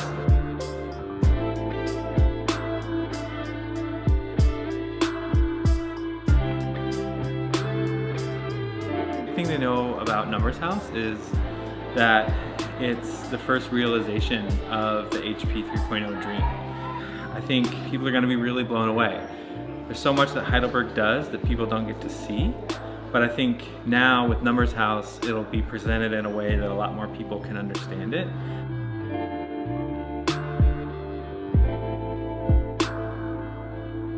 They'll see Hala, they'll see them working with the kids.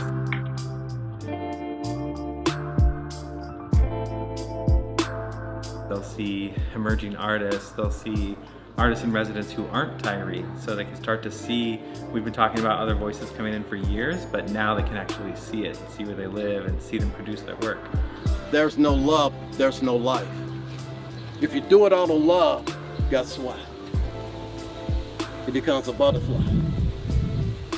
You know who you are, who walked this journey with us for 30 years, that keep on keeping on with us. This is a baton passing.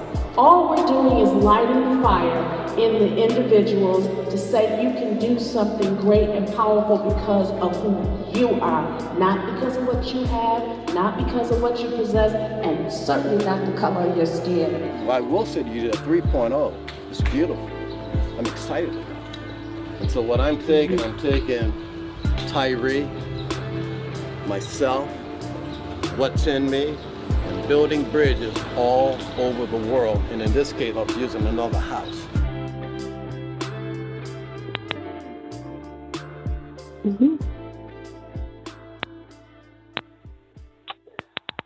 Thank you for that. So what I wanted to share with you guys is, first of all, unlike the rest of you or most of you, I am not an artist, but yet I am, because I found my voice and my art form through the work with the Heidelberg Project. I'm what you would call a convert, in that I turned down Heidelberg Street 27 years ago by accident And it took me off of my trajectory in terms of what I thought I was doing with my life. As an African-American woman, I was climbing the corporate ladder of success. And when I took that turn, it completely derailed me. And I began to work with a man who had a vision of changing his community. And if you know anything about the city of Detroit, it continues to be one of the most segregated cities in the country. And there is a line that divides the haves, so to speak, from the have-nots called 8 Mile. And so in the creation of the Heidelberg Project that Tyree started in 1986, that dividing line began to get crossed. Let me see if I can bring up my PowerPoint here. Do I have shared screen access? I think I do. You do. So great, here we go. So if I can, just kind of start. So the vision of Tyree Guyton started in 1986. And I don't know how to make this a slideshow. Maybe I should do. Yeah, it's okay. From beginning, that little presentation just in the top left there would work, just above where your cursor is, and there you go. Okay. Wonderful. So perfect. 86. We're celebrating our 35th anniversary, if you can believe that. And of course, when Tyree started the Heidelberg Project, there was really no talk of art as a social practice per se, or I shouldn't say art as a social practice, but more about creative placemaking. And certainly I had no knowledge of this kind of work whatsoever. But what this man did gave me an opportunity to put a new kind of, I guess you could say, career path in my life, or in my line, and that was now as an arts administrator. And what I was going to say about the artist not doing this work, you know how when you're on the job, someone does a fantastic job at what they're doing, and then they get a promotion. So now they're a manager, and then they completely fail at it because they were good in that particular job, but no one actually taught them how to manage people.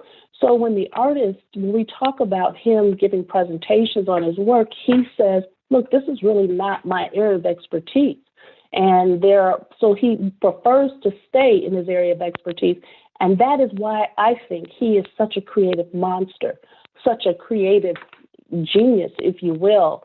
When we think about the work that artists do in the fact that they help people to get in touch with their humanity, much like a doctor helps a person with their physical, well-being, but yet we don't ask doctors to prep their own instruments.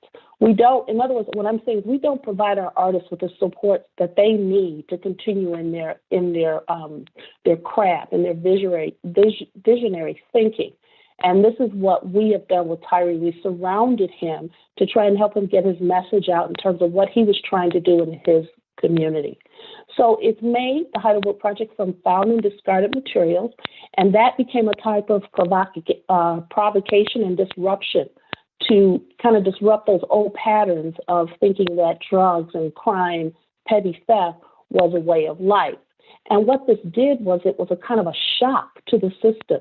It was a shock to the people in the community. And what Tyree is often quoted as saying is that I got them talking again. So now over the years, what this work has done, and keep in mind, it was fraught with a lot of controversy. But what it has done over the years is it has become a beacon of hope. People did cross that 8 Mile barrier. And what was most profound is the fact that the Heidelberg Project had an economic impact of over $7 million for the city of Detroit, and I think something like $7.2 million for the Wayne County region. And that's quantified with Williams College, who came and did an impact study on the work of the Heidelberg Project, taking the visitorship in our guest books and determining that the people, 50,000 people coming to the site every year, and how they would spend money in other places. And we became recognized as the third most visited tourist destination in the city of Detroit. Now we're second to the Detroit Institute of Arts, and then first to the Greenfield Village, I believe it is.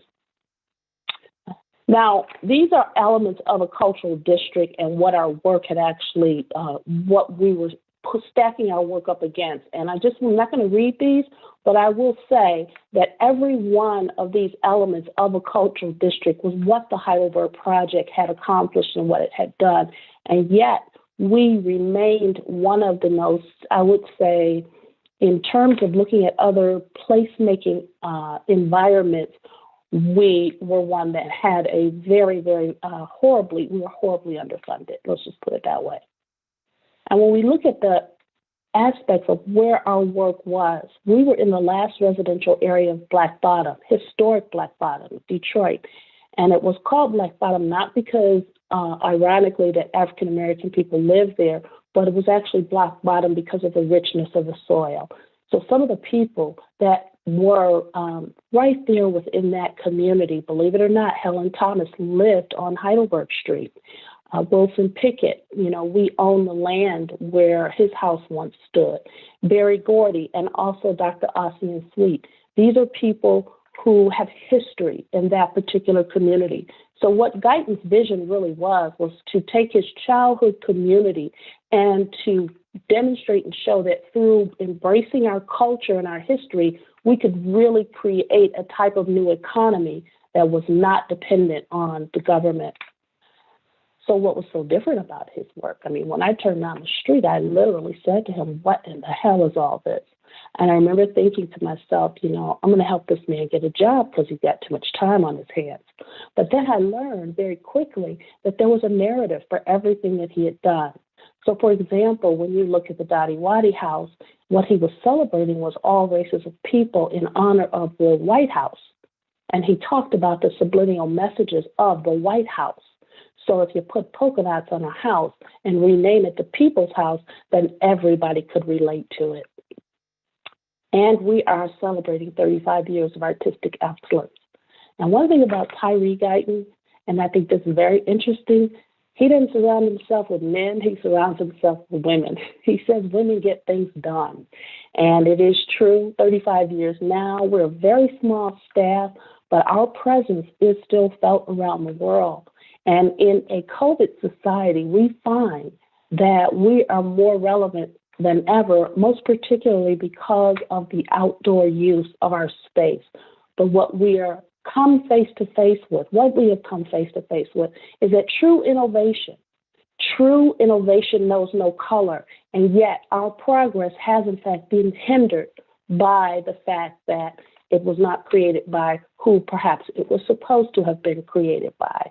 So we still deal with that, and we're in the midst of that right now, and we're learning many, many lessons along the way. And I have to say that I've learned to embrace, and I am enjoying the work very much after 27 years. Thank you.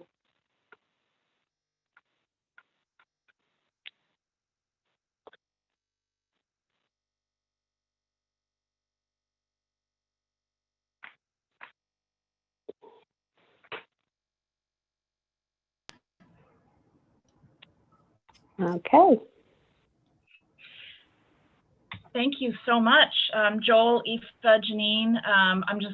Thank you, first of all, just on behalf of all the people who were watching, and we can see kind of questions and comments and comments of support and really excitement to hear you share your work with us. So thank you for sharing the work, and thank you for the work that you do every single day.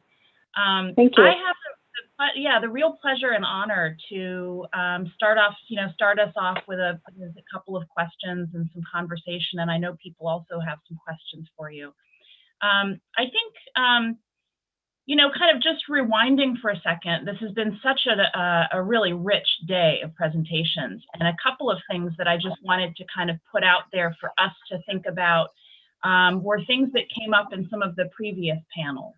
I think one thing that really was in everyone's presentation today is this sense that we're in this moment where artists are really out front in rethinking and revising American history. Paul was talking about sharing about sort of becoming a historian. And so that's just something I kind of wanted to, frame our conversation with. But I think, when you all three just shared your work, I think what comes across for me is obviously this really important focus on community. And I think that there were two things. One is a real focus in all three presentations, of course, on very particular sites, physical sites, and intervening into those sites.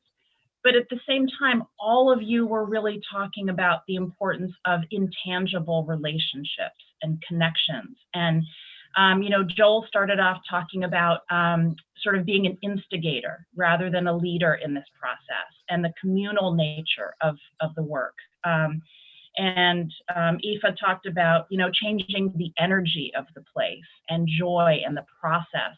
And Janine too, you were just sort of talking, the Heidelberg Project obviously is really inseparable from community and joy.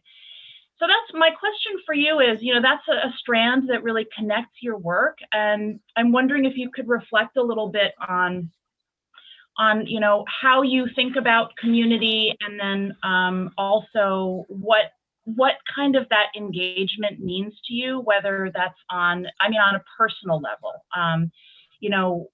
Sort of what does it mean to you to really work so closely in partnership with community on an emotional level, a spiritual level, an economic level? Janine sort of brought in, placemaking and economics.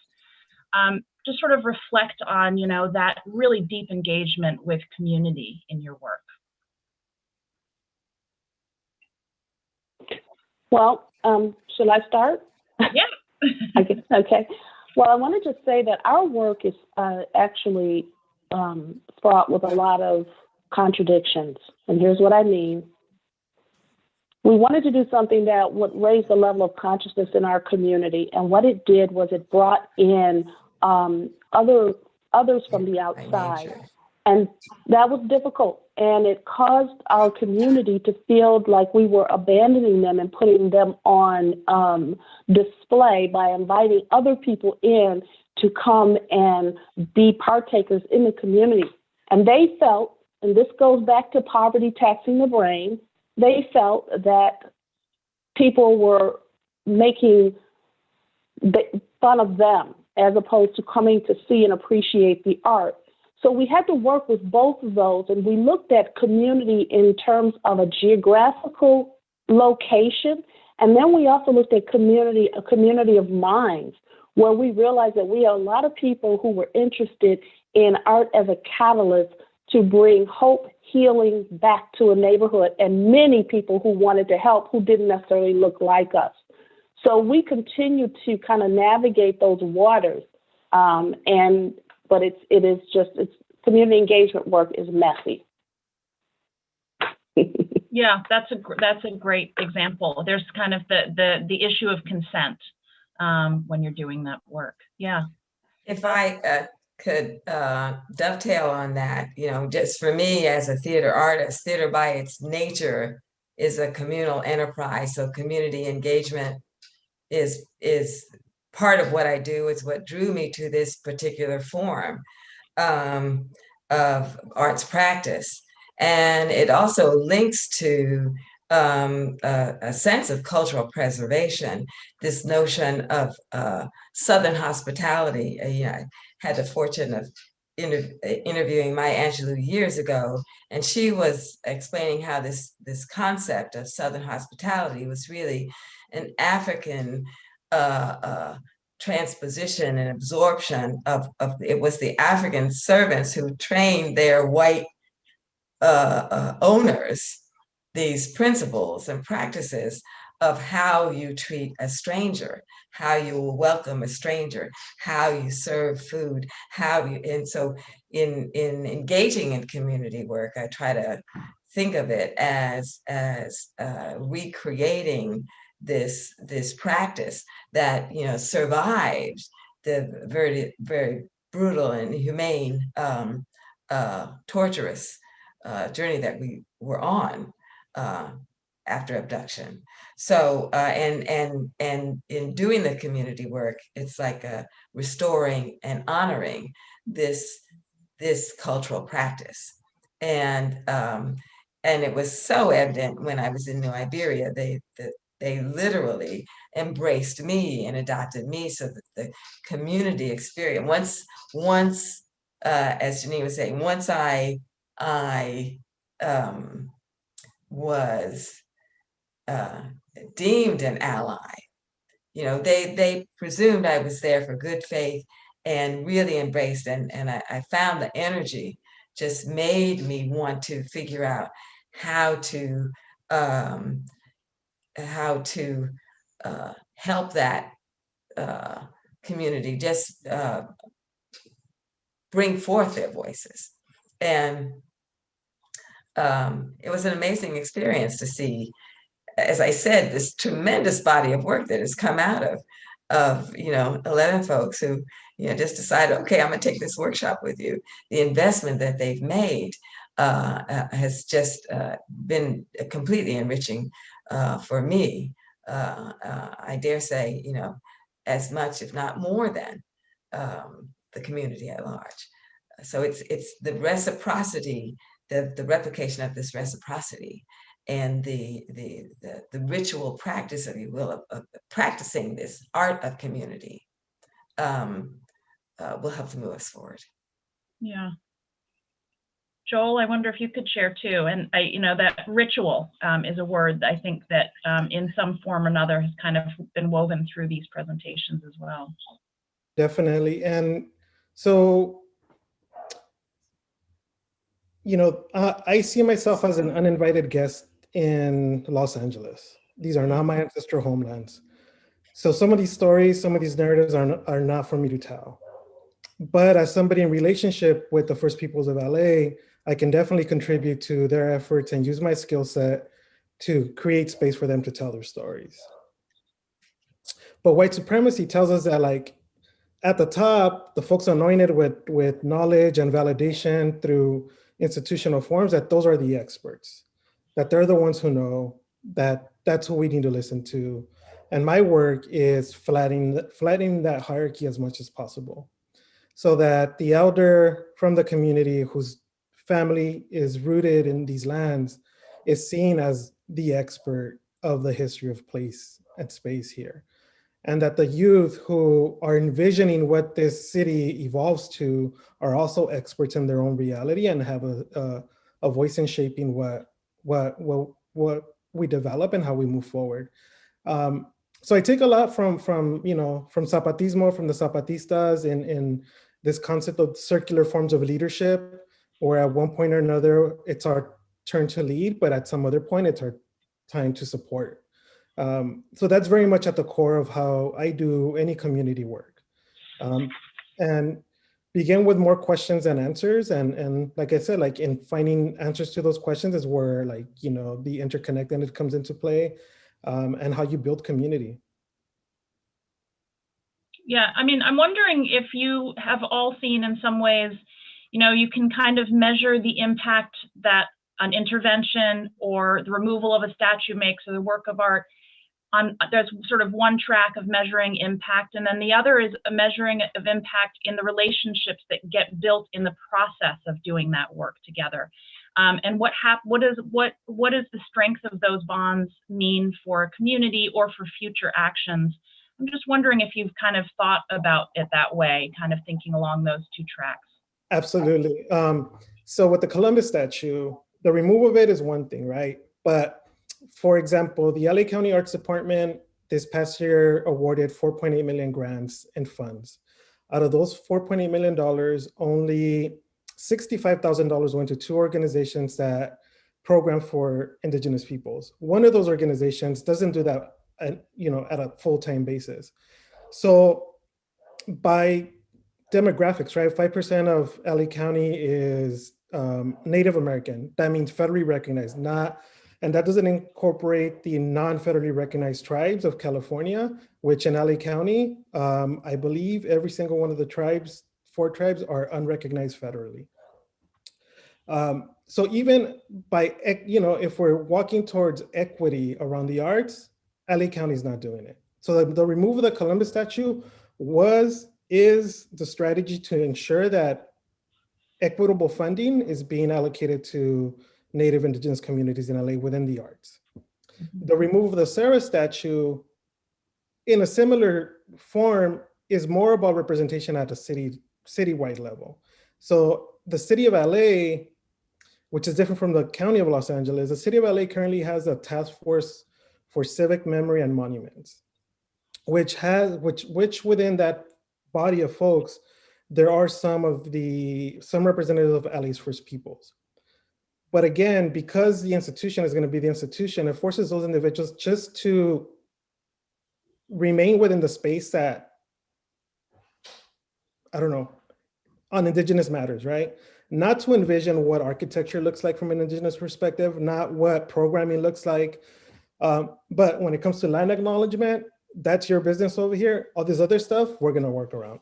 So again, it replicates these harmful systems. So by removing the Sarah statue, it's opened up a whole nother conversation of returning land to Native peoples.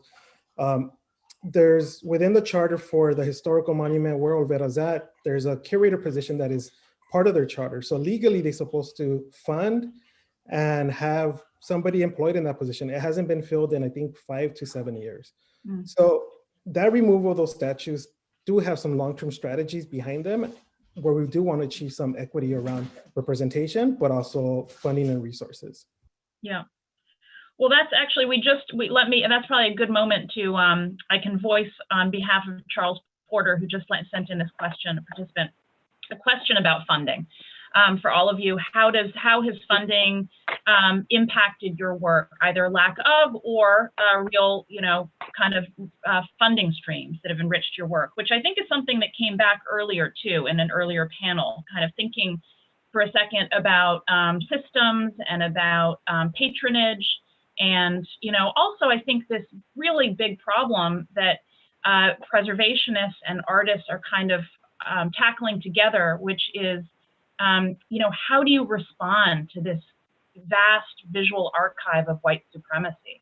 I think so much of the work that we're seeing is kind of, struggling with that. And that's really linked partially to a funding question, because so much of what we've inherited has obviously been so well funded. Private sources, government, sources. So this question of funding, I think, is really a central one. So that's Charles Porter had that question for all of you about how funding has impacted your work. Well, I would love. Oh, can I jump in? Go ahead. I'm really excited about the initiative that Brent and the Trust have taken with the African American Cultural Heritage Action Fund. I think that's the right name. But the challenge is that, in my case, working at the Shadows, it's new territory, but it was tremendously undercapitalized. And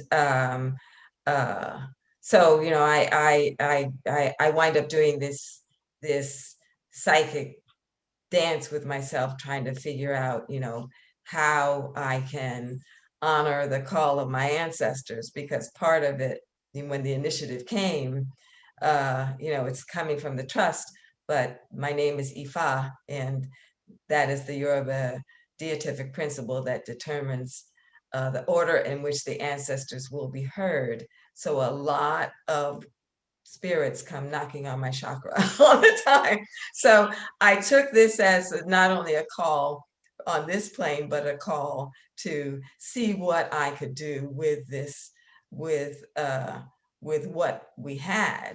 And then, finagling ways as a freelancer that I've done to wring out more money and to get resources and to get board and but you wind up as the artist doing a lot more than making the art, literally in this case, building a production structure, building a platform, finding it, doing marketing, and so and doing it because I love what I do. And so at the same time recognizing, as I've been in conversation with them, say, this is what it's going to take to get where I think you want to go, and also kind of defining where I think they want to go, because again, the initial request was for this huge, okay, we're going to tell Black history. One playwright's going to come down, she's going to do 200 years and, put it on, and then we're done. Mm-hmm. And I'm like, that does not, that's not reconstruction. Mm-hmm. That's a Band-Aid, or that's, to access other money for preservation, but not, truly to undergird what you say is your goal. And so I don't know what to do about that, except to, be in conversations like this. But it is across the board a universal problem. We are undervalued, we're undercapitalized, and we have within our own history a John Henry syndrome, where we will beat the train, we will go that quote unquote 110%, which is that to overcompensate for our repression so Charles knows. Well, let me add it. Let me jump in here and just say that one of the things in reference to funding for a nonprofit organization, first of all, that's a big challenge.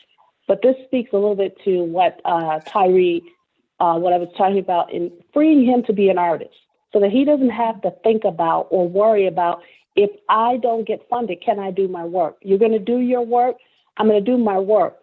So then building a team that, will allow you to go for or push for the dollars, but at the same time, using the example again of a doctor or an attorney. These are people who have what are called important professions, but the profession of an artist is not considered as important, and that's wrong. And we need to change that narrative for sure and speak up more, and not just preach to the choir, or not just say that, we always get it done anyway. Just because we always get it done anyway is why people don't step up and pay, or, we don't demand that they pay for a production or for an installation and all. So that what I'm suggesting, and in my role being a former banker, I can speak the corporate language and say these things deserve to be funded, and here's why. So I'm suggesting that, yes, it's historically been pathetic, but I'm on and have been on a campaign to change that narrative, just like a lot of these other narratives we need to change. Yeah, fund the artists. They deserve it because they help us be in touch with our humanity, and that is important. Funding. Yeah. So everything that I showed in the presentation, that's all self-funded. Yeah. There doesn't exist anything, at least here in the West Coast, around this type of work. The support that we've received from the Goethe and Monument Lab, for example, that allowed me to pay some of the youth that took photos of these actions. And in the presentation, you saw their names. For me, that's career development for them. These are opportunities for them to build their resume. So it is intentional around that, to use whatever small amounts of monies we have to be the most effective possible. But I cannot not talk about this and not mention Mellon coming in and jumping into the game with the amount of money they're putting up to talk about or envision new monuments, right? And they recently funded 2 projects here in LA. One housed at LACMA. LACMA doesn't need any more money. And the other for a mural that was produced in the 70s. Amazing project, right? But again, it's like this glossing over of history, and framed from a perspective of a settler society, that it doesn't, for whatever reason, funding or these initiatives don't really look to undo some of this stuff that's been framed by white supremacy. I would love for the Mellon Foundation to come visit LA and talk to some of the First Peoples and be like, how can we support some of that? But they won't, they won't. They rather fund something that's easy and flashy, and pat themselves on the back rather than do the actual work. Mm-hmm. And that's filling a quota. Yeah, check them off the list. We got the Chicanos in LA and we got technology in LA. We're done. We're not funding anymore in LA. And that needs to change. If they're putting up money to do this and they really want to do this type of work and allow folks like you have on this panel to really push the boundaries of what monuments can be, what memory culture is, then they just, drop some cash, like not even ask for applications. And we'll get back to you in 30 days to see if we'll give you the full application. Here's some funds, here's some seed fund. Go do the work and let's see how it grows. I think that's how funding needs to change. You get massive universities applying for these funds and artists and activists like ourselves who are doing this with community. We're never going to be competitive in those situations. The challenge, one of the challenges is looking at it funding differently, looking at as research and development, essentially. The initial capitalization, well placed, and art has proven time again, as Janine was describing, the economic benefits of artistic enterprise in challenging communities, challenged communities, really starts to change the economic dynamic, and it can build from there to actually be a source of income generation and resource generation. But you have to lay the foundation in order, you have to put in the investment of development in order for that to happen. Because you see the tremendous creative art source that Black people have represented. We do generate wealth in the art that we create. But there isn't in this realm yet enough of an investment. It's an early investment. So, my hope is that seeing the strength of the work that's coming out of these projects, that there will be a more considered investment in the future as we move forward. Yeah.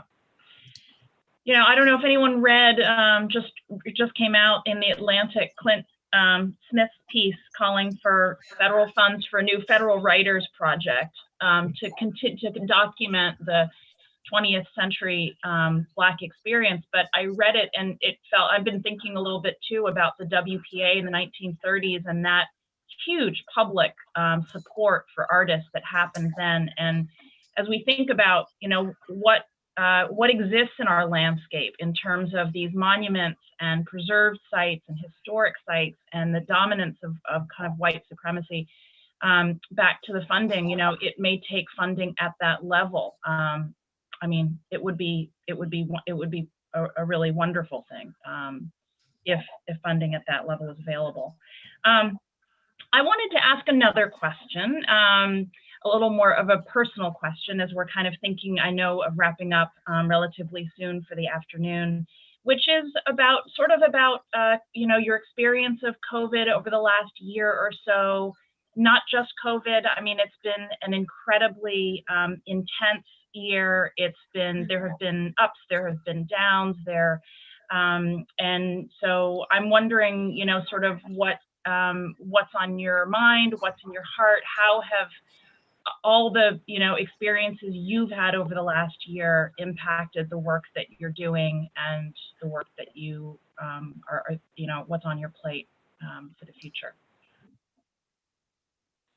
Well, I'm going to say that COVID was a blessing and a curse. And what I mean by that is that when we all shut down for a minute and saw the return of nature and realized how we have raped the world that we live in and how our constant treading on land and just the disrespect of our earth. And in the time that we could not go out, certain aspects of the earth began to return back to us. For example, one of the scientists said they could feel again the heartbeat of the trees. And another one talked about how the dolphins were returning to the waters of Venice. To me, that's a powerful, powerful wake-up call that needs to force us to explore more of what is inside as opposed to the physical environment and what's outside, as a way to somehow build up and make us feel better or make us feel more represented. I think that our humanity is now really deeply called into question, and that we have to get more honest about being conscious about who we all really are, you know, and that is what it has done for me. It's made me more closer to my own spirituality. I study metaphysics, and that's very dynamic and very important to me at this particular time, because I think we're all being asked to wake up. So that's my comment on that. Thank you. You know, we talk about the implications of race within all of this, right? And, you know, many times we forget about the implications of class as well. So through COVID, a good chunk of white folks who, for the majority of their lives, have landed on the side of privilege, have experienced what it is to be marginalized, because they're poor, because they might have had the means to move in and gentrify a community, but still are relatively poor. And, you know, one of the things that I kind of latch onto is, and I mentioned this before, is you know, these notions of healing and bringing healing into community. Black and Indigenous communities know how to do this because we've had to heal from all this nonsense. And we've had to figure out how to develop ceremonies and practices that you know, that builds up our wellness. And, you know, then there's the tangent of cultural appropriation of when white folks take stuff like sage and, you know, start smudging and stuff like that. And some of the elders say like, well, you know what, white people need to heal too. And they do. But I think it's in that recognition and that acknowledgement of what folks need to do to move forward is what we've all been talking about, right? It isn't about, you know, removing somebody's history for the sake of another person's. It's about acknowledging other perspectives. You know, so when I say that like something is in my story to tell, I have my perspective to it, and my family's history aligns to the impacts of the mission system in a very specific way. But I'm here in LA right now, and that portion of telling that story isn't my time and place yet. So we're all gonna have our turn, and it's how we help each other through speaking out and having our turn that we're gonna move forward. And that's, I think COVID has created those opportunities to be able to do some of that. Well, I've got a follow-up to that. I mean, I think Nona said earlier something that I wrote down. It was just so memorable. She said, you know, I made this work for me. I made this art for myself. So in thinking about healing and your work with communities, to what extent is this your own healing process too? I mean, I see that the work you're all doing is healing for the communities and for the, you know, people who witness it and participate in it. And then I'm wondering, kind of taking a step even closer, what is this also a healing process for you yourself? Absolutely. You know, like I said, I grew up here in East LA during the 90s, during a time that is one of the most violent periods in Los Angeles. I participated in that in many ways. You know, I'm complicit in that. I live with bullets in my body as part of that history. So I do my work so that young folks don't have to experience that, you know? In relation to COVID, my grandmother died at the start of the year because of COVID, because some members in my family didn't take this seriously enough. So we're about to launch a project, you know, because it'll be a year now since the stay-at-home orders here in California took effect, to honor those folks lost because of COVID. So through art, you know, it allows me an opportunity to like let go of some of that, but also help others in memorializing their loved ones. So it is definitely about you know, self-awareness, definitely, healing and untangling some of these tensions, and in the process, kind of modeling it for other folks, because we don't all know how to do this, and we're just figuring it out. For me, the workshop experience certainly was healing. I'm as a writer, I'm quite used to living in isolation, so I often found myself having to remind myself that this is a new experience for so much of the world, and the minor inconveniences that I was having paled compared to what the planet was experiencing. And at the same time, you know, we had to shift to doing the workshop digitally,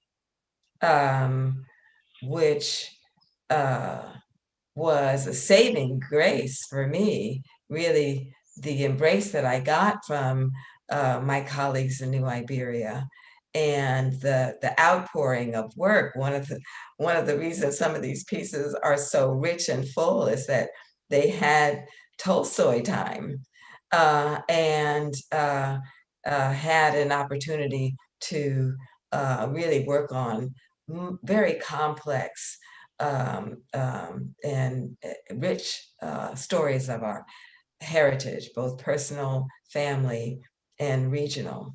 And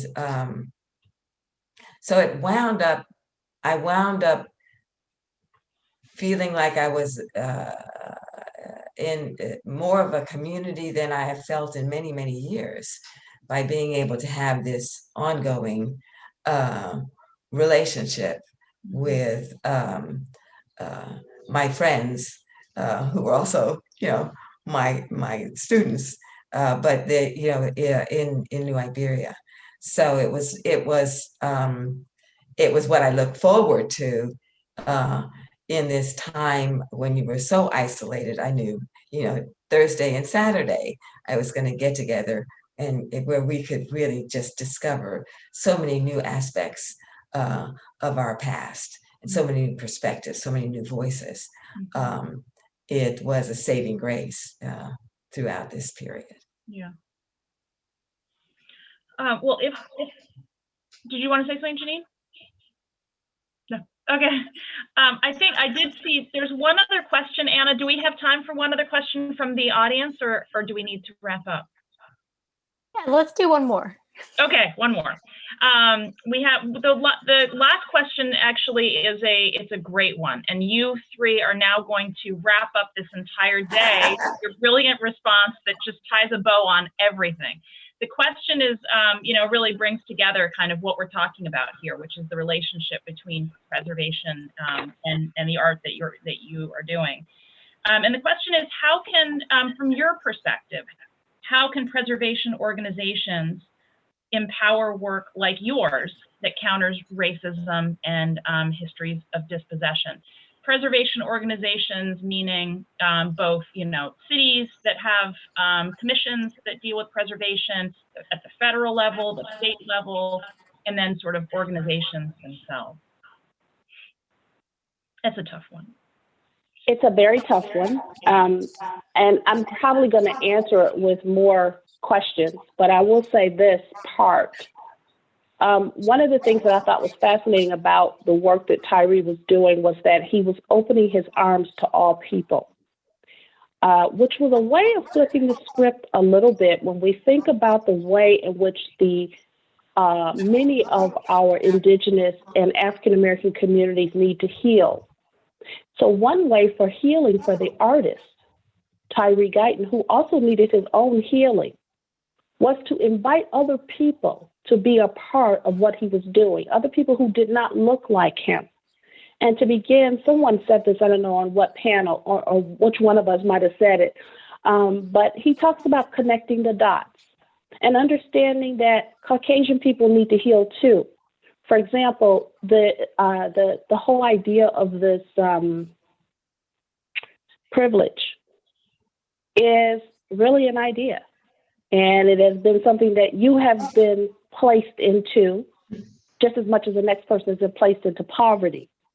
So there is your own healing that has to happen. So what I'm suggesting is the way in which we can help to build these cultural institutions is to be able to engage in honest communication and to create these spaces for people to completely be themselves. See, there's still something wrong with even a platform like this, if you don't mind me saying so, because someone else is engaging this conversation for us to come and put our stuff out on the table. And what I'm suggesting is the table has to be set completely new.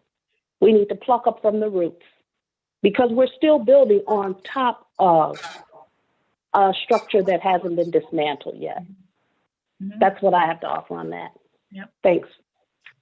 And I would say, based on my experience, not only with the Shadows, but some other commissions, if institutions or organizations or sites are interested in engaging with artists, to put out a more general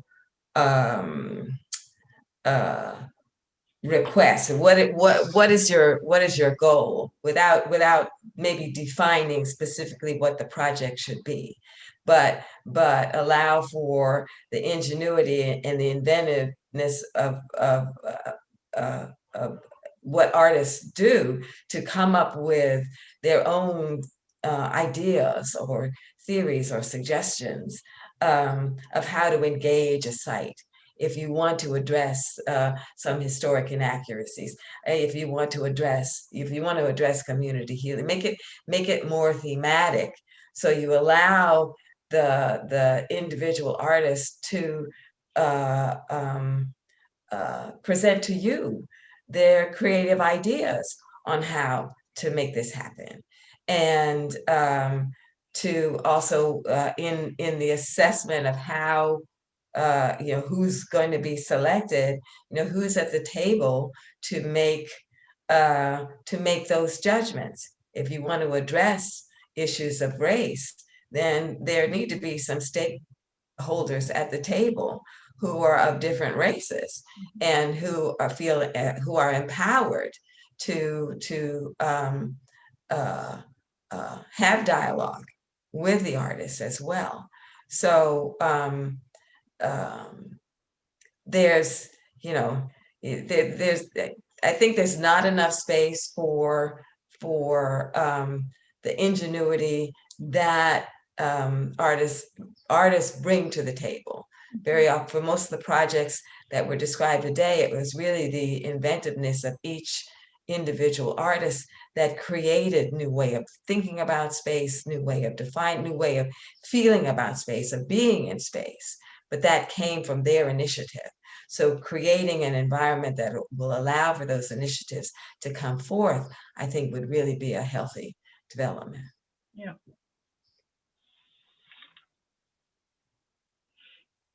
A lot of times or all the time, it seems like the starting point of preservation begins when settlement happens. And so that needs to be pushed back, way back, because there was something there before. Mm-hmm.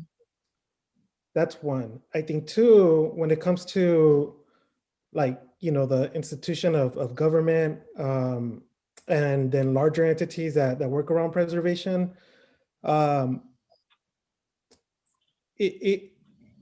give the folks in LA County and the city of LA a lot of flack, but there's some folks within there that are doing some amazing work to listen and just simply listen, and at times just take the lead.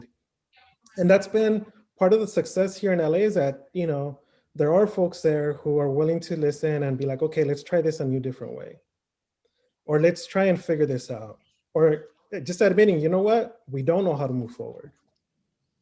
And 99% of the time is we don't know how to move forward.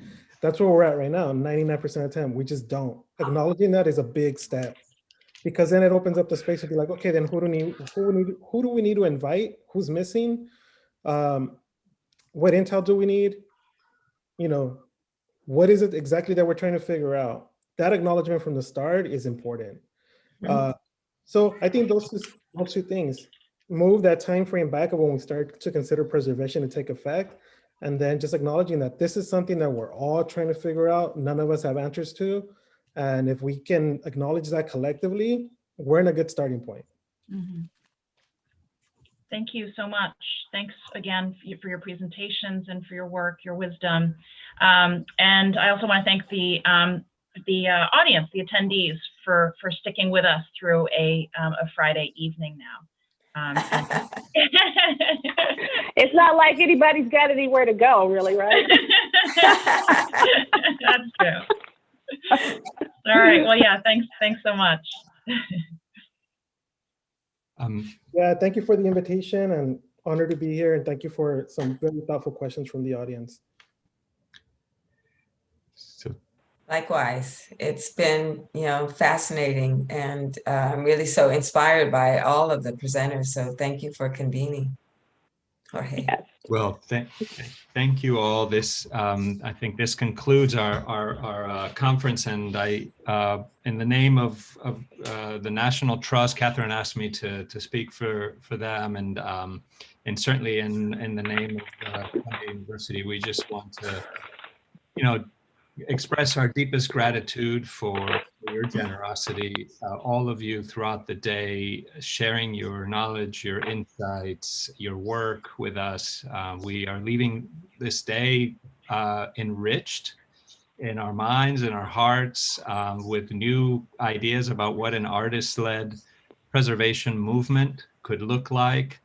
There's so much that you said. There was so much wisdom that was spoken today that I think that we can all dwell upon, and certainly care has always been at the heart. The instinct of preservation has been care, and you've enhanced that by making us think of healing and how preservation could become a national process for healing and repair, not just of buildings but actually of communities and people, and to turn to our human emotions seems so important at this time when so much has shifted, and you've made us focus and crystallize all of that and how important it is for us to do it now. So we leave energized and with a new purpose, and we couldn't ask for anything more than that. So thank you so much. Thank you for all of you that have joined us as participants.